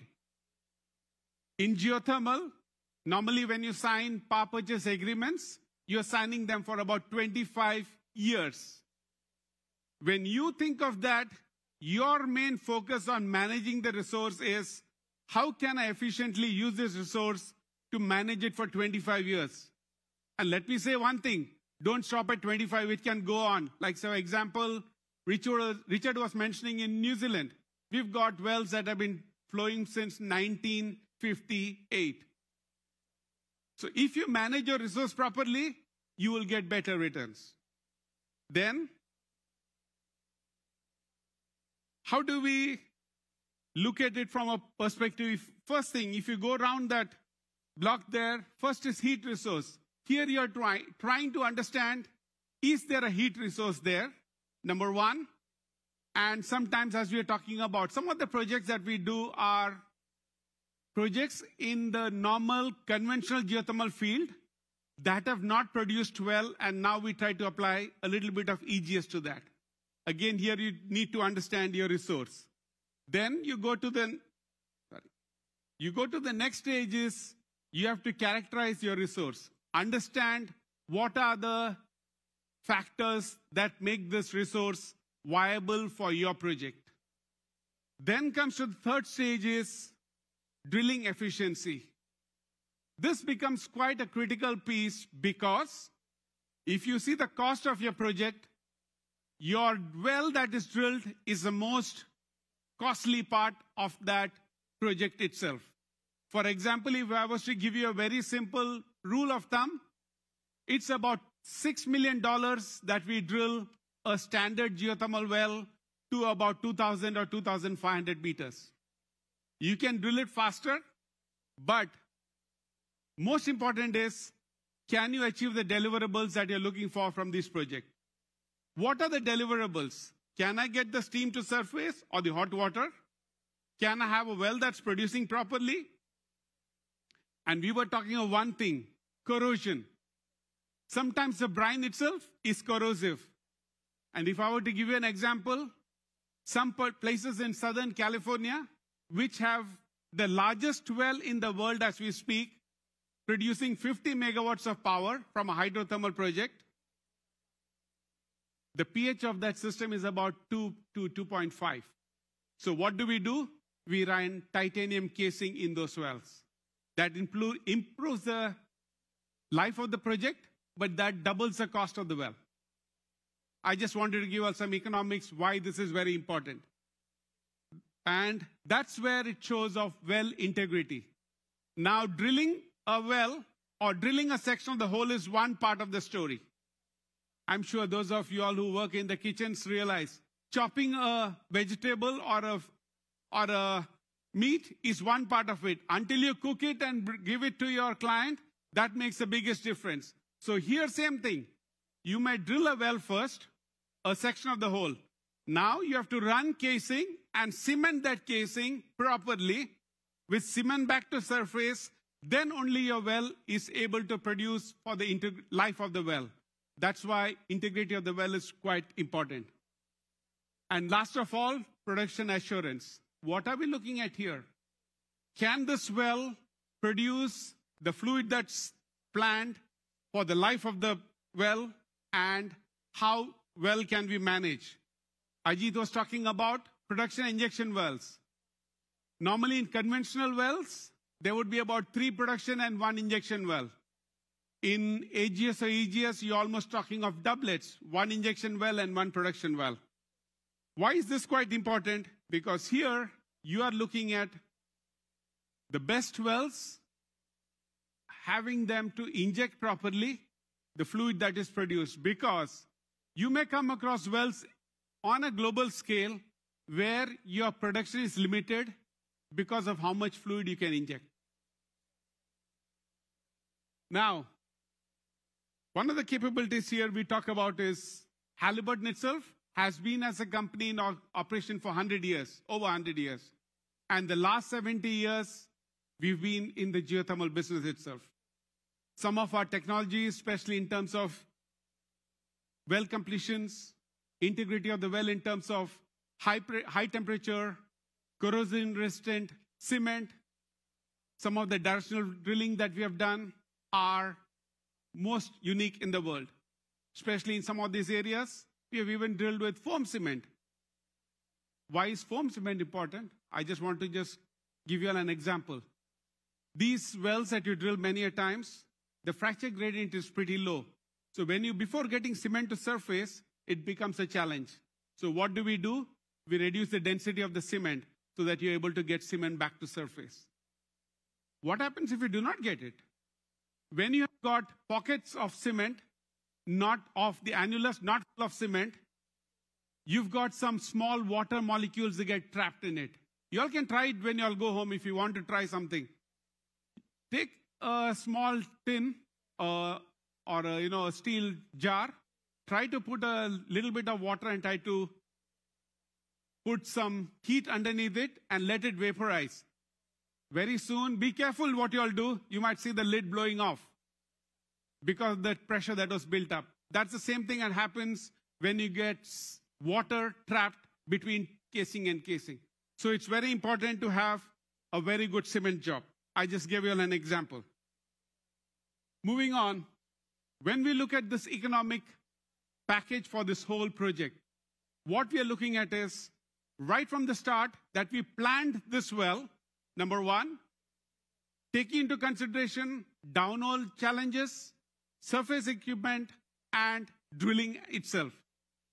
Halliburton itself prides itself as an execution company on delivering what we promise, not taking chances, not cutting corners. And that's where we have that word that was mentioned earlier, risk. There is a lot of risk, but how do we manage the risk is very important. Quickly moving on. Now with AGS, EGS, what are the main challenges? We are drilling deeper. We have been talking of 4,000 to 5,000 meter deep wells. Then we are drilling into harder formations, granite. And let me tell you one thing, sometimes it's easy to drill through one homogeneous formation, but sometimes when you get intercalations of formations, that's where it becomes very difficult. Third, you're talking of temperatures. So far we used to be drilling in the, say, 300 degrees centigrade with cooling systems. But here now we are talking of higher temperatures.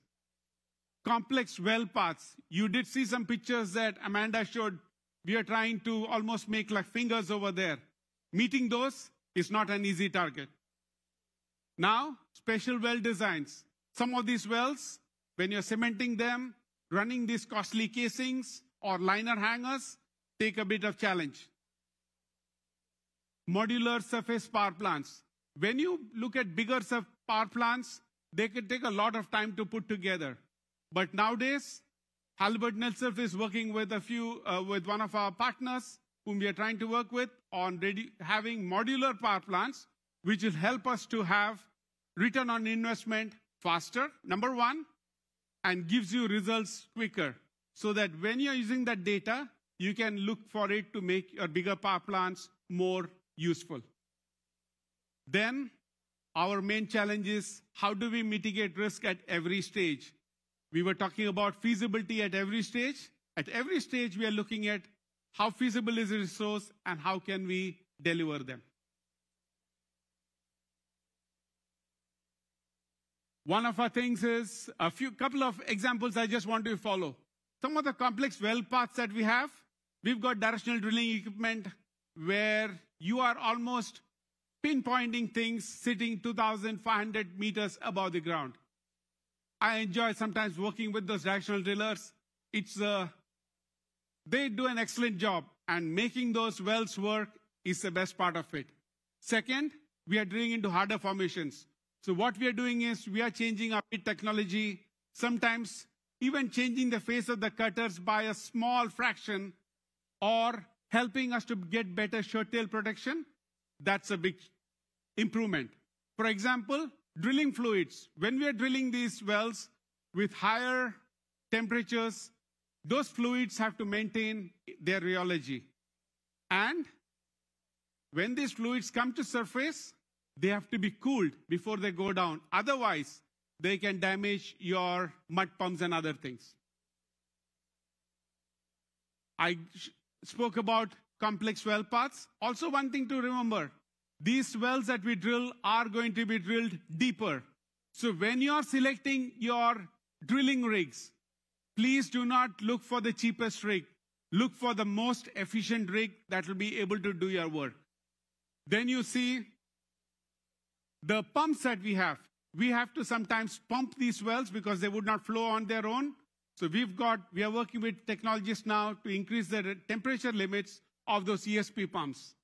And then we look at well test setups so that before we actually plan on flowing these wells, we can test the wells properly, get the results so that you can apply the right power plant technology to that.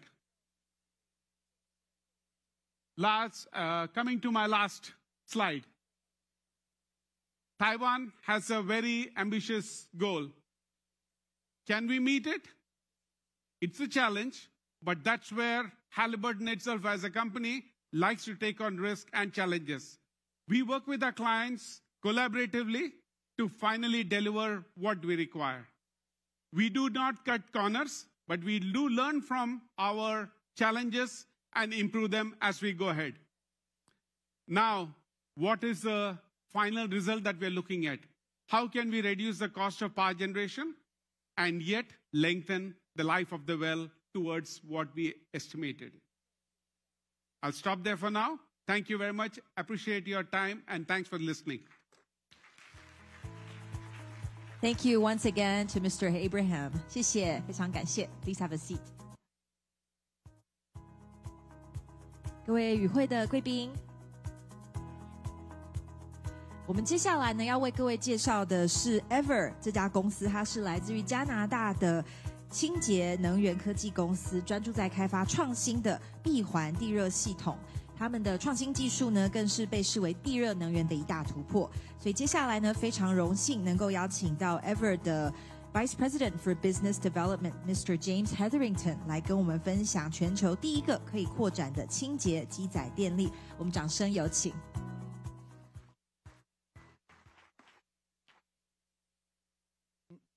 Okay, thank you. Thank you very much. And first of all, I'd like to say that I'm very impressed with the conference this year. Thank you to the organizers. It's just the energy in the room and the facility is just amazing. The people that have been showing up, the speeches, great job, guys. Let's keep it up. Okay, I'm here to talk about Ever. Now, we were founded in 2017 with the idea that geothermal needs to be scalable. You need to be able to roll it out. And only closed-loop geothermal is really scalable, so you can just build and build and build to meet the needs of your market. So what we wanted to do was to start what we call the unconventional geothermal revolution. Now, for those in the room that watched the news in the 2000s, there's something called the unconventional oil and gas revolution, or the unconventional shale revolution. And that took America from a country that imported LNG in 2000 and expected to continue to do that to, in the 2020s now, America is one of the biggest LNG exporters in the world. Now, we want to take the technical and business aspects of that unconventional revolution and roll them into the geothermal world. And it's not just the technical aspects, drilling horizontally, making multilaterals, and then fracking, but it's also the business concepts, learning how to not only build one successful project, but to take the learnings from that successful project and move it into the next project and the next project. And ideally, these projects are right beside each other. So you can drill your first well here and scoot your rig over 4 or 5 meters or 10 meters, and then drill again and again and again and again until your market for electricity, for heat, for cooling is saturated. and then rolling out those innovations, not just from one company, but rolling them out over multiple different countries, in a country, in a state, in a county. And those are some of the secrets of the unconventional revolution that we want to get going with geothermal. Now, we were founded in 2017. I joined in 2018. And, what we're trying to do is hard. New business concepts for geothermal, new technology for geothermal. But we went all in, we found good people, and we've raised about $400 million, over $400 million Canadian in capital thus far. We found good partners along the way. BP, Chubu Electric in Japan. In Asia, in Southeast Asia, we found Vickers Ventures Partners, or Temasek. In Europe, OMV. And these companies, they came into us, and they looked at our people, and they looked at our technology and our vision, and they believed in us. And they're moving forward with us to help build this revolution, sometimes on our projects, sometimes on their own projects. Last year, in 2024, this is Think Geoenergy, a very good website, articles about Ever were the most read, the most clicked on.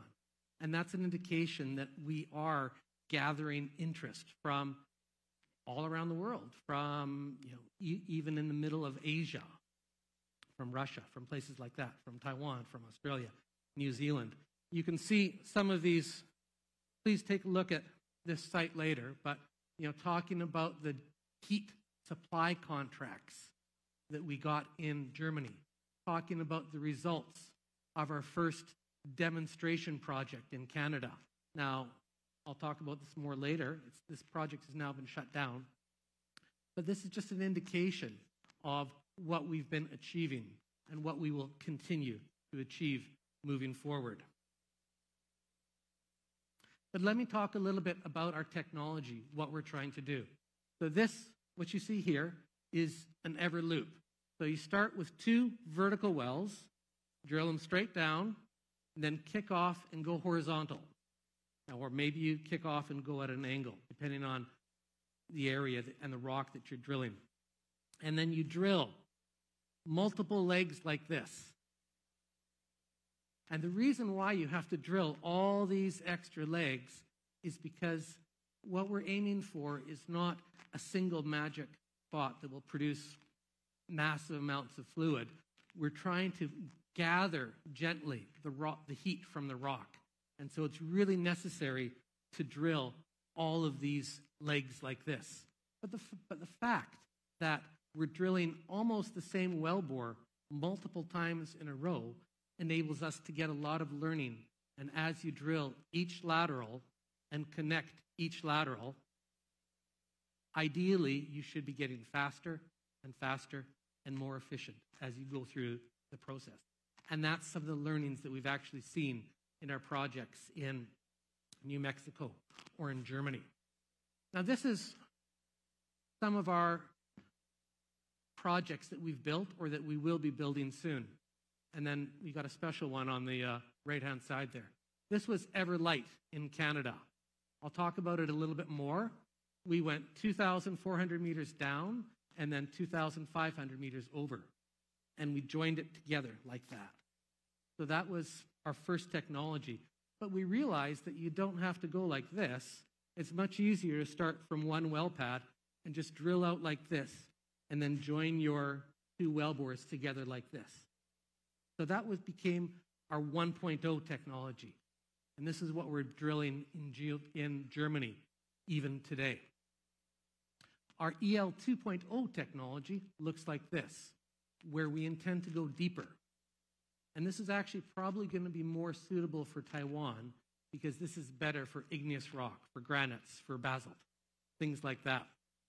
And it's a little bit easier to drill at an angle like this. Not easy, but easier than it is to drill horizontal. So a lot depends on the rock type. But after we ran our thermodynamic models, we realized that if we really want to create geothermal anywhere, we need an Ever loop that will work and be profitable, economically profitable, at geothermal gradients of, say, for example, 30 degrees Celsius per kilometer. And right now, and this might be the first time this has been publicly discussed, we're coming out with we're developing our new technology, which we call EverJoules. So we'll be going straight down as deep as possible, right to the brittle ductile zone, at 9,000 meters, at 10,000 meters, or even deeper. So we want to create a huge network of very long laterals, not necessarily hot all the way, but this will allow us much more power at surface. And then this will allow us to build them in cities on the coast or in the middle of North America, where you have the electric demand, where you have the heat demand. So we're not going to be limited just to parks or volcanoes anymore.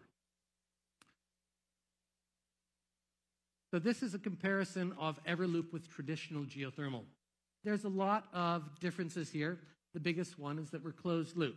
So the water goes in, the water gets hot, comes up to surface, generate electricity, same water goes down, and it's as long as you can cool the water at the surface, basically it's eternal motion, which most people say is not possible, but it's pretty close. Now, I'm not going to go through all of these. We don't really have time, but please, at the end of the conference, download all the presentations and take a look.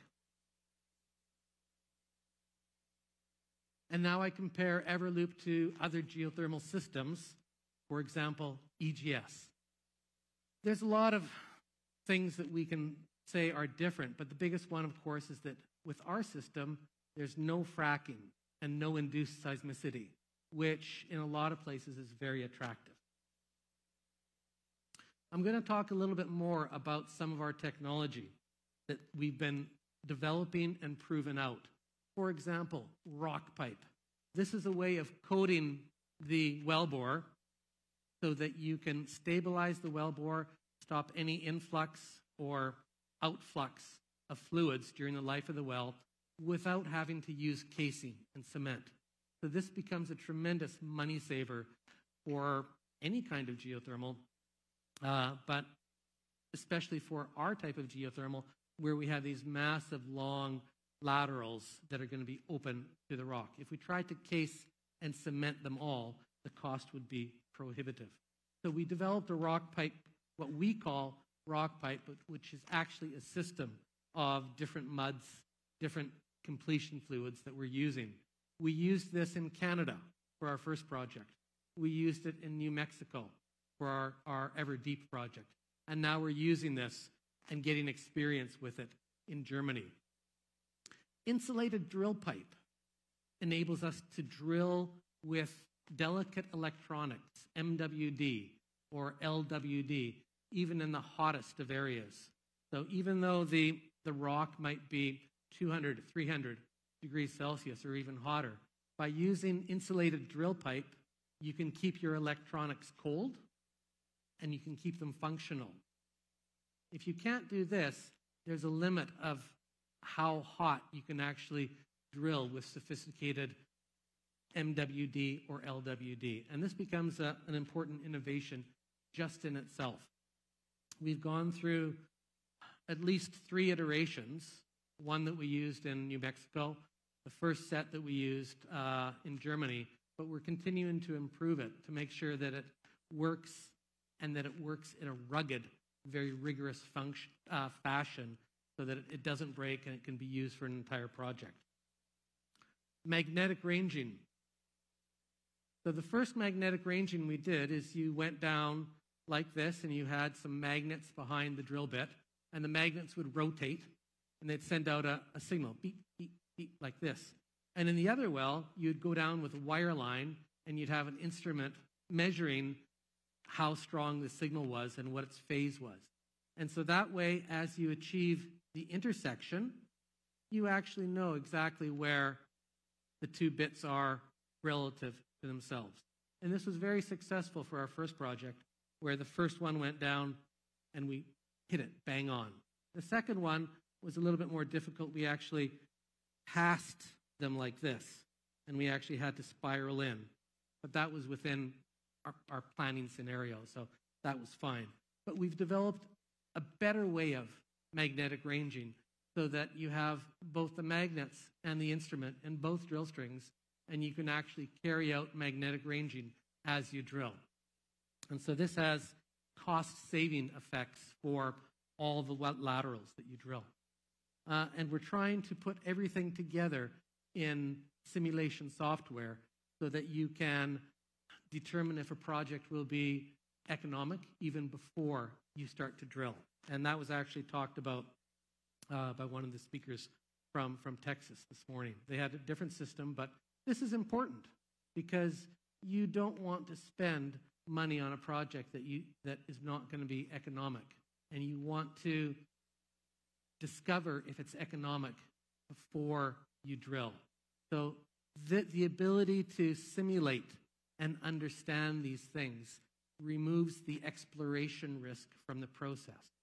So the building of an Everloop becomes a manufacturing play rather than an exploration play.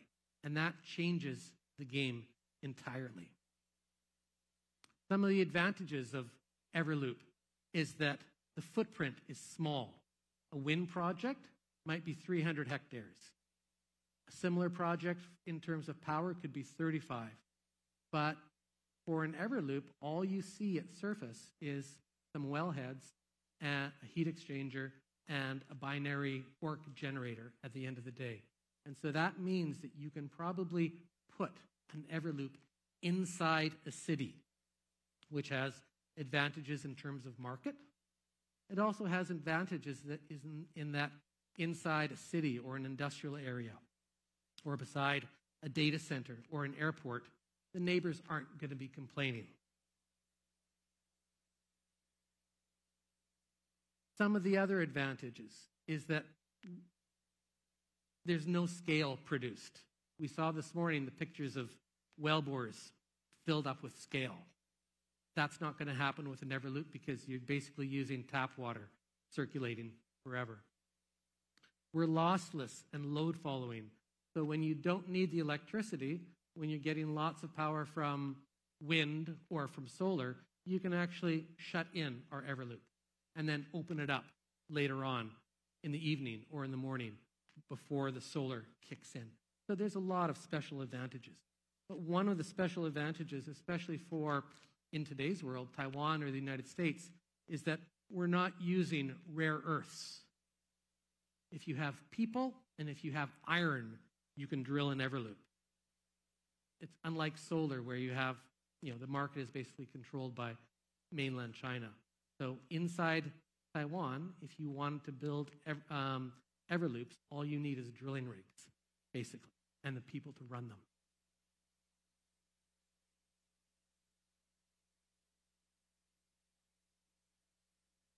So when we first started, people said, no, can't be done, you're crazy, impossible.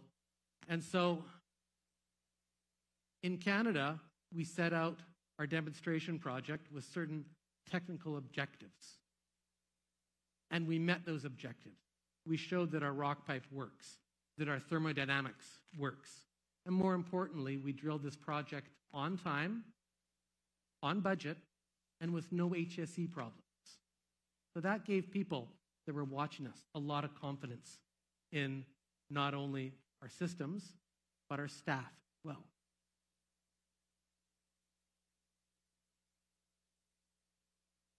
And then to show that we could drill deep and that we could drill in granite, in very hard rock. We used PVC bits to get down to about 5,500 meters, and we showed that our insulated drill pipe works in temperatures of over 200 degrees Celsius, keeping the electronics, the MWD, cool, and actually helping drill faster using something we called shock cooling effect.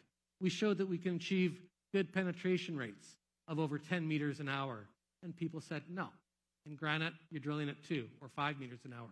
But we showed this could be done. And we got good bit life as well.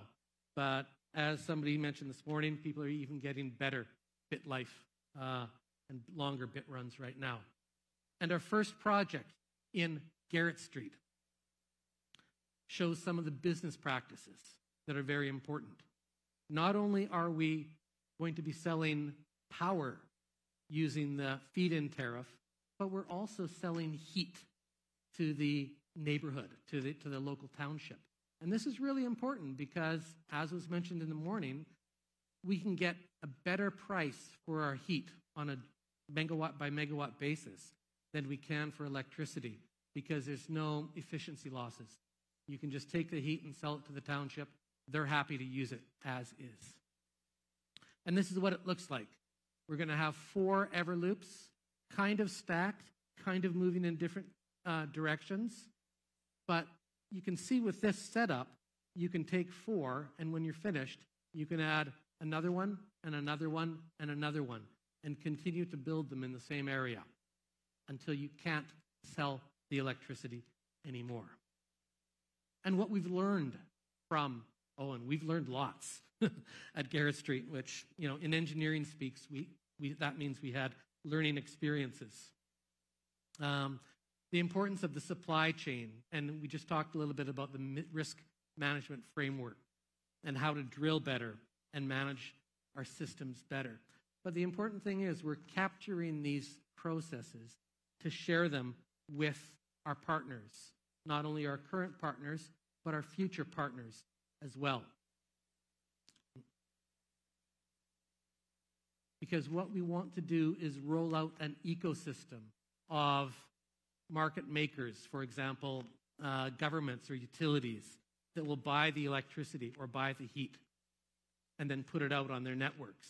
Consumers like Amazon or Microsoft, Google, Meta, that want these long-term PPAs. But then we're also working with developers to share our technology and builders who actually want these things built in their backyard.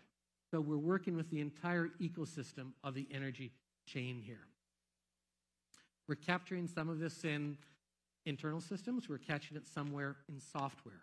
So this is EverSuite, which is the techno-economic evaluation software. Relatively easy to use, and we can roll this out or let anybody use it even today. If you want to buy this, we're more than happy to sell it to you or lease it to you, to be exact.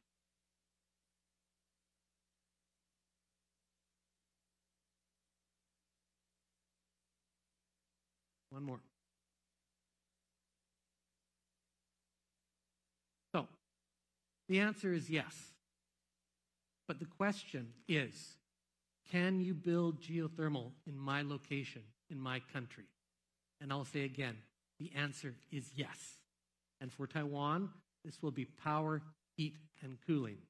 And we're looking forward to building this hopefully sooner, but we'll definitely be building this a lot later on as we roll out with our local partners. Thank you very much.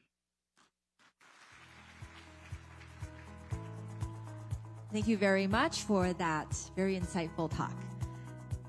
那各位现场的与会来宾，接下来要为各位介绍的是 Ormat Systems， 它是全球呢知名的地热能源还有再生能源的公司，长期致力于发展零排放的地热还有再生能源的解决方案。我们接下来呢邀请到 Director of Sales, Marketing and Business Development at Ormat Systems, Mr. Rami Shavit， 来以2024年的美国地热市场为案例，从技术创新到电厂的扩充，为地球能源开创新局。So, ladies and gentlemen, please join me to welcome our next speaker, Mr. Rami Shavit. Thank you. Thank you. Good afternoon, everybody. I'm the last but not least. I'm very excited and honored to be here. It's my third time, and every time it's getting bigger. I would like to extend my gratitude to the organizer for the fruitful and productive event which encourage and support the geothermal market in Taiwan. My name is Rami Shavit. I'm in charge on this region in Ormat.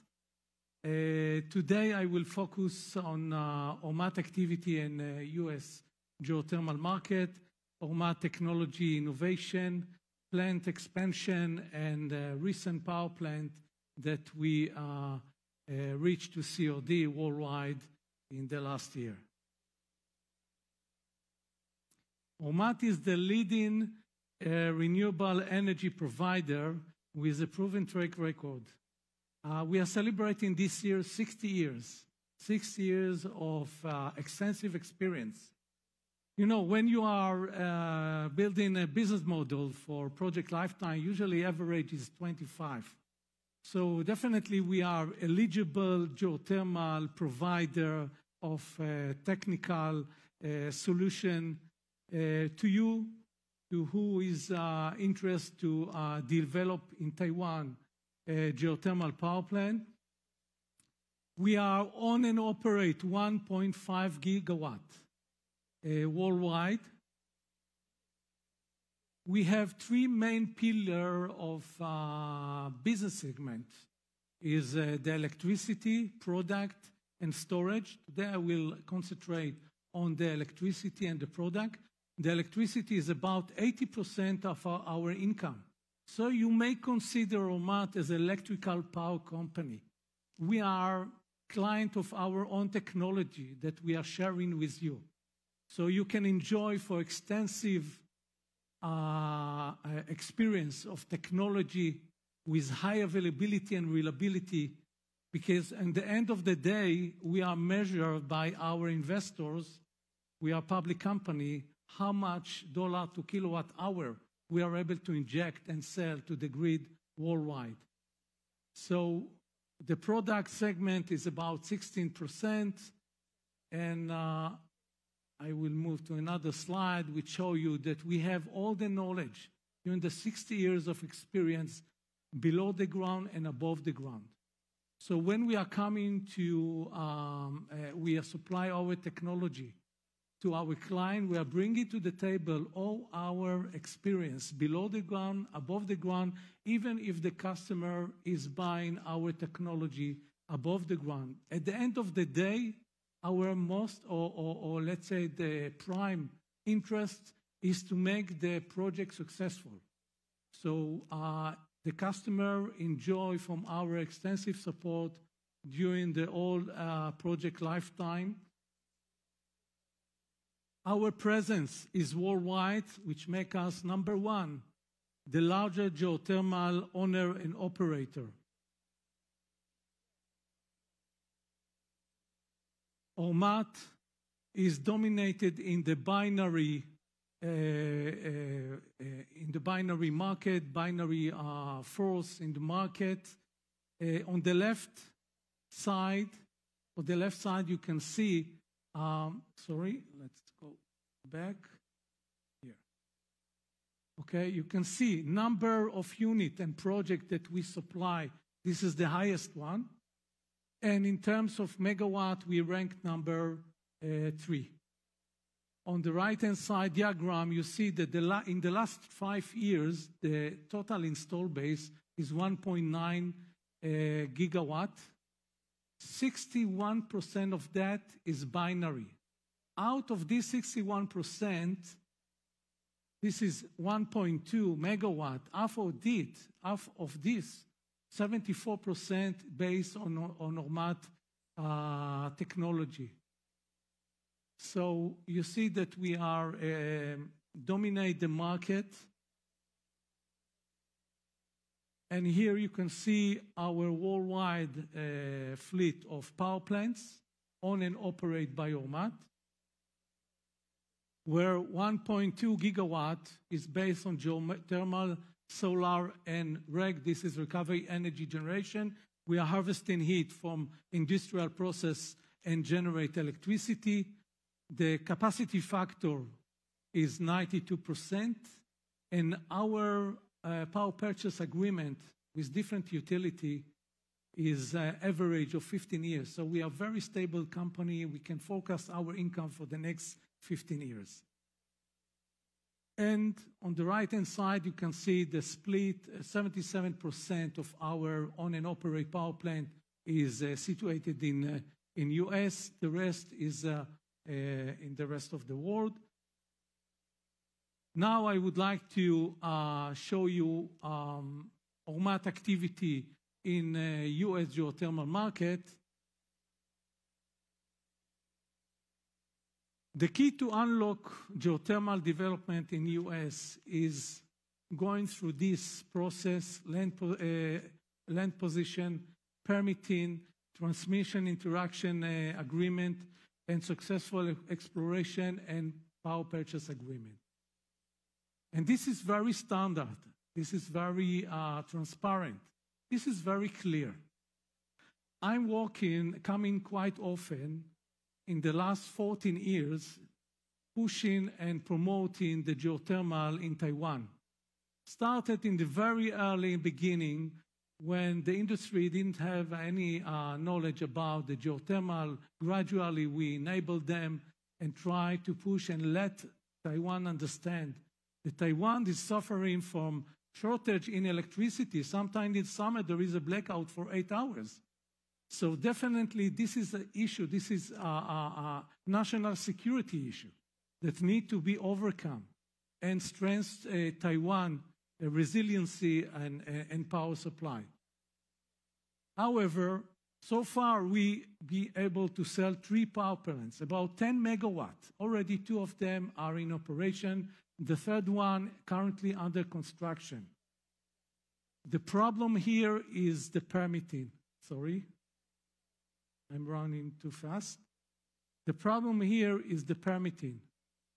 The permitting can take something like 2, 3, even more years, which is not really encouraging the outsider investor or local investor to come and invest on projects. So I would like to use this stage and address this message to the government, to the regulator, to the policy shaper, to make it more easy, more transparent, okay?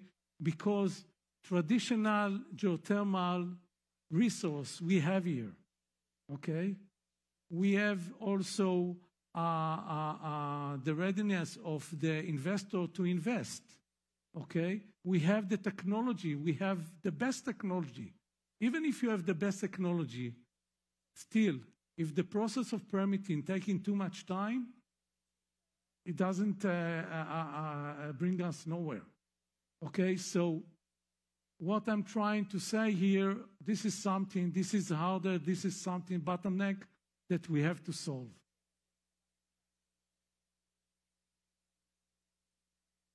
In US, you can see here the larger owner, Ormat is the larger owner, operator, and developer of the geothermal energy in the US. You see here on the map all our fleet, and we are planning to increase our install base in the United States by 32% and to reach to 1 gigawatt by end of 2028.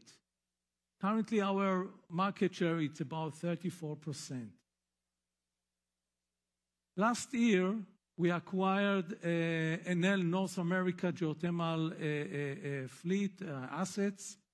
Here you can see that we injected or brought to our fleet already about 100 megawatt, and we plan to add more 17 megawatt and unlock other concession that we have.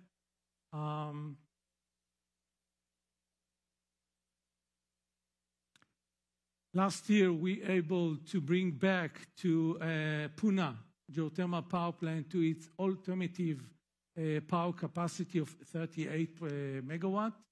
It was shut down in 2018 due to the eruption of the volcano.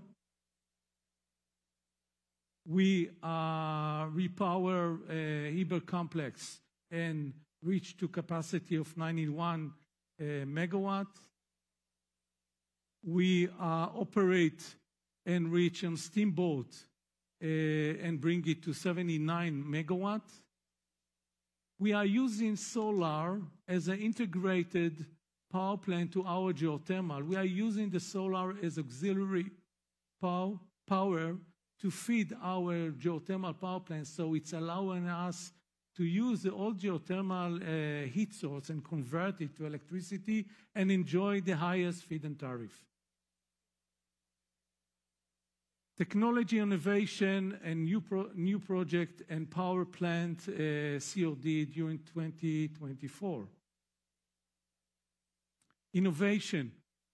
we came out with the biggest turbine of 50 megawatt, which gives us a better ability to compete with steam turbine. We are covering today all the range of enthalpy, and we are able to provide high reliable and availability solution to our client. The 50 megawatt turbine doesn't need maintenance during 10 years. After 10 years, you may need to do some maintenance. So we significantly decrease the operation and maintenance costs and reach to the highest availability. In some power plants, we are reaching to 99%. Okay, as I mentioned, we are measured by how many dollar to kilowatt hour we are able to sell to the grid. This turbine has 7 stages, and it's designed for a safer and lower maintenance. We also manufacture the tube of our heat exchanger, so everything is in-house. Our technology innovation is also to meet the regulation worldwide. When the regulation required zero emission, okay, we are the only one who know how to inject the non-condensable gas back to the ground. So by that to achieve zero emission. We already implemented those technologies that I just mentioned on third party in our customer, in Ngātamariki and Tauka in New Zealand. And we have also top 2 own and operate by Ormat and Brady Complex in United States. What we reached to COD during the last year, we reopening of Sigonoi 1 megawatt geothermal power plant. This is the biggest onsen hotel in Japan, in Kyushu region. Philippine Tiwi, this is 16 megawatt power plant. We won the 3rd geothermal power plant tender in Azores, in San Miguel Island. This is Pico Vermeer expansion of 13.2 megawatt. We signed the biggest contract in the end of last year with Contact Energy of EPC for 101 megawatt in New Zealand. We also have activity in Caribbean. We are signed on development of 10 megawatt and expansion of Guadeloupe by additional 10 megawatt. So Ormat definitely is the leading next generation, and sorry for using these terms, next generation, because this is the hype, next generation, on geothermal technology with extensive experience. I think 16 years is definitely extensive experience above the ground and below the ground. We have high utilization of the whole range of enthalpy, so we are able even to harvest the lowest temperature and the highest temperature. Our innovation is new improved turbine, as you saw, advanced heat exchanger, optimize the working fluid, modular design, which is been asked many times here in Taiwan, zero emission geothermal power plants.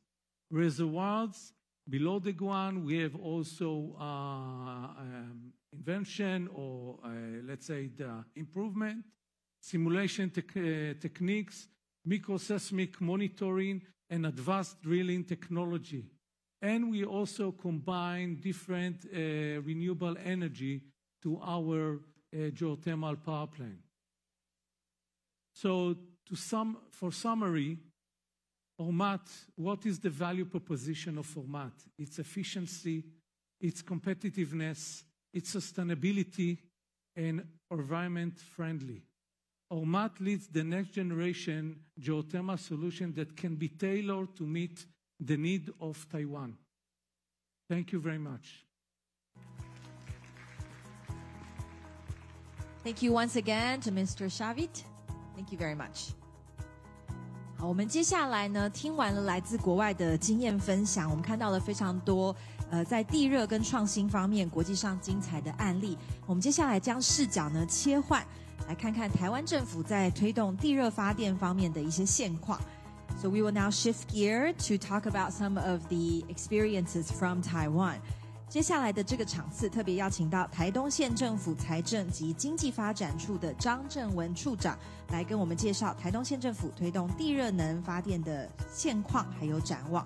So coming up, please help me welcome Director of Finance and Economic Development Department at Taitung County Government, Mr. Zhang Zhengwen, to share with us experience in Taiwan, current status and future prospects of geothermal development in Taitung County. 我们一起掌声欢迎张处长。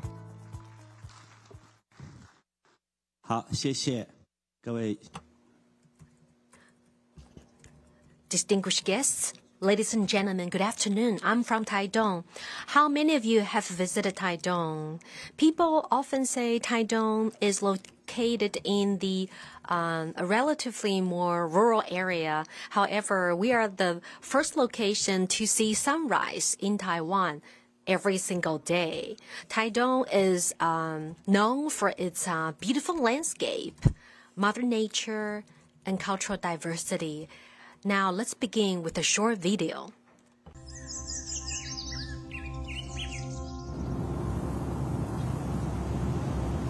台东在等待着我们，在天地之间触动着我们该怎么生活。他叫我们放手，让孩子尽情探索，因为他们知道未来的路该怎么走。我们在广阔山海间汲取能量，专心致志地体会每一个当下，在剔透的天空下成长，意念清晰地任意翱翔，徜徉在台东的怀中，感受到生命的流动。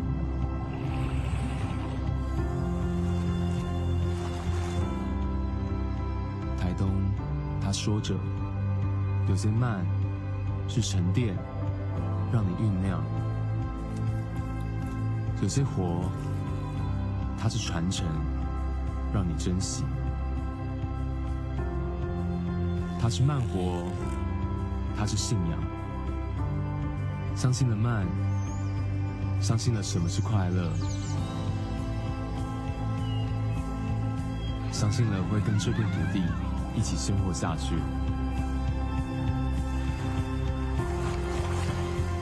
我们从这片土地获取，也同时在这片土地中给予。台东的慢是一种浪漫，跟台东永续共存，让我们延续这样的情感。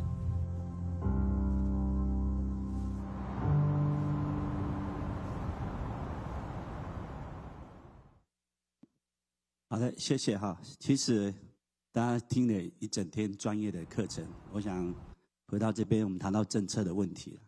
其实台东县因为环境特殊了哈，所以我们县长推出了叫慢经济哈。什么叫慢经济？它其实是一个很自然的生活经济模式哈。所以我们不要破坏我们现在原有的非常漂亮的环境，才会有这个慢经济的一个概念哈。那慢经济的概念就是说，所以呢，按照我们台东县的那个整体的，包括资源也好，方向也好，我们就很希望，我们已经定调了我们的地热能的以后未来的绿能发电的配比大概是这样而已哈。我们地热发电因为它的产能非常多，所以我们是希望是未来的60%是走地热，那29%是走小水力，然后在其他的部分哈，包括屋顶型的太阳能哈，包括我们的生质能，还有稻杆的一些发电哈，我想这是我们的其他的配比哈。好，下一页，谢谢。好，如果今天假设了哈，我们用太阳光电板当发电效率如果是1的时候，我们看到第二发电的那个它的倍数是太阳光电的6倍哈，我们讲 CP 值啊哈，然后小水力发电是它的4倍啊。那现在我们闹得沸沸扬扬，就是风力发电哈，属于那种陆域型的风力发电，其实对台东而言，它是一个破坏环境的一个很重要，就是不太舒服的一个构建哈，我觉得是这样。然后而且我们在台风哈，可能大家没有经历过什么叫17级风哈，台东都会发生哈，电感都会断掉哈，这个风力真的是很强，所以我也不太希望说我们的风力发电站那边就断掉哈，这个是蛮冒险的。那另外还会有噪音，还会有所谓的景观的问题。那另外就是我们台东县大部分都是原住民族地区的哈，所以有很多的一些开发，你必须要经过我们原住民的同意哈，部落同意。好，下一页，谢谢。然后这就是我们现在目前台东县在推地热的现况哈。那因为在113年6月的之前，现在我已经收到的案件大概就是30家的厂商来跟我们申请。那现在目前已经达到所谓的那个电业筹设的哈，大概原本是13家，因为有一家超过时间了哈，就把它注销掉。现在目前厂商家数总共是12家哈。那未来其实我们现在海端还有很多的量能还没开发哈，然后大连乡它也在提出来哈，所以未来应该还有好几家哈。下一页，谢谢。那这是我们小水力的位置哈，大概现在目前哈蓝色的部分是已经开始在运作跟发电哈。那现在我们画虚线的部分是指未来正在进行中的哈，以及一些的电厂的位置。好，下一页，谢谢。这是其他的哈，这是所谓的我们当初的我们台东县当然对于那个所谓的光电板的概念哈，我们实在是不欢迎哈，因为它是破坏我们的农地哈，而且会破坏景观，所以只有留下我们屋顶型的部分是我们比较支持的部分。那另外，因为在修法之前哈，我们大概有核准的31件哈，都是在各地方了。我们比较大型只有2处而已，而且在垃圾掩埋场哈的那个土地的利用哈。下一页，谢谢。好，我们现在开始谈到。And we could also see that there are also 3 types of renewable energy development here in Taiwan, and there are issues facing geothermal development in Taidong County, including environmental protection, ecological impact, land and social issues, and regulations and policy issues. And here I'm showing you the 3 types of renewable energy development here in Taidong. Often we have external investors coming into the community, entering the investment market. For example, in Jinlun Township, there's a myriad of different developers entering the market, finding land for investment. So this is a problem because external investors often lack direct ties with the indigenous community, making conflicts or resistance more likely to arise. And the second type of entry is the government agencies invite interested companies to participate in development or investment. And the third type is that when the local tribes or the indigenous communities take the lead, they would then take the initiative to invite interested companies to participate in development or investment. We know that the Taidong's power grid is very fragile. Whenever Taidong is struck by a typhoon or storm, we often face power outage problems. So from the standpoint of disaster mitigation and prevention, we hope to focus on more locally based power grids.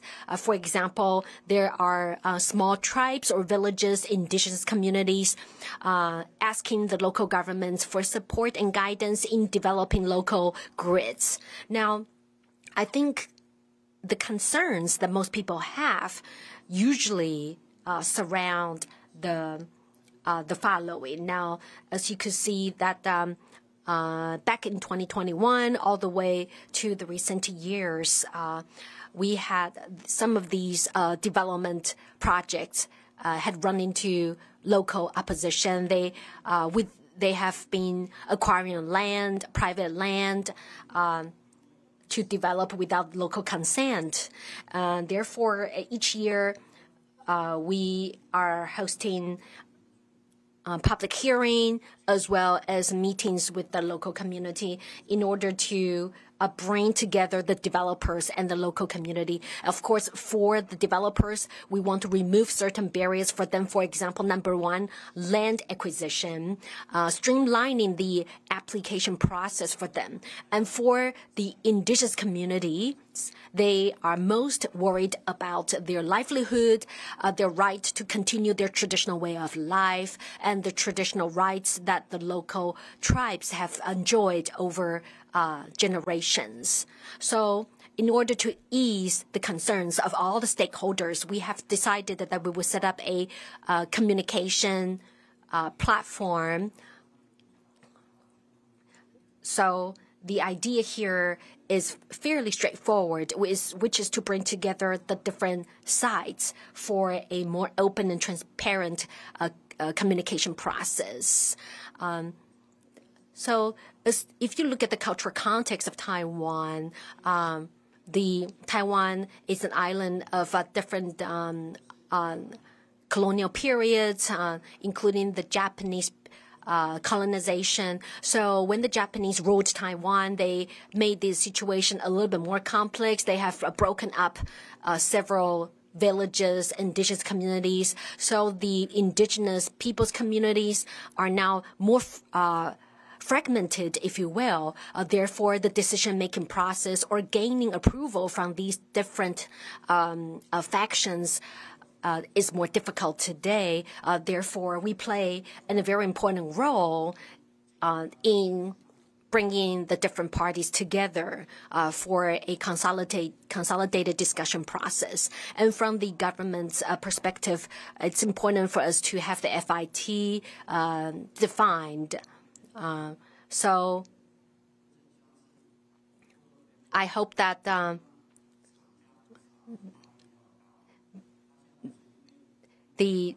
to have preferential rates. Now, as long as you could generate over 2,000 kilowatts of electricity, you're able to have access to the FIT. We hope to increase this to 5,000 kilowatts so that there are not so many smaller developers. And I think we also need to have an anchoring effect so that we could create more incentives for developers, investors to come in. And another issue is the lack of workforce. So we're communicating and working with the local school to train the local workforce.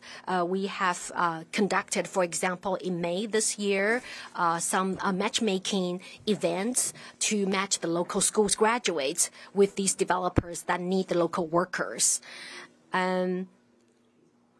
We also need to look into the environmental rights, which literally translates or boils down to the benefits it creates for the local communities, including perhaps also boosting the local tourist sector.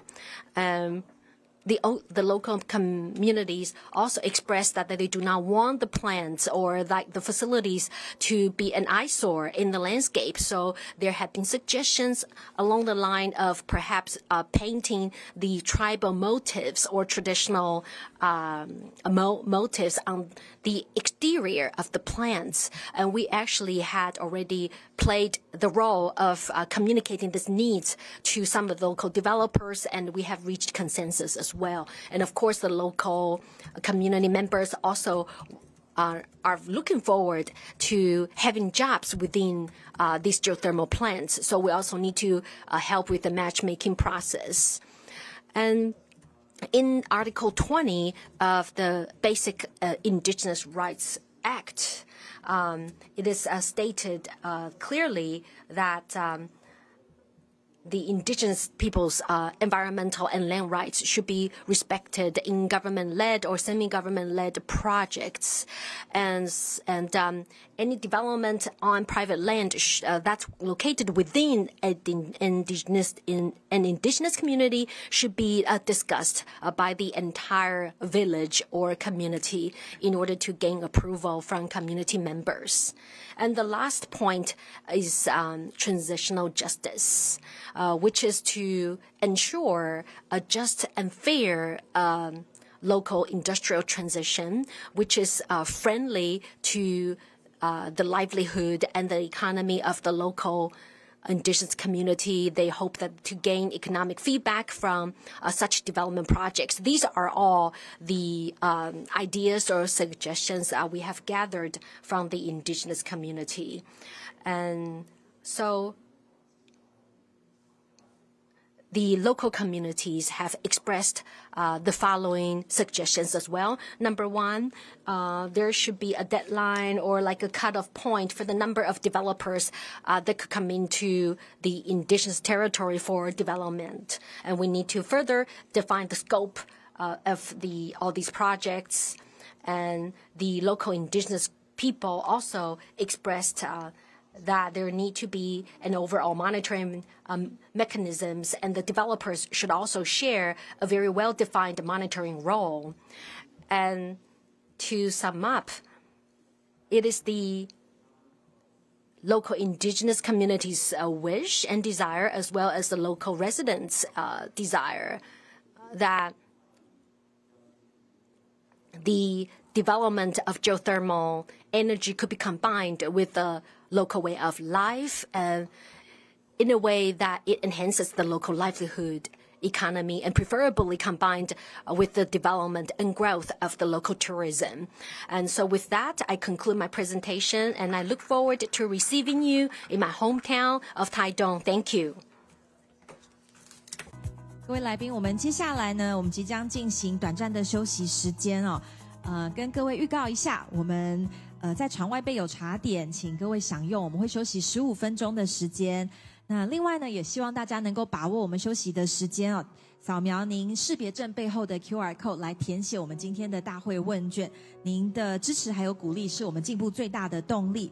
那另外呢，也提醒各位，我们在场内是禁止饮食的，所以请在我们场外享用完茶点之后，再回到现场。场外也有多家的展示摊位，欢迎各位来宾能够进行参观跟交流。稍后回来，我们也即将进行综合座谈，邀请国内外的专家一起来深度的探讨，非常的精彩可期。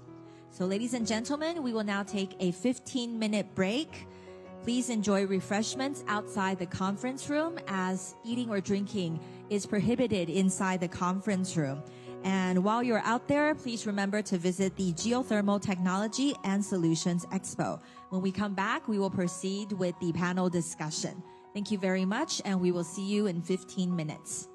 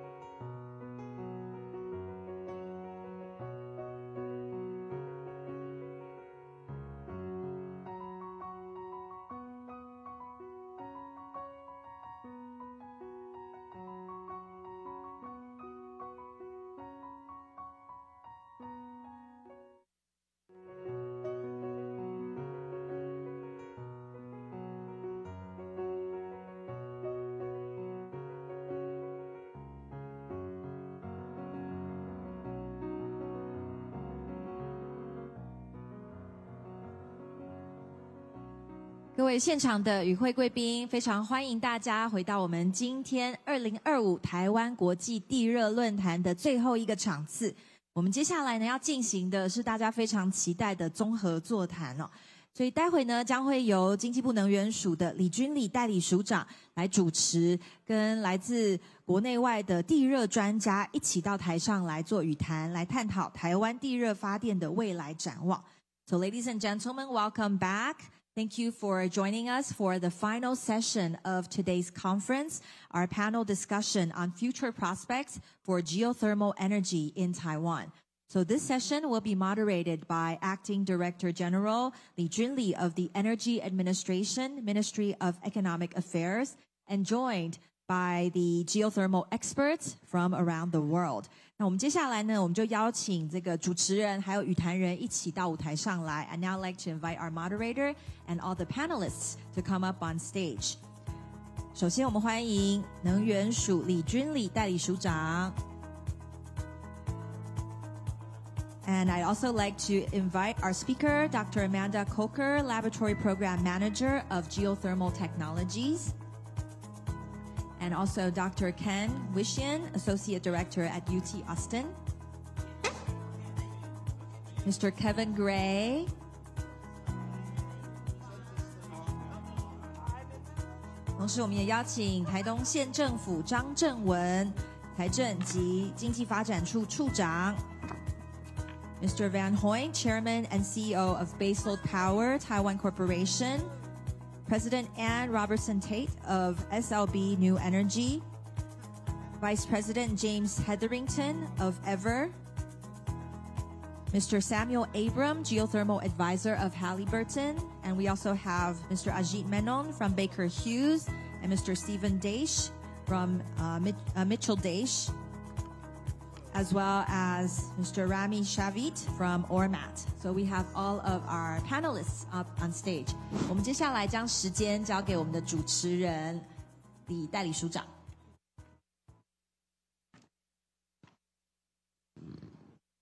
Good afternoon. My name is Li Junli. I'm the Acting Director General of the Energy Administration of the Ministry of Economic Affairs. And today is my privilege to be here to participate in this panel discussing. And on behalf of the Energy Administration, I would like to express my sincere welcome to all the distinguished delegates participating in today's meeting. And I think after this morning and this afternoon's active discussing, every one of us already have a great harvest.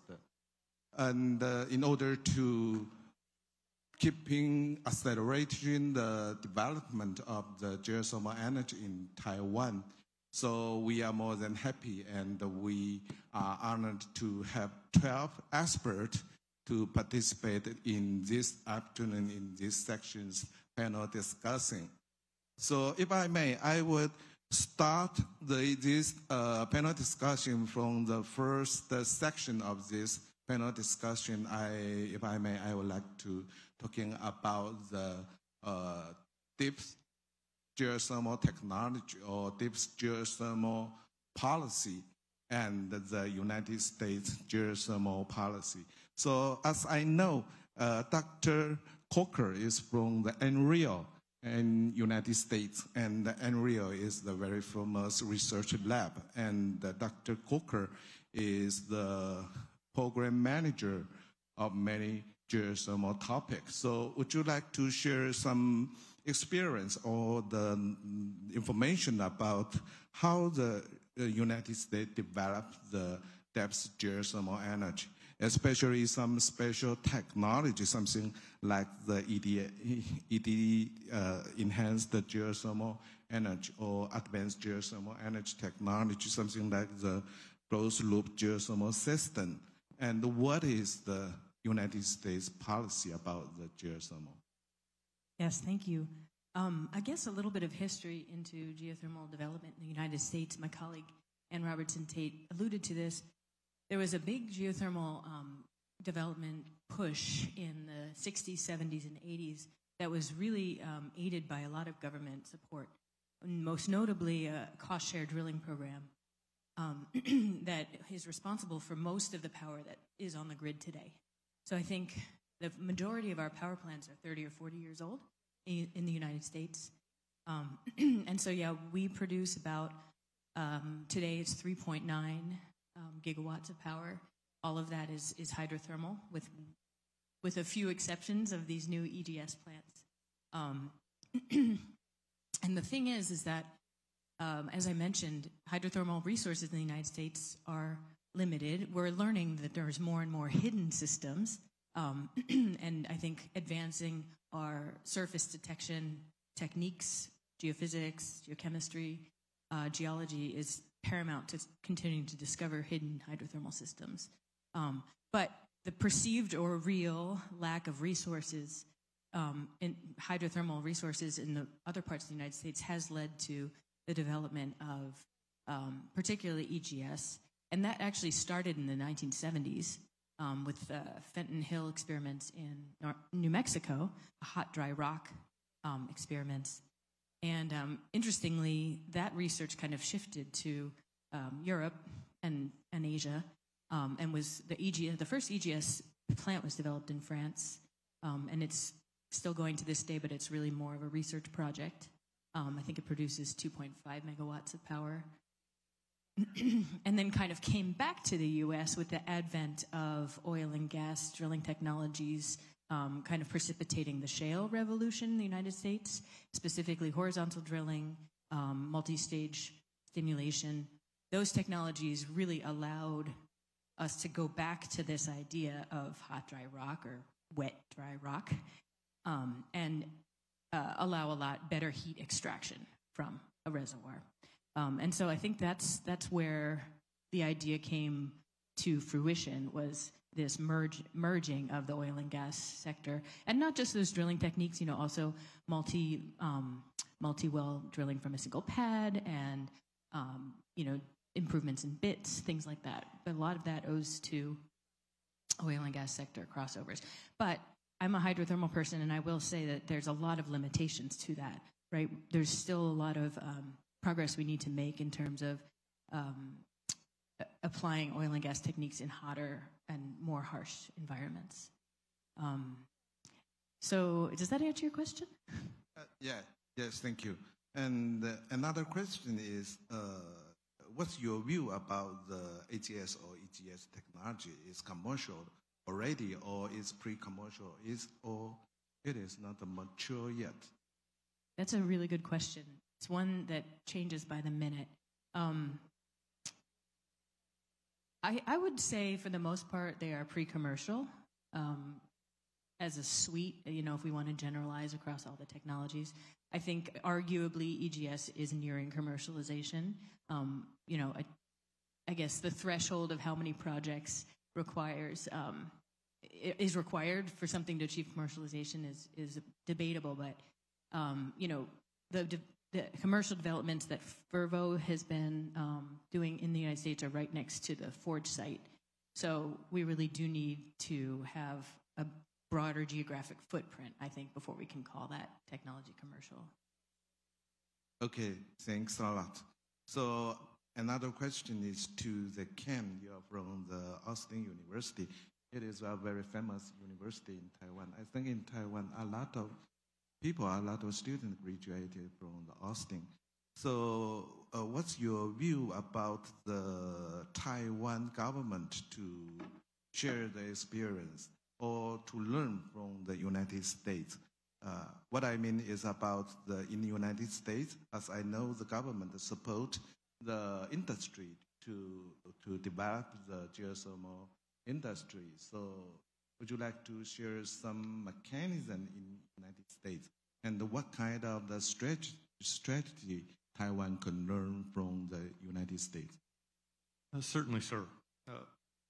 There's a wide range of government help, support, incentives that have impacted the geothermal industry going back decades. I don't think it's not for me to say what would work better or worse in Taiwan, but the way I look at it is there's a large selection of different things that government can do to move industry along. It's more like a board of levers or a mixer board in music making, where you may do a lot of this incentive, a little bit of this one, some of that one. You know, putting all your government support in one form or another behind an industry may not be politically acceptable or socially. So it's the sum total of what you do. So to briefly review some of the main aspects I've interacted with or know of anyway on our side, on the government incentive side, the most obvious thing that most people think of are tax credits, tax incentives, things like that. And there are major ones currently in place in the U.S. Hopefully they'll continue. But you can get up to 60% investment or production tax credits if you do everything right on a renewable energy project. I was just talking with industry folks. That's had a big impact in the last few years since it came online. The early boom in geothermal was largely due to price supports, so subsidizing the price of geothermal electricity. Myself, as a retired Air Force general, I've worked a lot with the Department of Defense here, and the Department of Defense in the U.S. is a big supporter now of geothermal energy, with at least 10 bases currently at some stage of assessment or development.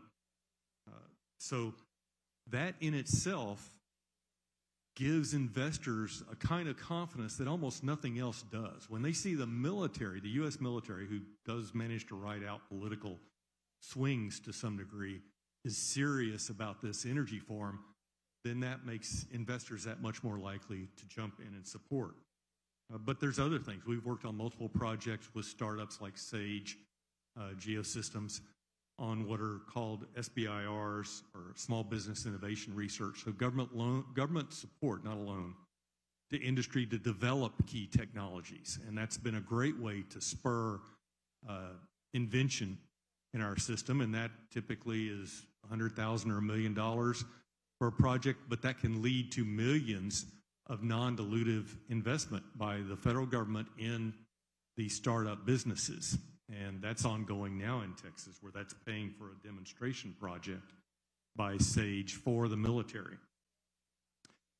Other things that may not pop readily in mind, regulation and permitting. We heard about that earlier today. And anything that can be done to smooth out that process, to simplify it. And in the U.S., it exists at multiple levels, at the federal level, at state, and at local. But in my state of Texas, 2 years ago, we passed laws that cleaned up uncertainty for business around geothermal. Who owns the heat? Who's going to regulate it?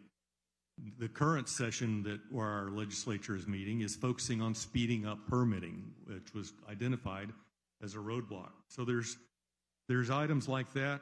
Back to the military or the government, again, a less obvious thing is just being an early adopter.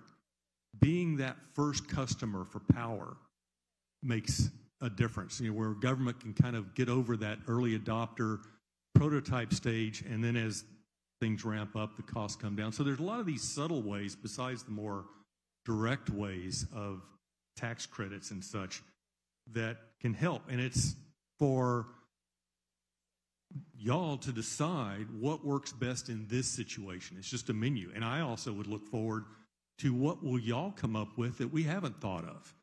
And maybe we can backport something to us as a way of shaping and helping things move along.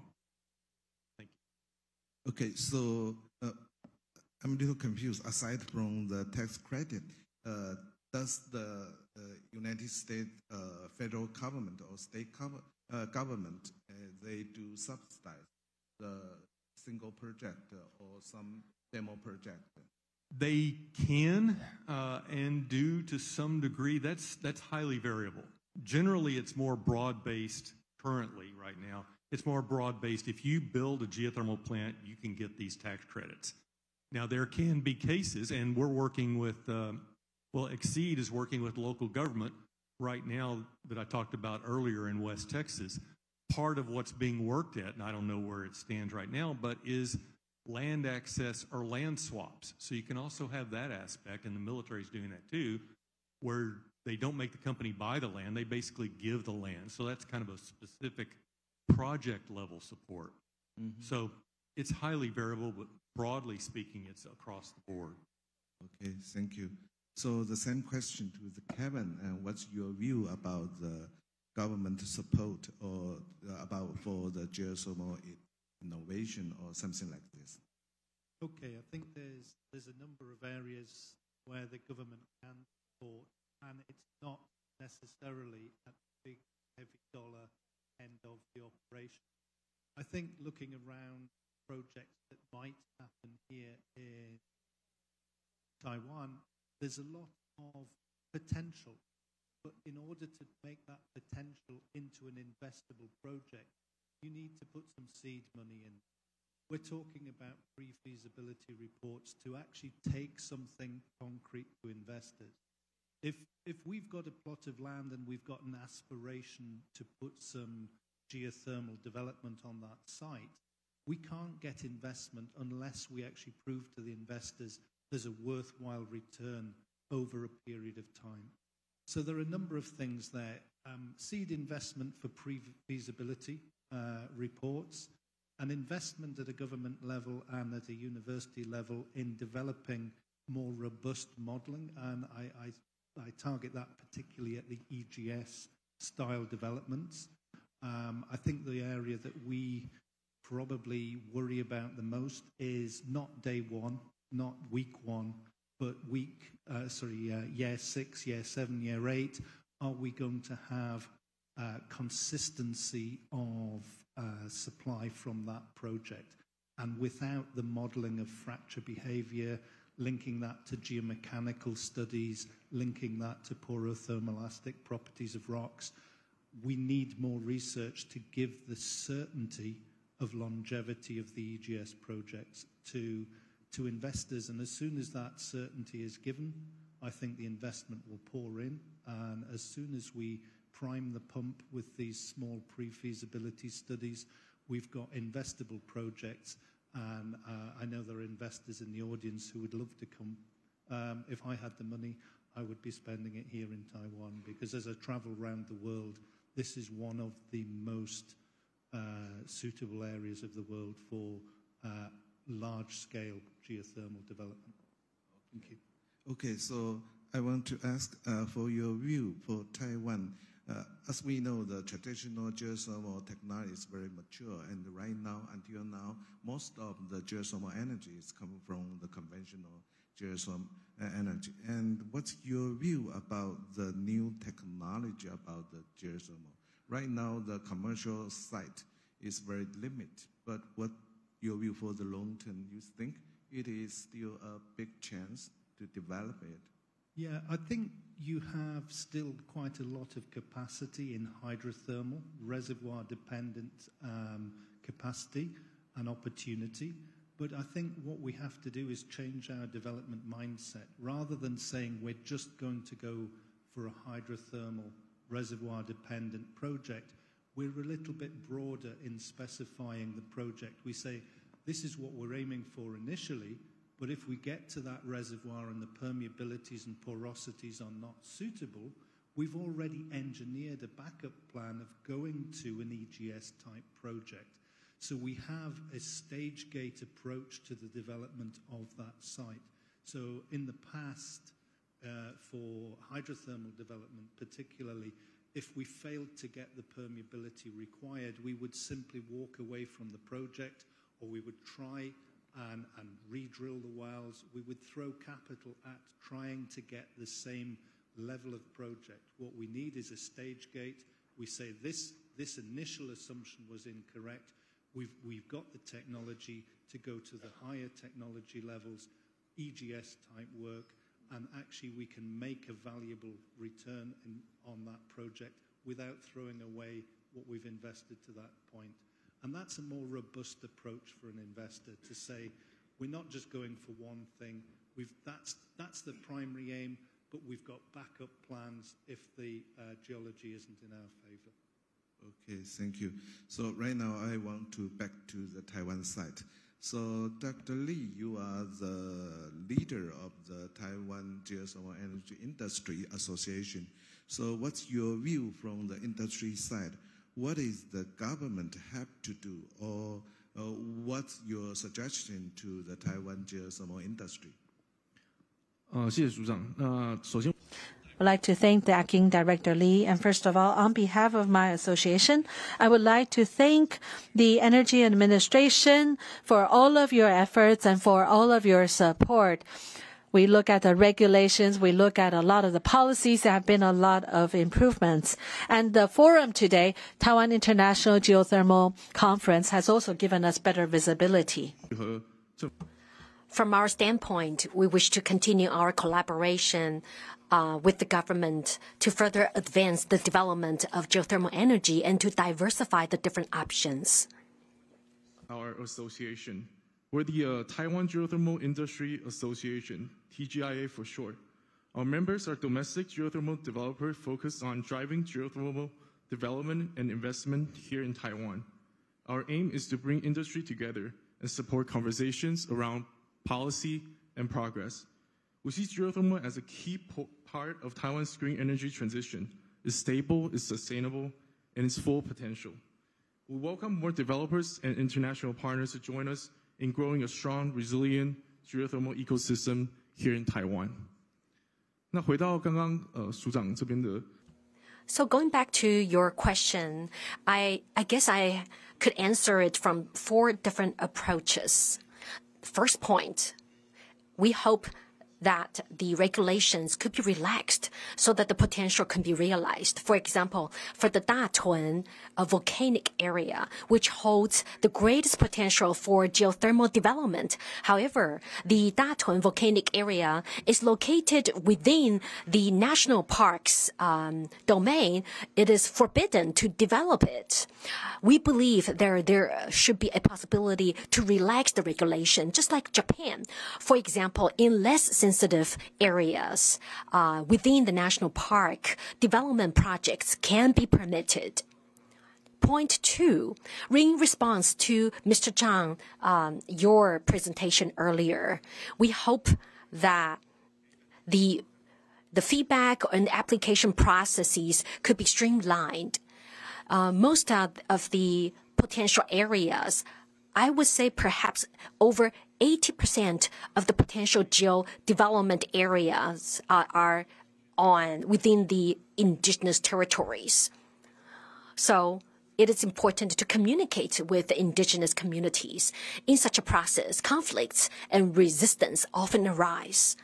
Therefore, we believe that the local government, which tend to have a better relationship with these communities, should play the role of communication. The local governments should set up the feedback or like incentive projects and be the bridge of communication to play a fair and just role to communicate and to connect the developers with the local indigenous communities so that both sides' concerns could be eased and elevated. Number 3, the upgrade of grids. And a lot of these development sites are located in remote or mountainous areas. So it is often that we see power outages or instability in power supply. Therefore, we hope that the government could accelerate its pace to upgrade the feed lines capacity so that once the geothermal energy is generated, it could be easily connected to stable feed lines. Lastly, I hope that there would be more incentives for local government, for the local companies to work with the international companies, and also in particular to enlarge the local talent pool through education and training. The market is so huge that it cannot and will not be dominated by 1 or 2 companies. And it is at the scale currently that would parallel offshore wind power development, which has been the buzzword for Taiwanese energy mix. So I think currently we need to integrate and connect all our resources to help to further enhance our collaboration with the most with the important leading international corporations. The first one, I think, is very difficult because the best site of the Taiwan Geothermal is located in the national park. And right now in Taiwan, we have very strict regulations about develop anything in the national park. So right now, we are trying to negotiate with the other government agencies. They regulate the national parks regulations. And we talk to them, but until now, they are very conservative. They are worried about we destroy the national park. So we know that, and we will do all our effort to negotiate and cooperate with the other government agency. And another one is the grid systems, because in Taiwan, most of the geothermal energy is located in very remote areas. So if we want to transmit the electricity to Taiwan, it's not only develop the geothermal, but also build a very long distance, the transmission systems. The one is difficult. The second one is the cost is very high. So that is another barriers for Taiwan to develop the system. Another is the asset issues, because in Taiwan, some of the best geothermal reservoir, they have the low pH value issues. They are very acid. So how to overcome issue? This one is another issue. And you mentioned about many geothermal energy right now in Taiwan is located in the indigenous people's living areas. And I think in many countries, the government protect the indigenous peoples. And if you want to do anything or any business here, you have to pass the track meetings, and they will discuss it. Sometimes it is not easy because they don't have much knowledge about the geothermal. So take time to negotiate it. Yes, we know. And another one, the last one is about the talent. So if anyone has some suggestion about this, and we are welcome to give us the advice. So yeah, we got it. I got it. I know this is the difficult and the barriers for Taiwan to develop the renewable energy. And I want back to the Mr. Zhang. Mr. Zhang is the director of the Taitung County. I think Mr. Zhang have many experience to deal with these issues, because Taitung is rich of the geothermal energy. Right now, they have some successful project already developed in Taitung.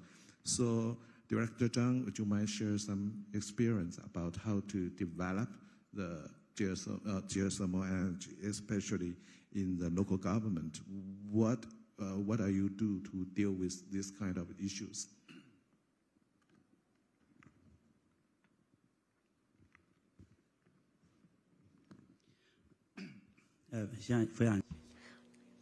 Thank you. I would like to thank the Energy Administration for raising these questions.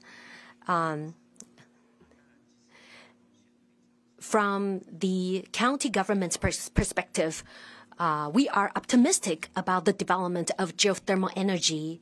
However, we think it should be based on mutual esteem and respect. Therefore, it is our responsibility to play the role of bridging different opinions and to coordinate different viewpoints. In this process, I think it's important to be sincere and to be open and transparent. And it is true that the Taitung County is the first county in Taiwan where private investors have initiated geothermal projects.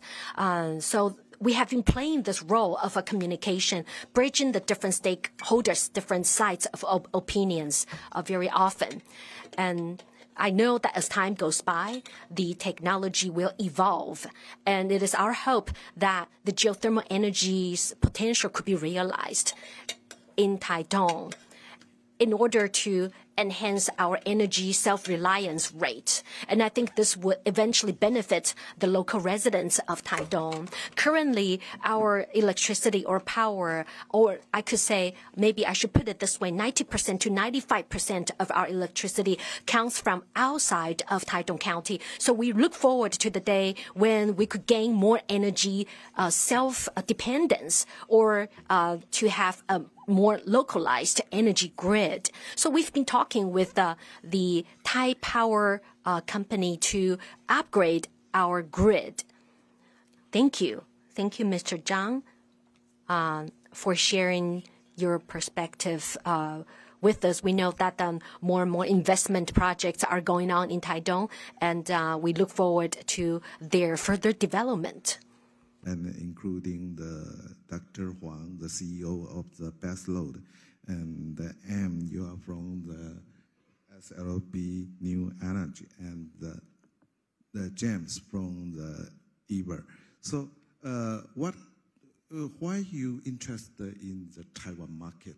What kind of issues attract the foreign companies? They interested in Taiwan, and what's your view about the Taiwan's geothermal development? So, first one, I would like to invite Dr. Chen, because I have to congratulate to the Dr. Chen, because right now you just signed the contract with, can I say that?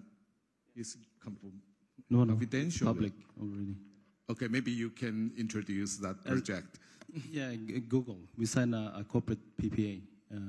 It was announced recently, and we had a presentation this morning. Yeah. Okay. Yes. Okay, so do you sell it with a good price? Cannot disclose.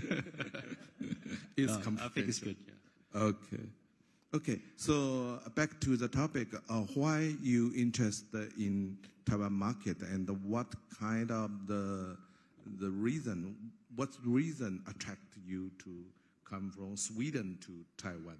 Yeah, thank you for the question. Of course, first of all, market condition, it's important. That's what we consider. So everyone knows that Taiwan is on the ring of fire with abundant geothermal resources.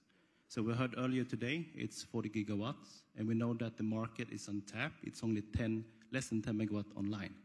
And the government has a target of 6 gigawatts by 2050. We know that Taiwan is a stable economy, prosperous, growing, stable economy, and also know that it's a high demand for renewables. But I think most important for us is actually the government support. So it has to be a government that encourages the industry, have a target, and support the companies for investments. So those are the factors that attracted us to invest in Taiwan. Okay, thank you. So what's your suggestion for Taiwan government to improve the geothermal development environment? So do you have any? Or I do have, of course, but I would like to start to thank Energy Administration, also MOA and other government agencies. They have done their utmost and also fantastic job for the past years to create a friendly investment environment. So we've been here for 5 years. I think back then at start, geothermal was not on the map at all. I think the focus was on solar and wind. Today is very different. We see it's extremely successful event we have today. You have policy, you have the act put forward. So we're extremely grateful and would like to thank the government for this. But of course, there are a lot of work that could be continued. Yeah, one is to continue relaxing the policies. So we're thinking, of course, moving forward to enforce geothermal law, improving with resource rights, land rights, or things that the government can continue to do. We also think, of course, if you have better and more financial instruments, they will boost the confidence for investments, but also attract more investors. We also think that the government exploration program that you have on the 10 areas, you can do more, you can expand as well. So please don't stop that, because public data, it's very important, and foremost the raw data, if that could be shared from the government that you already have, it will shorten the development time. Because I see that you set a target 1.2 gigawatt by 2030. So if you want to reach that faster, make the raw data public. That will help a lot, yeah. But I think finally, we think a deeper understanding from the government, but also all stakeholders involved in this industry. I think it's important that we understand opportunities, risks, and challenges. I mean, to develop a geothermal power plant that's sizable, it would take 7 years, yeah, more or less, yeah. So even if we have a target, a very, very high target, within 5 years, going from 10 megawatt to 1.2 gigawatts, we need to respect the time, follow the best practice to be able to do good projects. So we're not running too fast and make mistakes, then it create a lot of loss in investments. Yeah. Okay, thank you. So if you got any problems, please feel free to tell us, because you are the role model about the foreign investment. So I will pass the same questions to Anne. So would you mind share some of your ideas? I'd be glad to share some ideas. And I just wanted to say something that I don't know all of you know, but at the Geothermal Rising Conference in Hawaii last year, there was an Indigenous Peoples Symposium. It was by far, for me, who's been to a lot of geothermal congresses, a very insightful and useful process, and a declaration was made about Indigenous peoples, and there were 3 Taiwanese delegations to that meeting. It was really fantastic, and I mean, to me, you've made a very important milestone by recognizing the rights of Indigenous peoples. This is, I think, fantastic. So it wasn't my topic, but since Van stole all my answers, I thought I could take a liberty and say it. But, you know, you had asked, you know, what attracts international investors? And I would say it's Taiwan itself that attracts investors. The country as a whole, the will to do something different, something strange maybe, in the way of energy. I think that this is, you know, this is Taiwan investing in itself. And that is something that shows a maturity that many other countries don't have. And the vibrancy of your economy and your society is part of the reason why people want to come here. For me, I mean, geothermal energy has been my career for a long time, but there's also a human experience that's happening here that I really enjoy. I will say, you know, again, the Ministry of Economic Affairs, the Geological Survey, the sharing of data, all of that is so pivotal. And I would say that the private sector developments that are starting to be developed now are giving outside investors, oh, let's go there. That's an interesting place. We could do business there. And so that is attracting people. And I think more will follow. And so these projects may be starting small, and that's a good thing. But we have to scale up, you know, so that will eventually come. And I think it'll expand by at least an order of magnitude in the next few years. And this is what I think we should look for. One thing I wanted to say about the electrical system is that mini grids or local grids could be a simpler and easier solution if Taipower is willing to entertain that idea. Okay, thank you. Thank you so much for the valuable ideas. And I will pass these questions to the James. And what's your view about what makes the Taiwan geothermal attract the foreign investor, and what we can improve about the Taiwan investment environment? Okay, thank you. Thank you for the question. It's very good. I'm going to continue on the themes from the previous 2 answers. Everything seems to be coming together in a perfect storm of good opportunities. Taiwan has always had the geothermal resource available, the hot water, the aquifers, things like this. But now what we're seeing is the strong push from government, and the people and the industry are all becoming very excited. So when you bring that together with the resource that exists within the rock, that makes it automatically much more attractive than other places that might have the resource but not the people, or the people but not the resource. So the changes that I've seen in the past 4 or 5 years from the first conference that I attended here to now are just terrific. You guys are doing a wonderful job. I was pleased to see this morning that you're putting data online. And I come from Alberta, where all oil and gas data, every bit of well data, seismic data, everything goes online. And sometimes if there might be a 1-year or a 5-year secrecy period, so it goes online after 1 year or after 5 years. But it's there available for the next guy or for a university professor or for a student to look at and say, this is how it's done. And then that gives them the ideas to do it themselves. When we built our first project in Canada, we used the data that was available from previous oil and gas developers. For our first project in Germany, we used the data from the well that had been drilled from a conventional geothermal project that had failed. But that's the first thing that we need. And then in Germany, they had the regulatory environment. Now, what you can change here is already Taiwan has a very good feed-in tariff for electricity. But what we found in Germany was that it's also the heat. We can sell the heat to the local community, and they're very happy to use it. They get policy support from the government. They get some sort of funding for studies and whatnot. It's not 100%, but it helps them get things started. So most Taiwanese will then say, but it's already hot here. We don't need any more heat.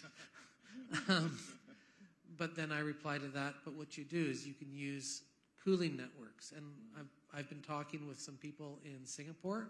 They have local district cooling networks, and they can take heat and turn it into air conditioning and then just put it into a 2 or 3 square kilometer network like Marina Bay, and that's how the buildings cool down. And that's tremendously efficient. And that's a good way to get better economics for a geothermal project. So if you can feed that into your regulatory regime to encourage cooling networks, even put in a cooling feed-in tariff, that would give a developer a target. Then they know how much cooling is worth, and then they can work with that. So for your experience in Canada or in the German, they use the feed-in tariff to buy the electricity from the geothermal energy? Okay. Yes. No, for Germany, yes. For Canada, no. Canada, you have to make a PPA and negotiate it. Okay. And in you sell to the utility? Yes, after a negotiation. Okay. Because last year I have a chance went to Alberta, and Alberta is rich of the natural resources, the coal, the natural gas, and the geothermal. So as you mentioned, Taiwan is in subtropical areas, so we use a lot of air conditions, but Taiwan people like to the hot spring. So maybe we can use the tailwater to do the hot spring. And we do have this project in Yilan County, and the people like it. Just like in the Iceland, the Blue Lagoon, they use the geothermal, and the tailwater is used to the swimming pool. So I think we still have the chance to use the heat, the hot energy about the geothermal.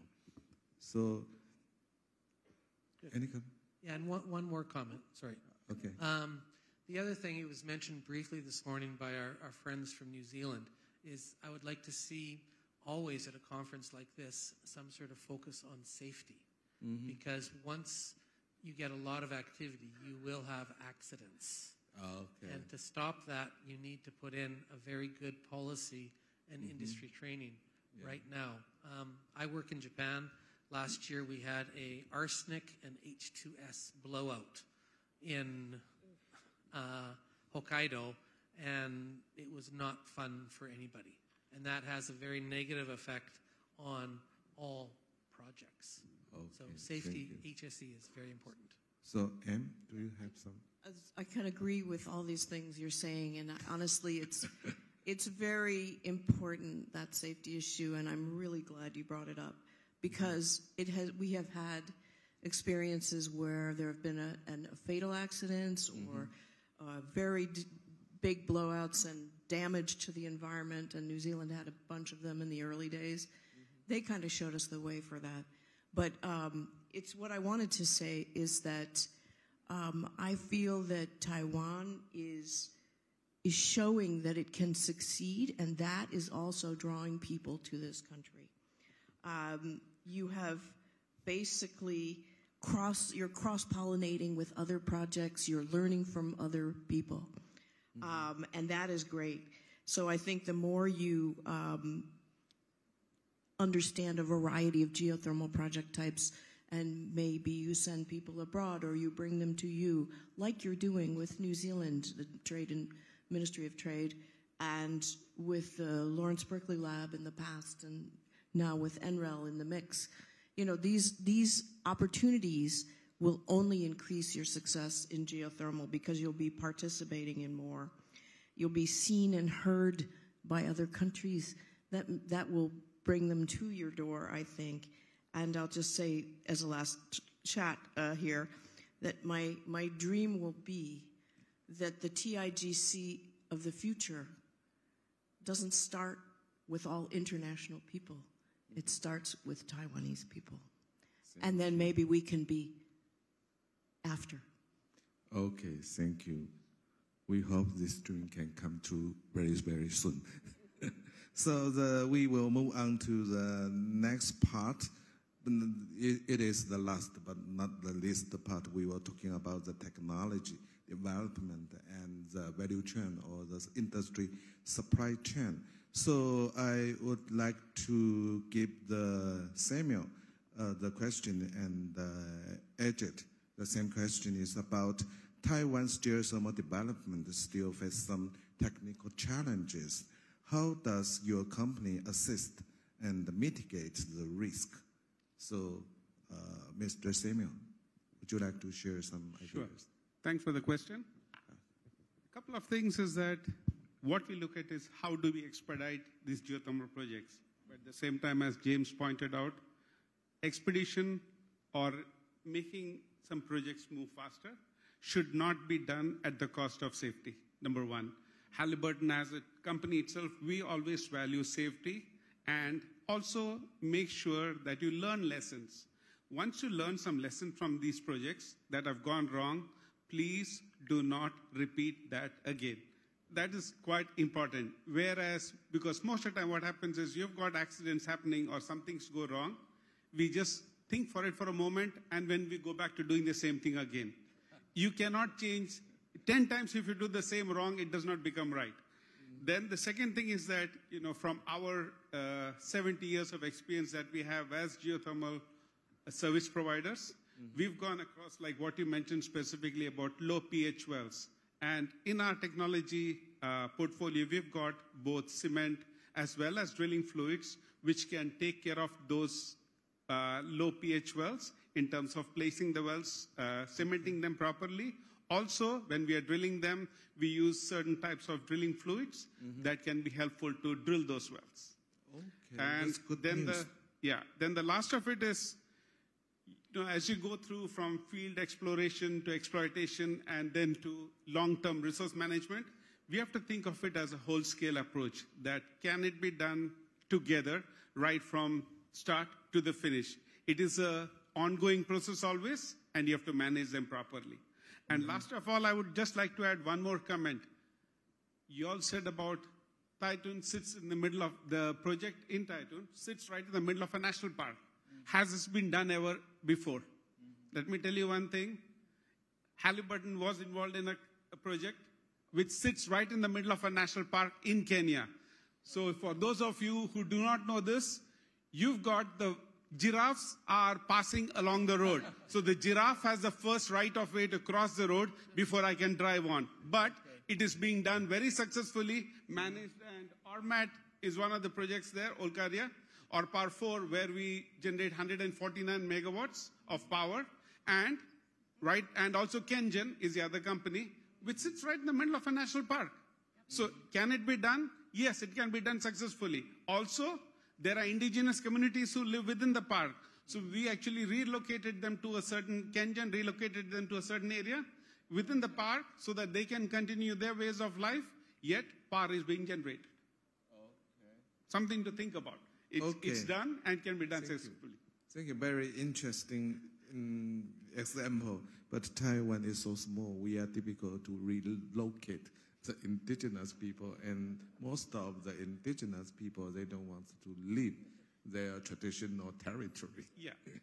So, but it's a good idea. Yeah, but this is, they were not allowed to go out of the park. They still live in the park, only they were moved away from the power plant site area to a different part of the park. Yes. That's all.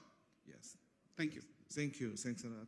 So how about the agent? Would you mind share some ideas? Yeah, so when we look at risk on a geothermal project, really, you can bucket them different ways, but you've got technical risk, you've got resource risk, obviously, execution risk, and even economic risk, right? And, and those risks, they can have different weightings depending on the type of geothermal application, whether it's hydrothermal, AGS or EGS. But whatever risk you're talking about, it really all starts with the subsurface. It doesn't end there, but it starts there. And really, for us, just following the tried, tested, and, methodologies that have been developed over time in the geothermal industry, even with all these new frontiers of geothermal, still apply. And so what do I mean by that? So, let's say initially you've done your play fairway analysis, you've identified where you need to go. The first step then is to build a geological model. And, as much offset data as you have can help. I know some of the other speakers talked about public data that can really help you, surface surveys. And really you're doing this for two reasons, right? One is to understand whether or not you should do this in the first place, but the second is actually siting your exploration wells in the best possible places for you to be able to then make decisions on your development, how you move forward, on how you actually execute the project, the specifications of the equipment, the risks you're actually going to see then, and to mitigate them. So we all want to go fast, and we want to do these things as fast as possible. But if you look historically at geothermal, where the disasters have happened and where things have actually taken longer time is because in that attempt to move fast, we take shortcuts, right? And so I think, following that methodology and process, you can still work. It's all, going faster is all about working efficiently, getting the right information to optimize your development, and doing that from as early as possible. And really it's not rocket science. I'm not telling anyone anything they don't really know, but that's really our approach when we look at geothermal projects and risk. Thank you. Thanks a lot. So I have another question to Stephen and Remy. So this question is about how would the government support the development of Taiwan's geothermal industry value chain to enhance the geothermal technology improvement and the geothermal technology independence in Taiwan. So, Stephen, would you mind share some ideas? Yes, thank you for the question. I'm the wrong person to answer that. I'm a human geographer. I work in the space of community engagement, and I want to talk a little bit about the remarkable story of New Zealand's geothermal development in the last 20 years. We set down a very strong policy framework, about 20 years working with each of the regions, and we identified fields that were for development and those that should be protected for their intrinsic environmental and tourism values. In the development systems, the regulations are very positive and go forward, so that provides a lot of certainty. The second thing that has happened in New Zealand is the main power companies, Contact Energy and Mercury Energy, in the last 20 years have done amazing partnerships with Indigenous people, and the Indigenous people in New Zealand largely own and live on geothermal areas in New Zealand. And the reason they're there is because they weren't productive areas, so they were left with all of the worst parts of New Zealand to live on. But these areas, they own them, and the revolution in New Zealand is it's moved from our Maori Indigenous people having partnerships with power companies to those people now developing their own power projects. They own the land, they own the power project, they are on the board of directors, they attract investment in their own right. And the last few projects in New Zealand I work on, my client are the Indigenous people. They are the developers. So I think that is the way of the future, because I hear so many complaints in the industry about, oh, it's so difficult to work with the landowners, they're complaining, they're protesting. They're protesting because largely they're not involved. Put them more in the driving seat, treat them as equals, don't be paternalistic and say they're a barrier, embrace the Indigenous peoples, make them a true partner in geothermal projects. It's been a revolution in New Zealand, and I'd love to see that happen more around the world, and certainly in Taiwan. I think that could be a fundamental key for unlocking success in your geothermal development. Thank you. Thank you. Thanks a lot. So how about the same question to the Remy? Would you mind share some ideas? Yeah, thank you. The time up is not for me, yeah? Okay. Yeah, I ignore it. Okay. Okay. Thank you. I guess that you were going to ask me such questions, so I prepared some notes. Mm-hmm. As I said before, OMAT has experience worldwide, and we are working here. I'm personally working with potential investor and investor that already investing in projects, as well as clients. And based on our experience, already 14 years here, the problem is not the heat source. The problem is not the technology. The problem is the process. You know how you start in the process. You don't know when you're going to end it. So this is something that it's not encouraging investor local and outside. As I said in previous event, I came here first as main target is to develop and invest in Taiwan, our own project. But currently, the regulation is not easy and not streamlined. And at the end of the day, this is something that is a heavy order. So just to give you idea, the geothermal, based on my information, there is 20 law related to geothermal here in Taiwan.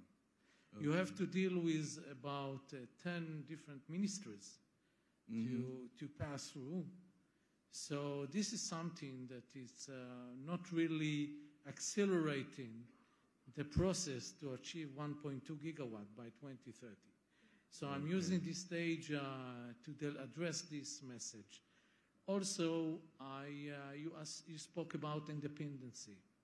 So make clear rules and policies to encourage investment. This is something that it's very important. Provide financial help like grants and low interest loan to reduce risk for investor.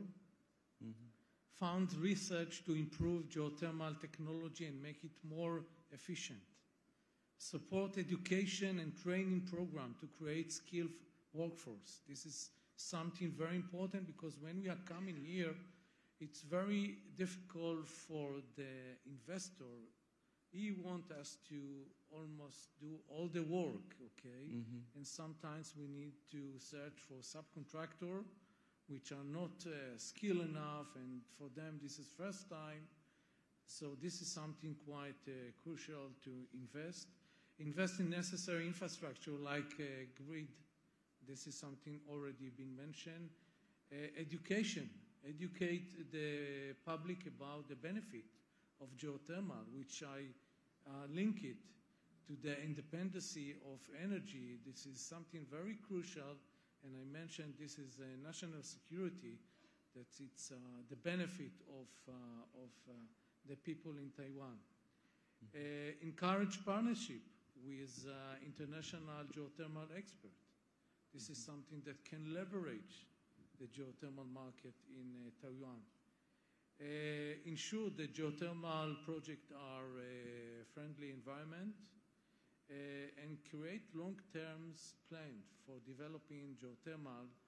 It's nice, it's very nice to say 1.2 gigawatt by 2030, but how are we going to reach it? What is the mid-milestone that we need to go through in order to reach this such kind of target? Thank you again. Thank you very much. Thank you. I think one of the points you mentioned about is very important. How to develop the geothermal energy in Taiwan is not only the technology, not only the talent, but the government mechanism, the process. Absolutely. Right now, it is very bureaucracy about this mechanism. So you have to negotiate with the many different government agencies. Yeah. So you have get the approved for this and approved for that, and you can collect more than 20 approval for a single project. And it's making it more risky. Yes, yes. Okay, thank you. Thank you for the suggestions. And anyone want to do still want to say some words?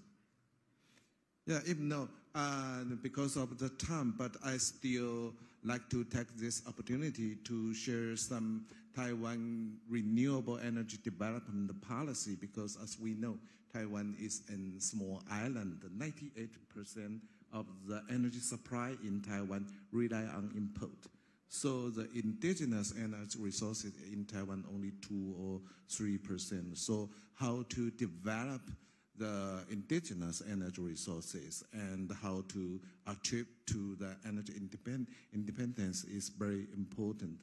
So that's why since year 2016, when our former president took the office, he announced the energy transition policy.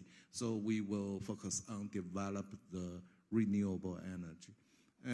But at the beginning, what kind of the renewable energy? Because a lot of different kind of renewable energy. What kind of renewable energy Taiwan have to focus on? So at the beginning, we are very focused on the wind energy and the solar energy, especially the offshore wind. Right now, Taiwan is the 7th largest offshore wind installed countries in the world. But if we want to achieve the net zero carbon emission by year 2050, we cannot only rely on the geothermal and the solar. So right now, the government is focused on the geothermal energy. So because we located in the Pacific Ring of fire, so we have the good potential. But right now, to be honest, regarding the geothermal energy, Taiwan is still in the very early stage. Our total capacity right now is very limited. So we are more than happy. All of the guests, all of the investors can come to Taiwan, give us suggestions, and help us, assist us to develop the geothermal energy. So because of time, I think we have to wrap up this panel discussing. So thank you. Thanks a lot. Thank you. Thank you. Thank you so much for that insightful session. Before we conclude, I'd like to ask the entire panel, including the moderator, to come forward for a group photo. 我们在最后呢结束之前，我们邀请所有的专家，我们一起到舞台前来，共同合影留念。So I'd like to ask all the guests to come forward and stand together for a group photo. 非常谢谢我们今天所有的专家们不远千里而来，还有知无不言、言无不尽、详尽的分享，带给我们非常丰富的内容。Thank you so much for coming afar to Taiwan and sharing with us your insights. Very much appreciated. 好，我们请看向场中央的摄影镜头。So please look at the camera in the center of the room. And remember to smile. Thank you. 我们再一次掌声，谢谢所有的专家、贵宾，还有李代理署长。Thank you. Thank you very much. Please return to your seats. Thank you. 各位与会的贵宾，我们再次感谢各位参与2025年的台湾地热国际论坛。今天的论坛到此圆满结束，再次谢谢各位的参与。那么各位在离开之前呢，也提醒各位，在您识别证的背后有 QR code 可以扫描，并且填写线上的满意度问卷。各位的支持还有鼓励呢，是我们继续前进的动力。所以请各位呢花1-2分钟的时间来扫描我们的 QR code， 填写问卷。另外也提醒大家，在离开之前，请记得将您的口译设备归还，并且取回个人的证件。我们在场外的展区呢，也有展现的成果，也请各位把握机会来参观跟交流。在离开的时候，也请记得您的随身物品。再次谢谢各位今天的与会，我们下一次的台湾国际地热论坛，下次再见。So ladies and gentlemen, thank you for joining us today. Please remember to bring your personal belongings with you as you leave, and also please return your interpretation headsets. Once again, thank you for joining us this year, and we hope to see you next time. Thank you very much.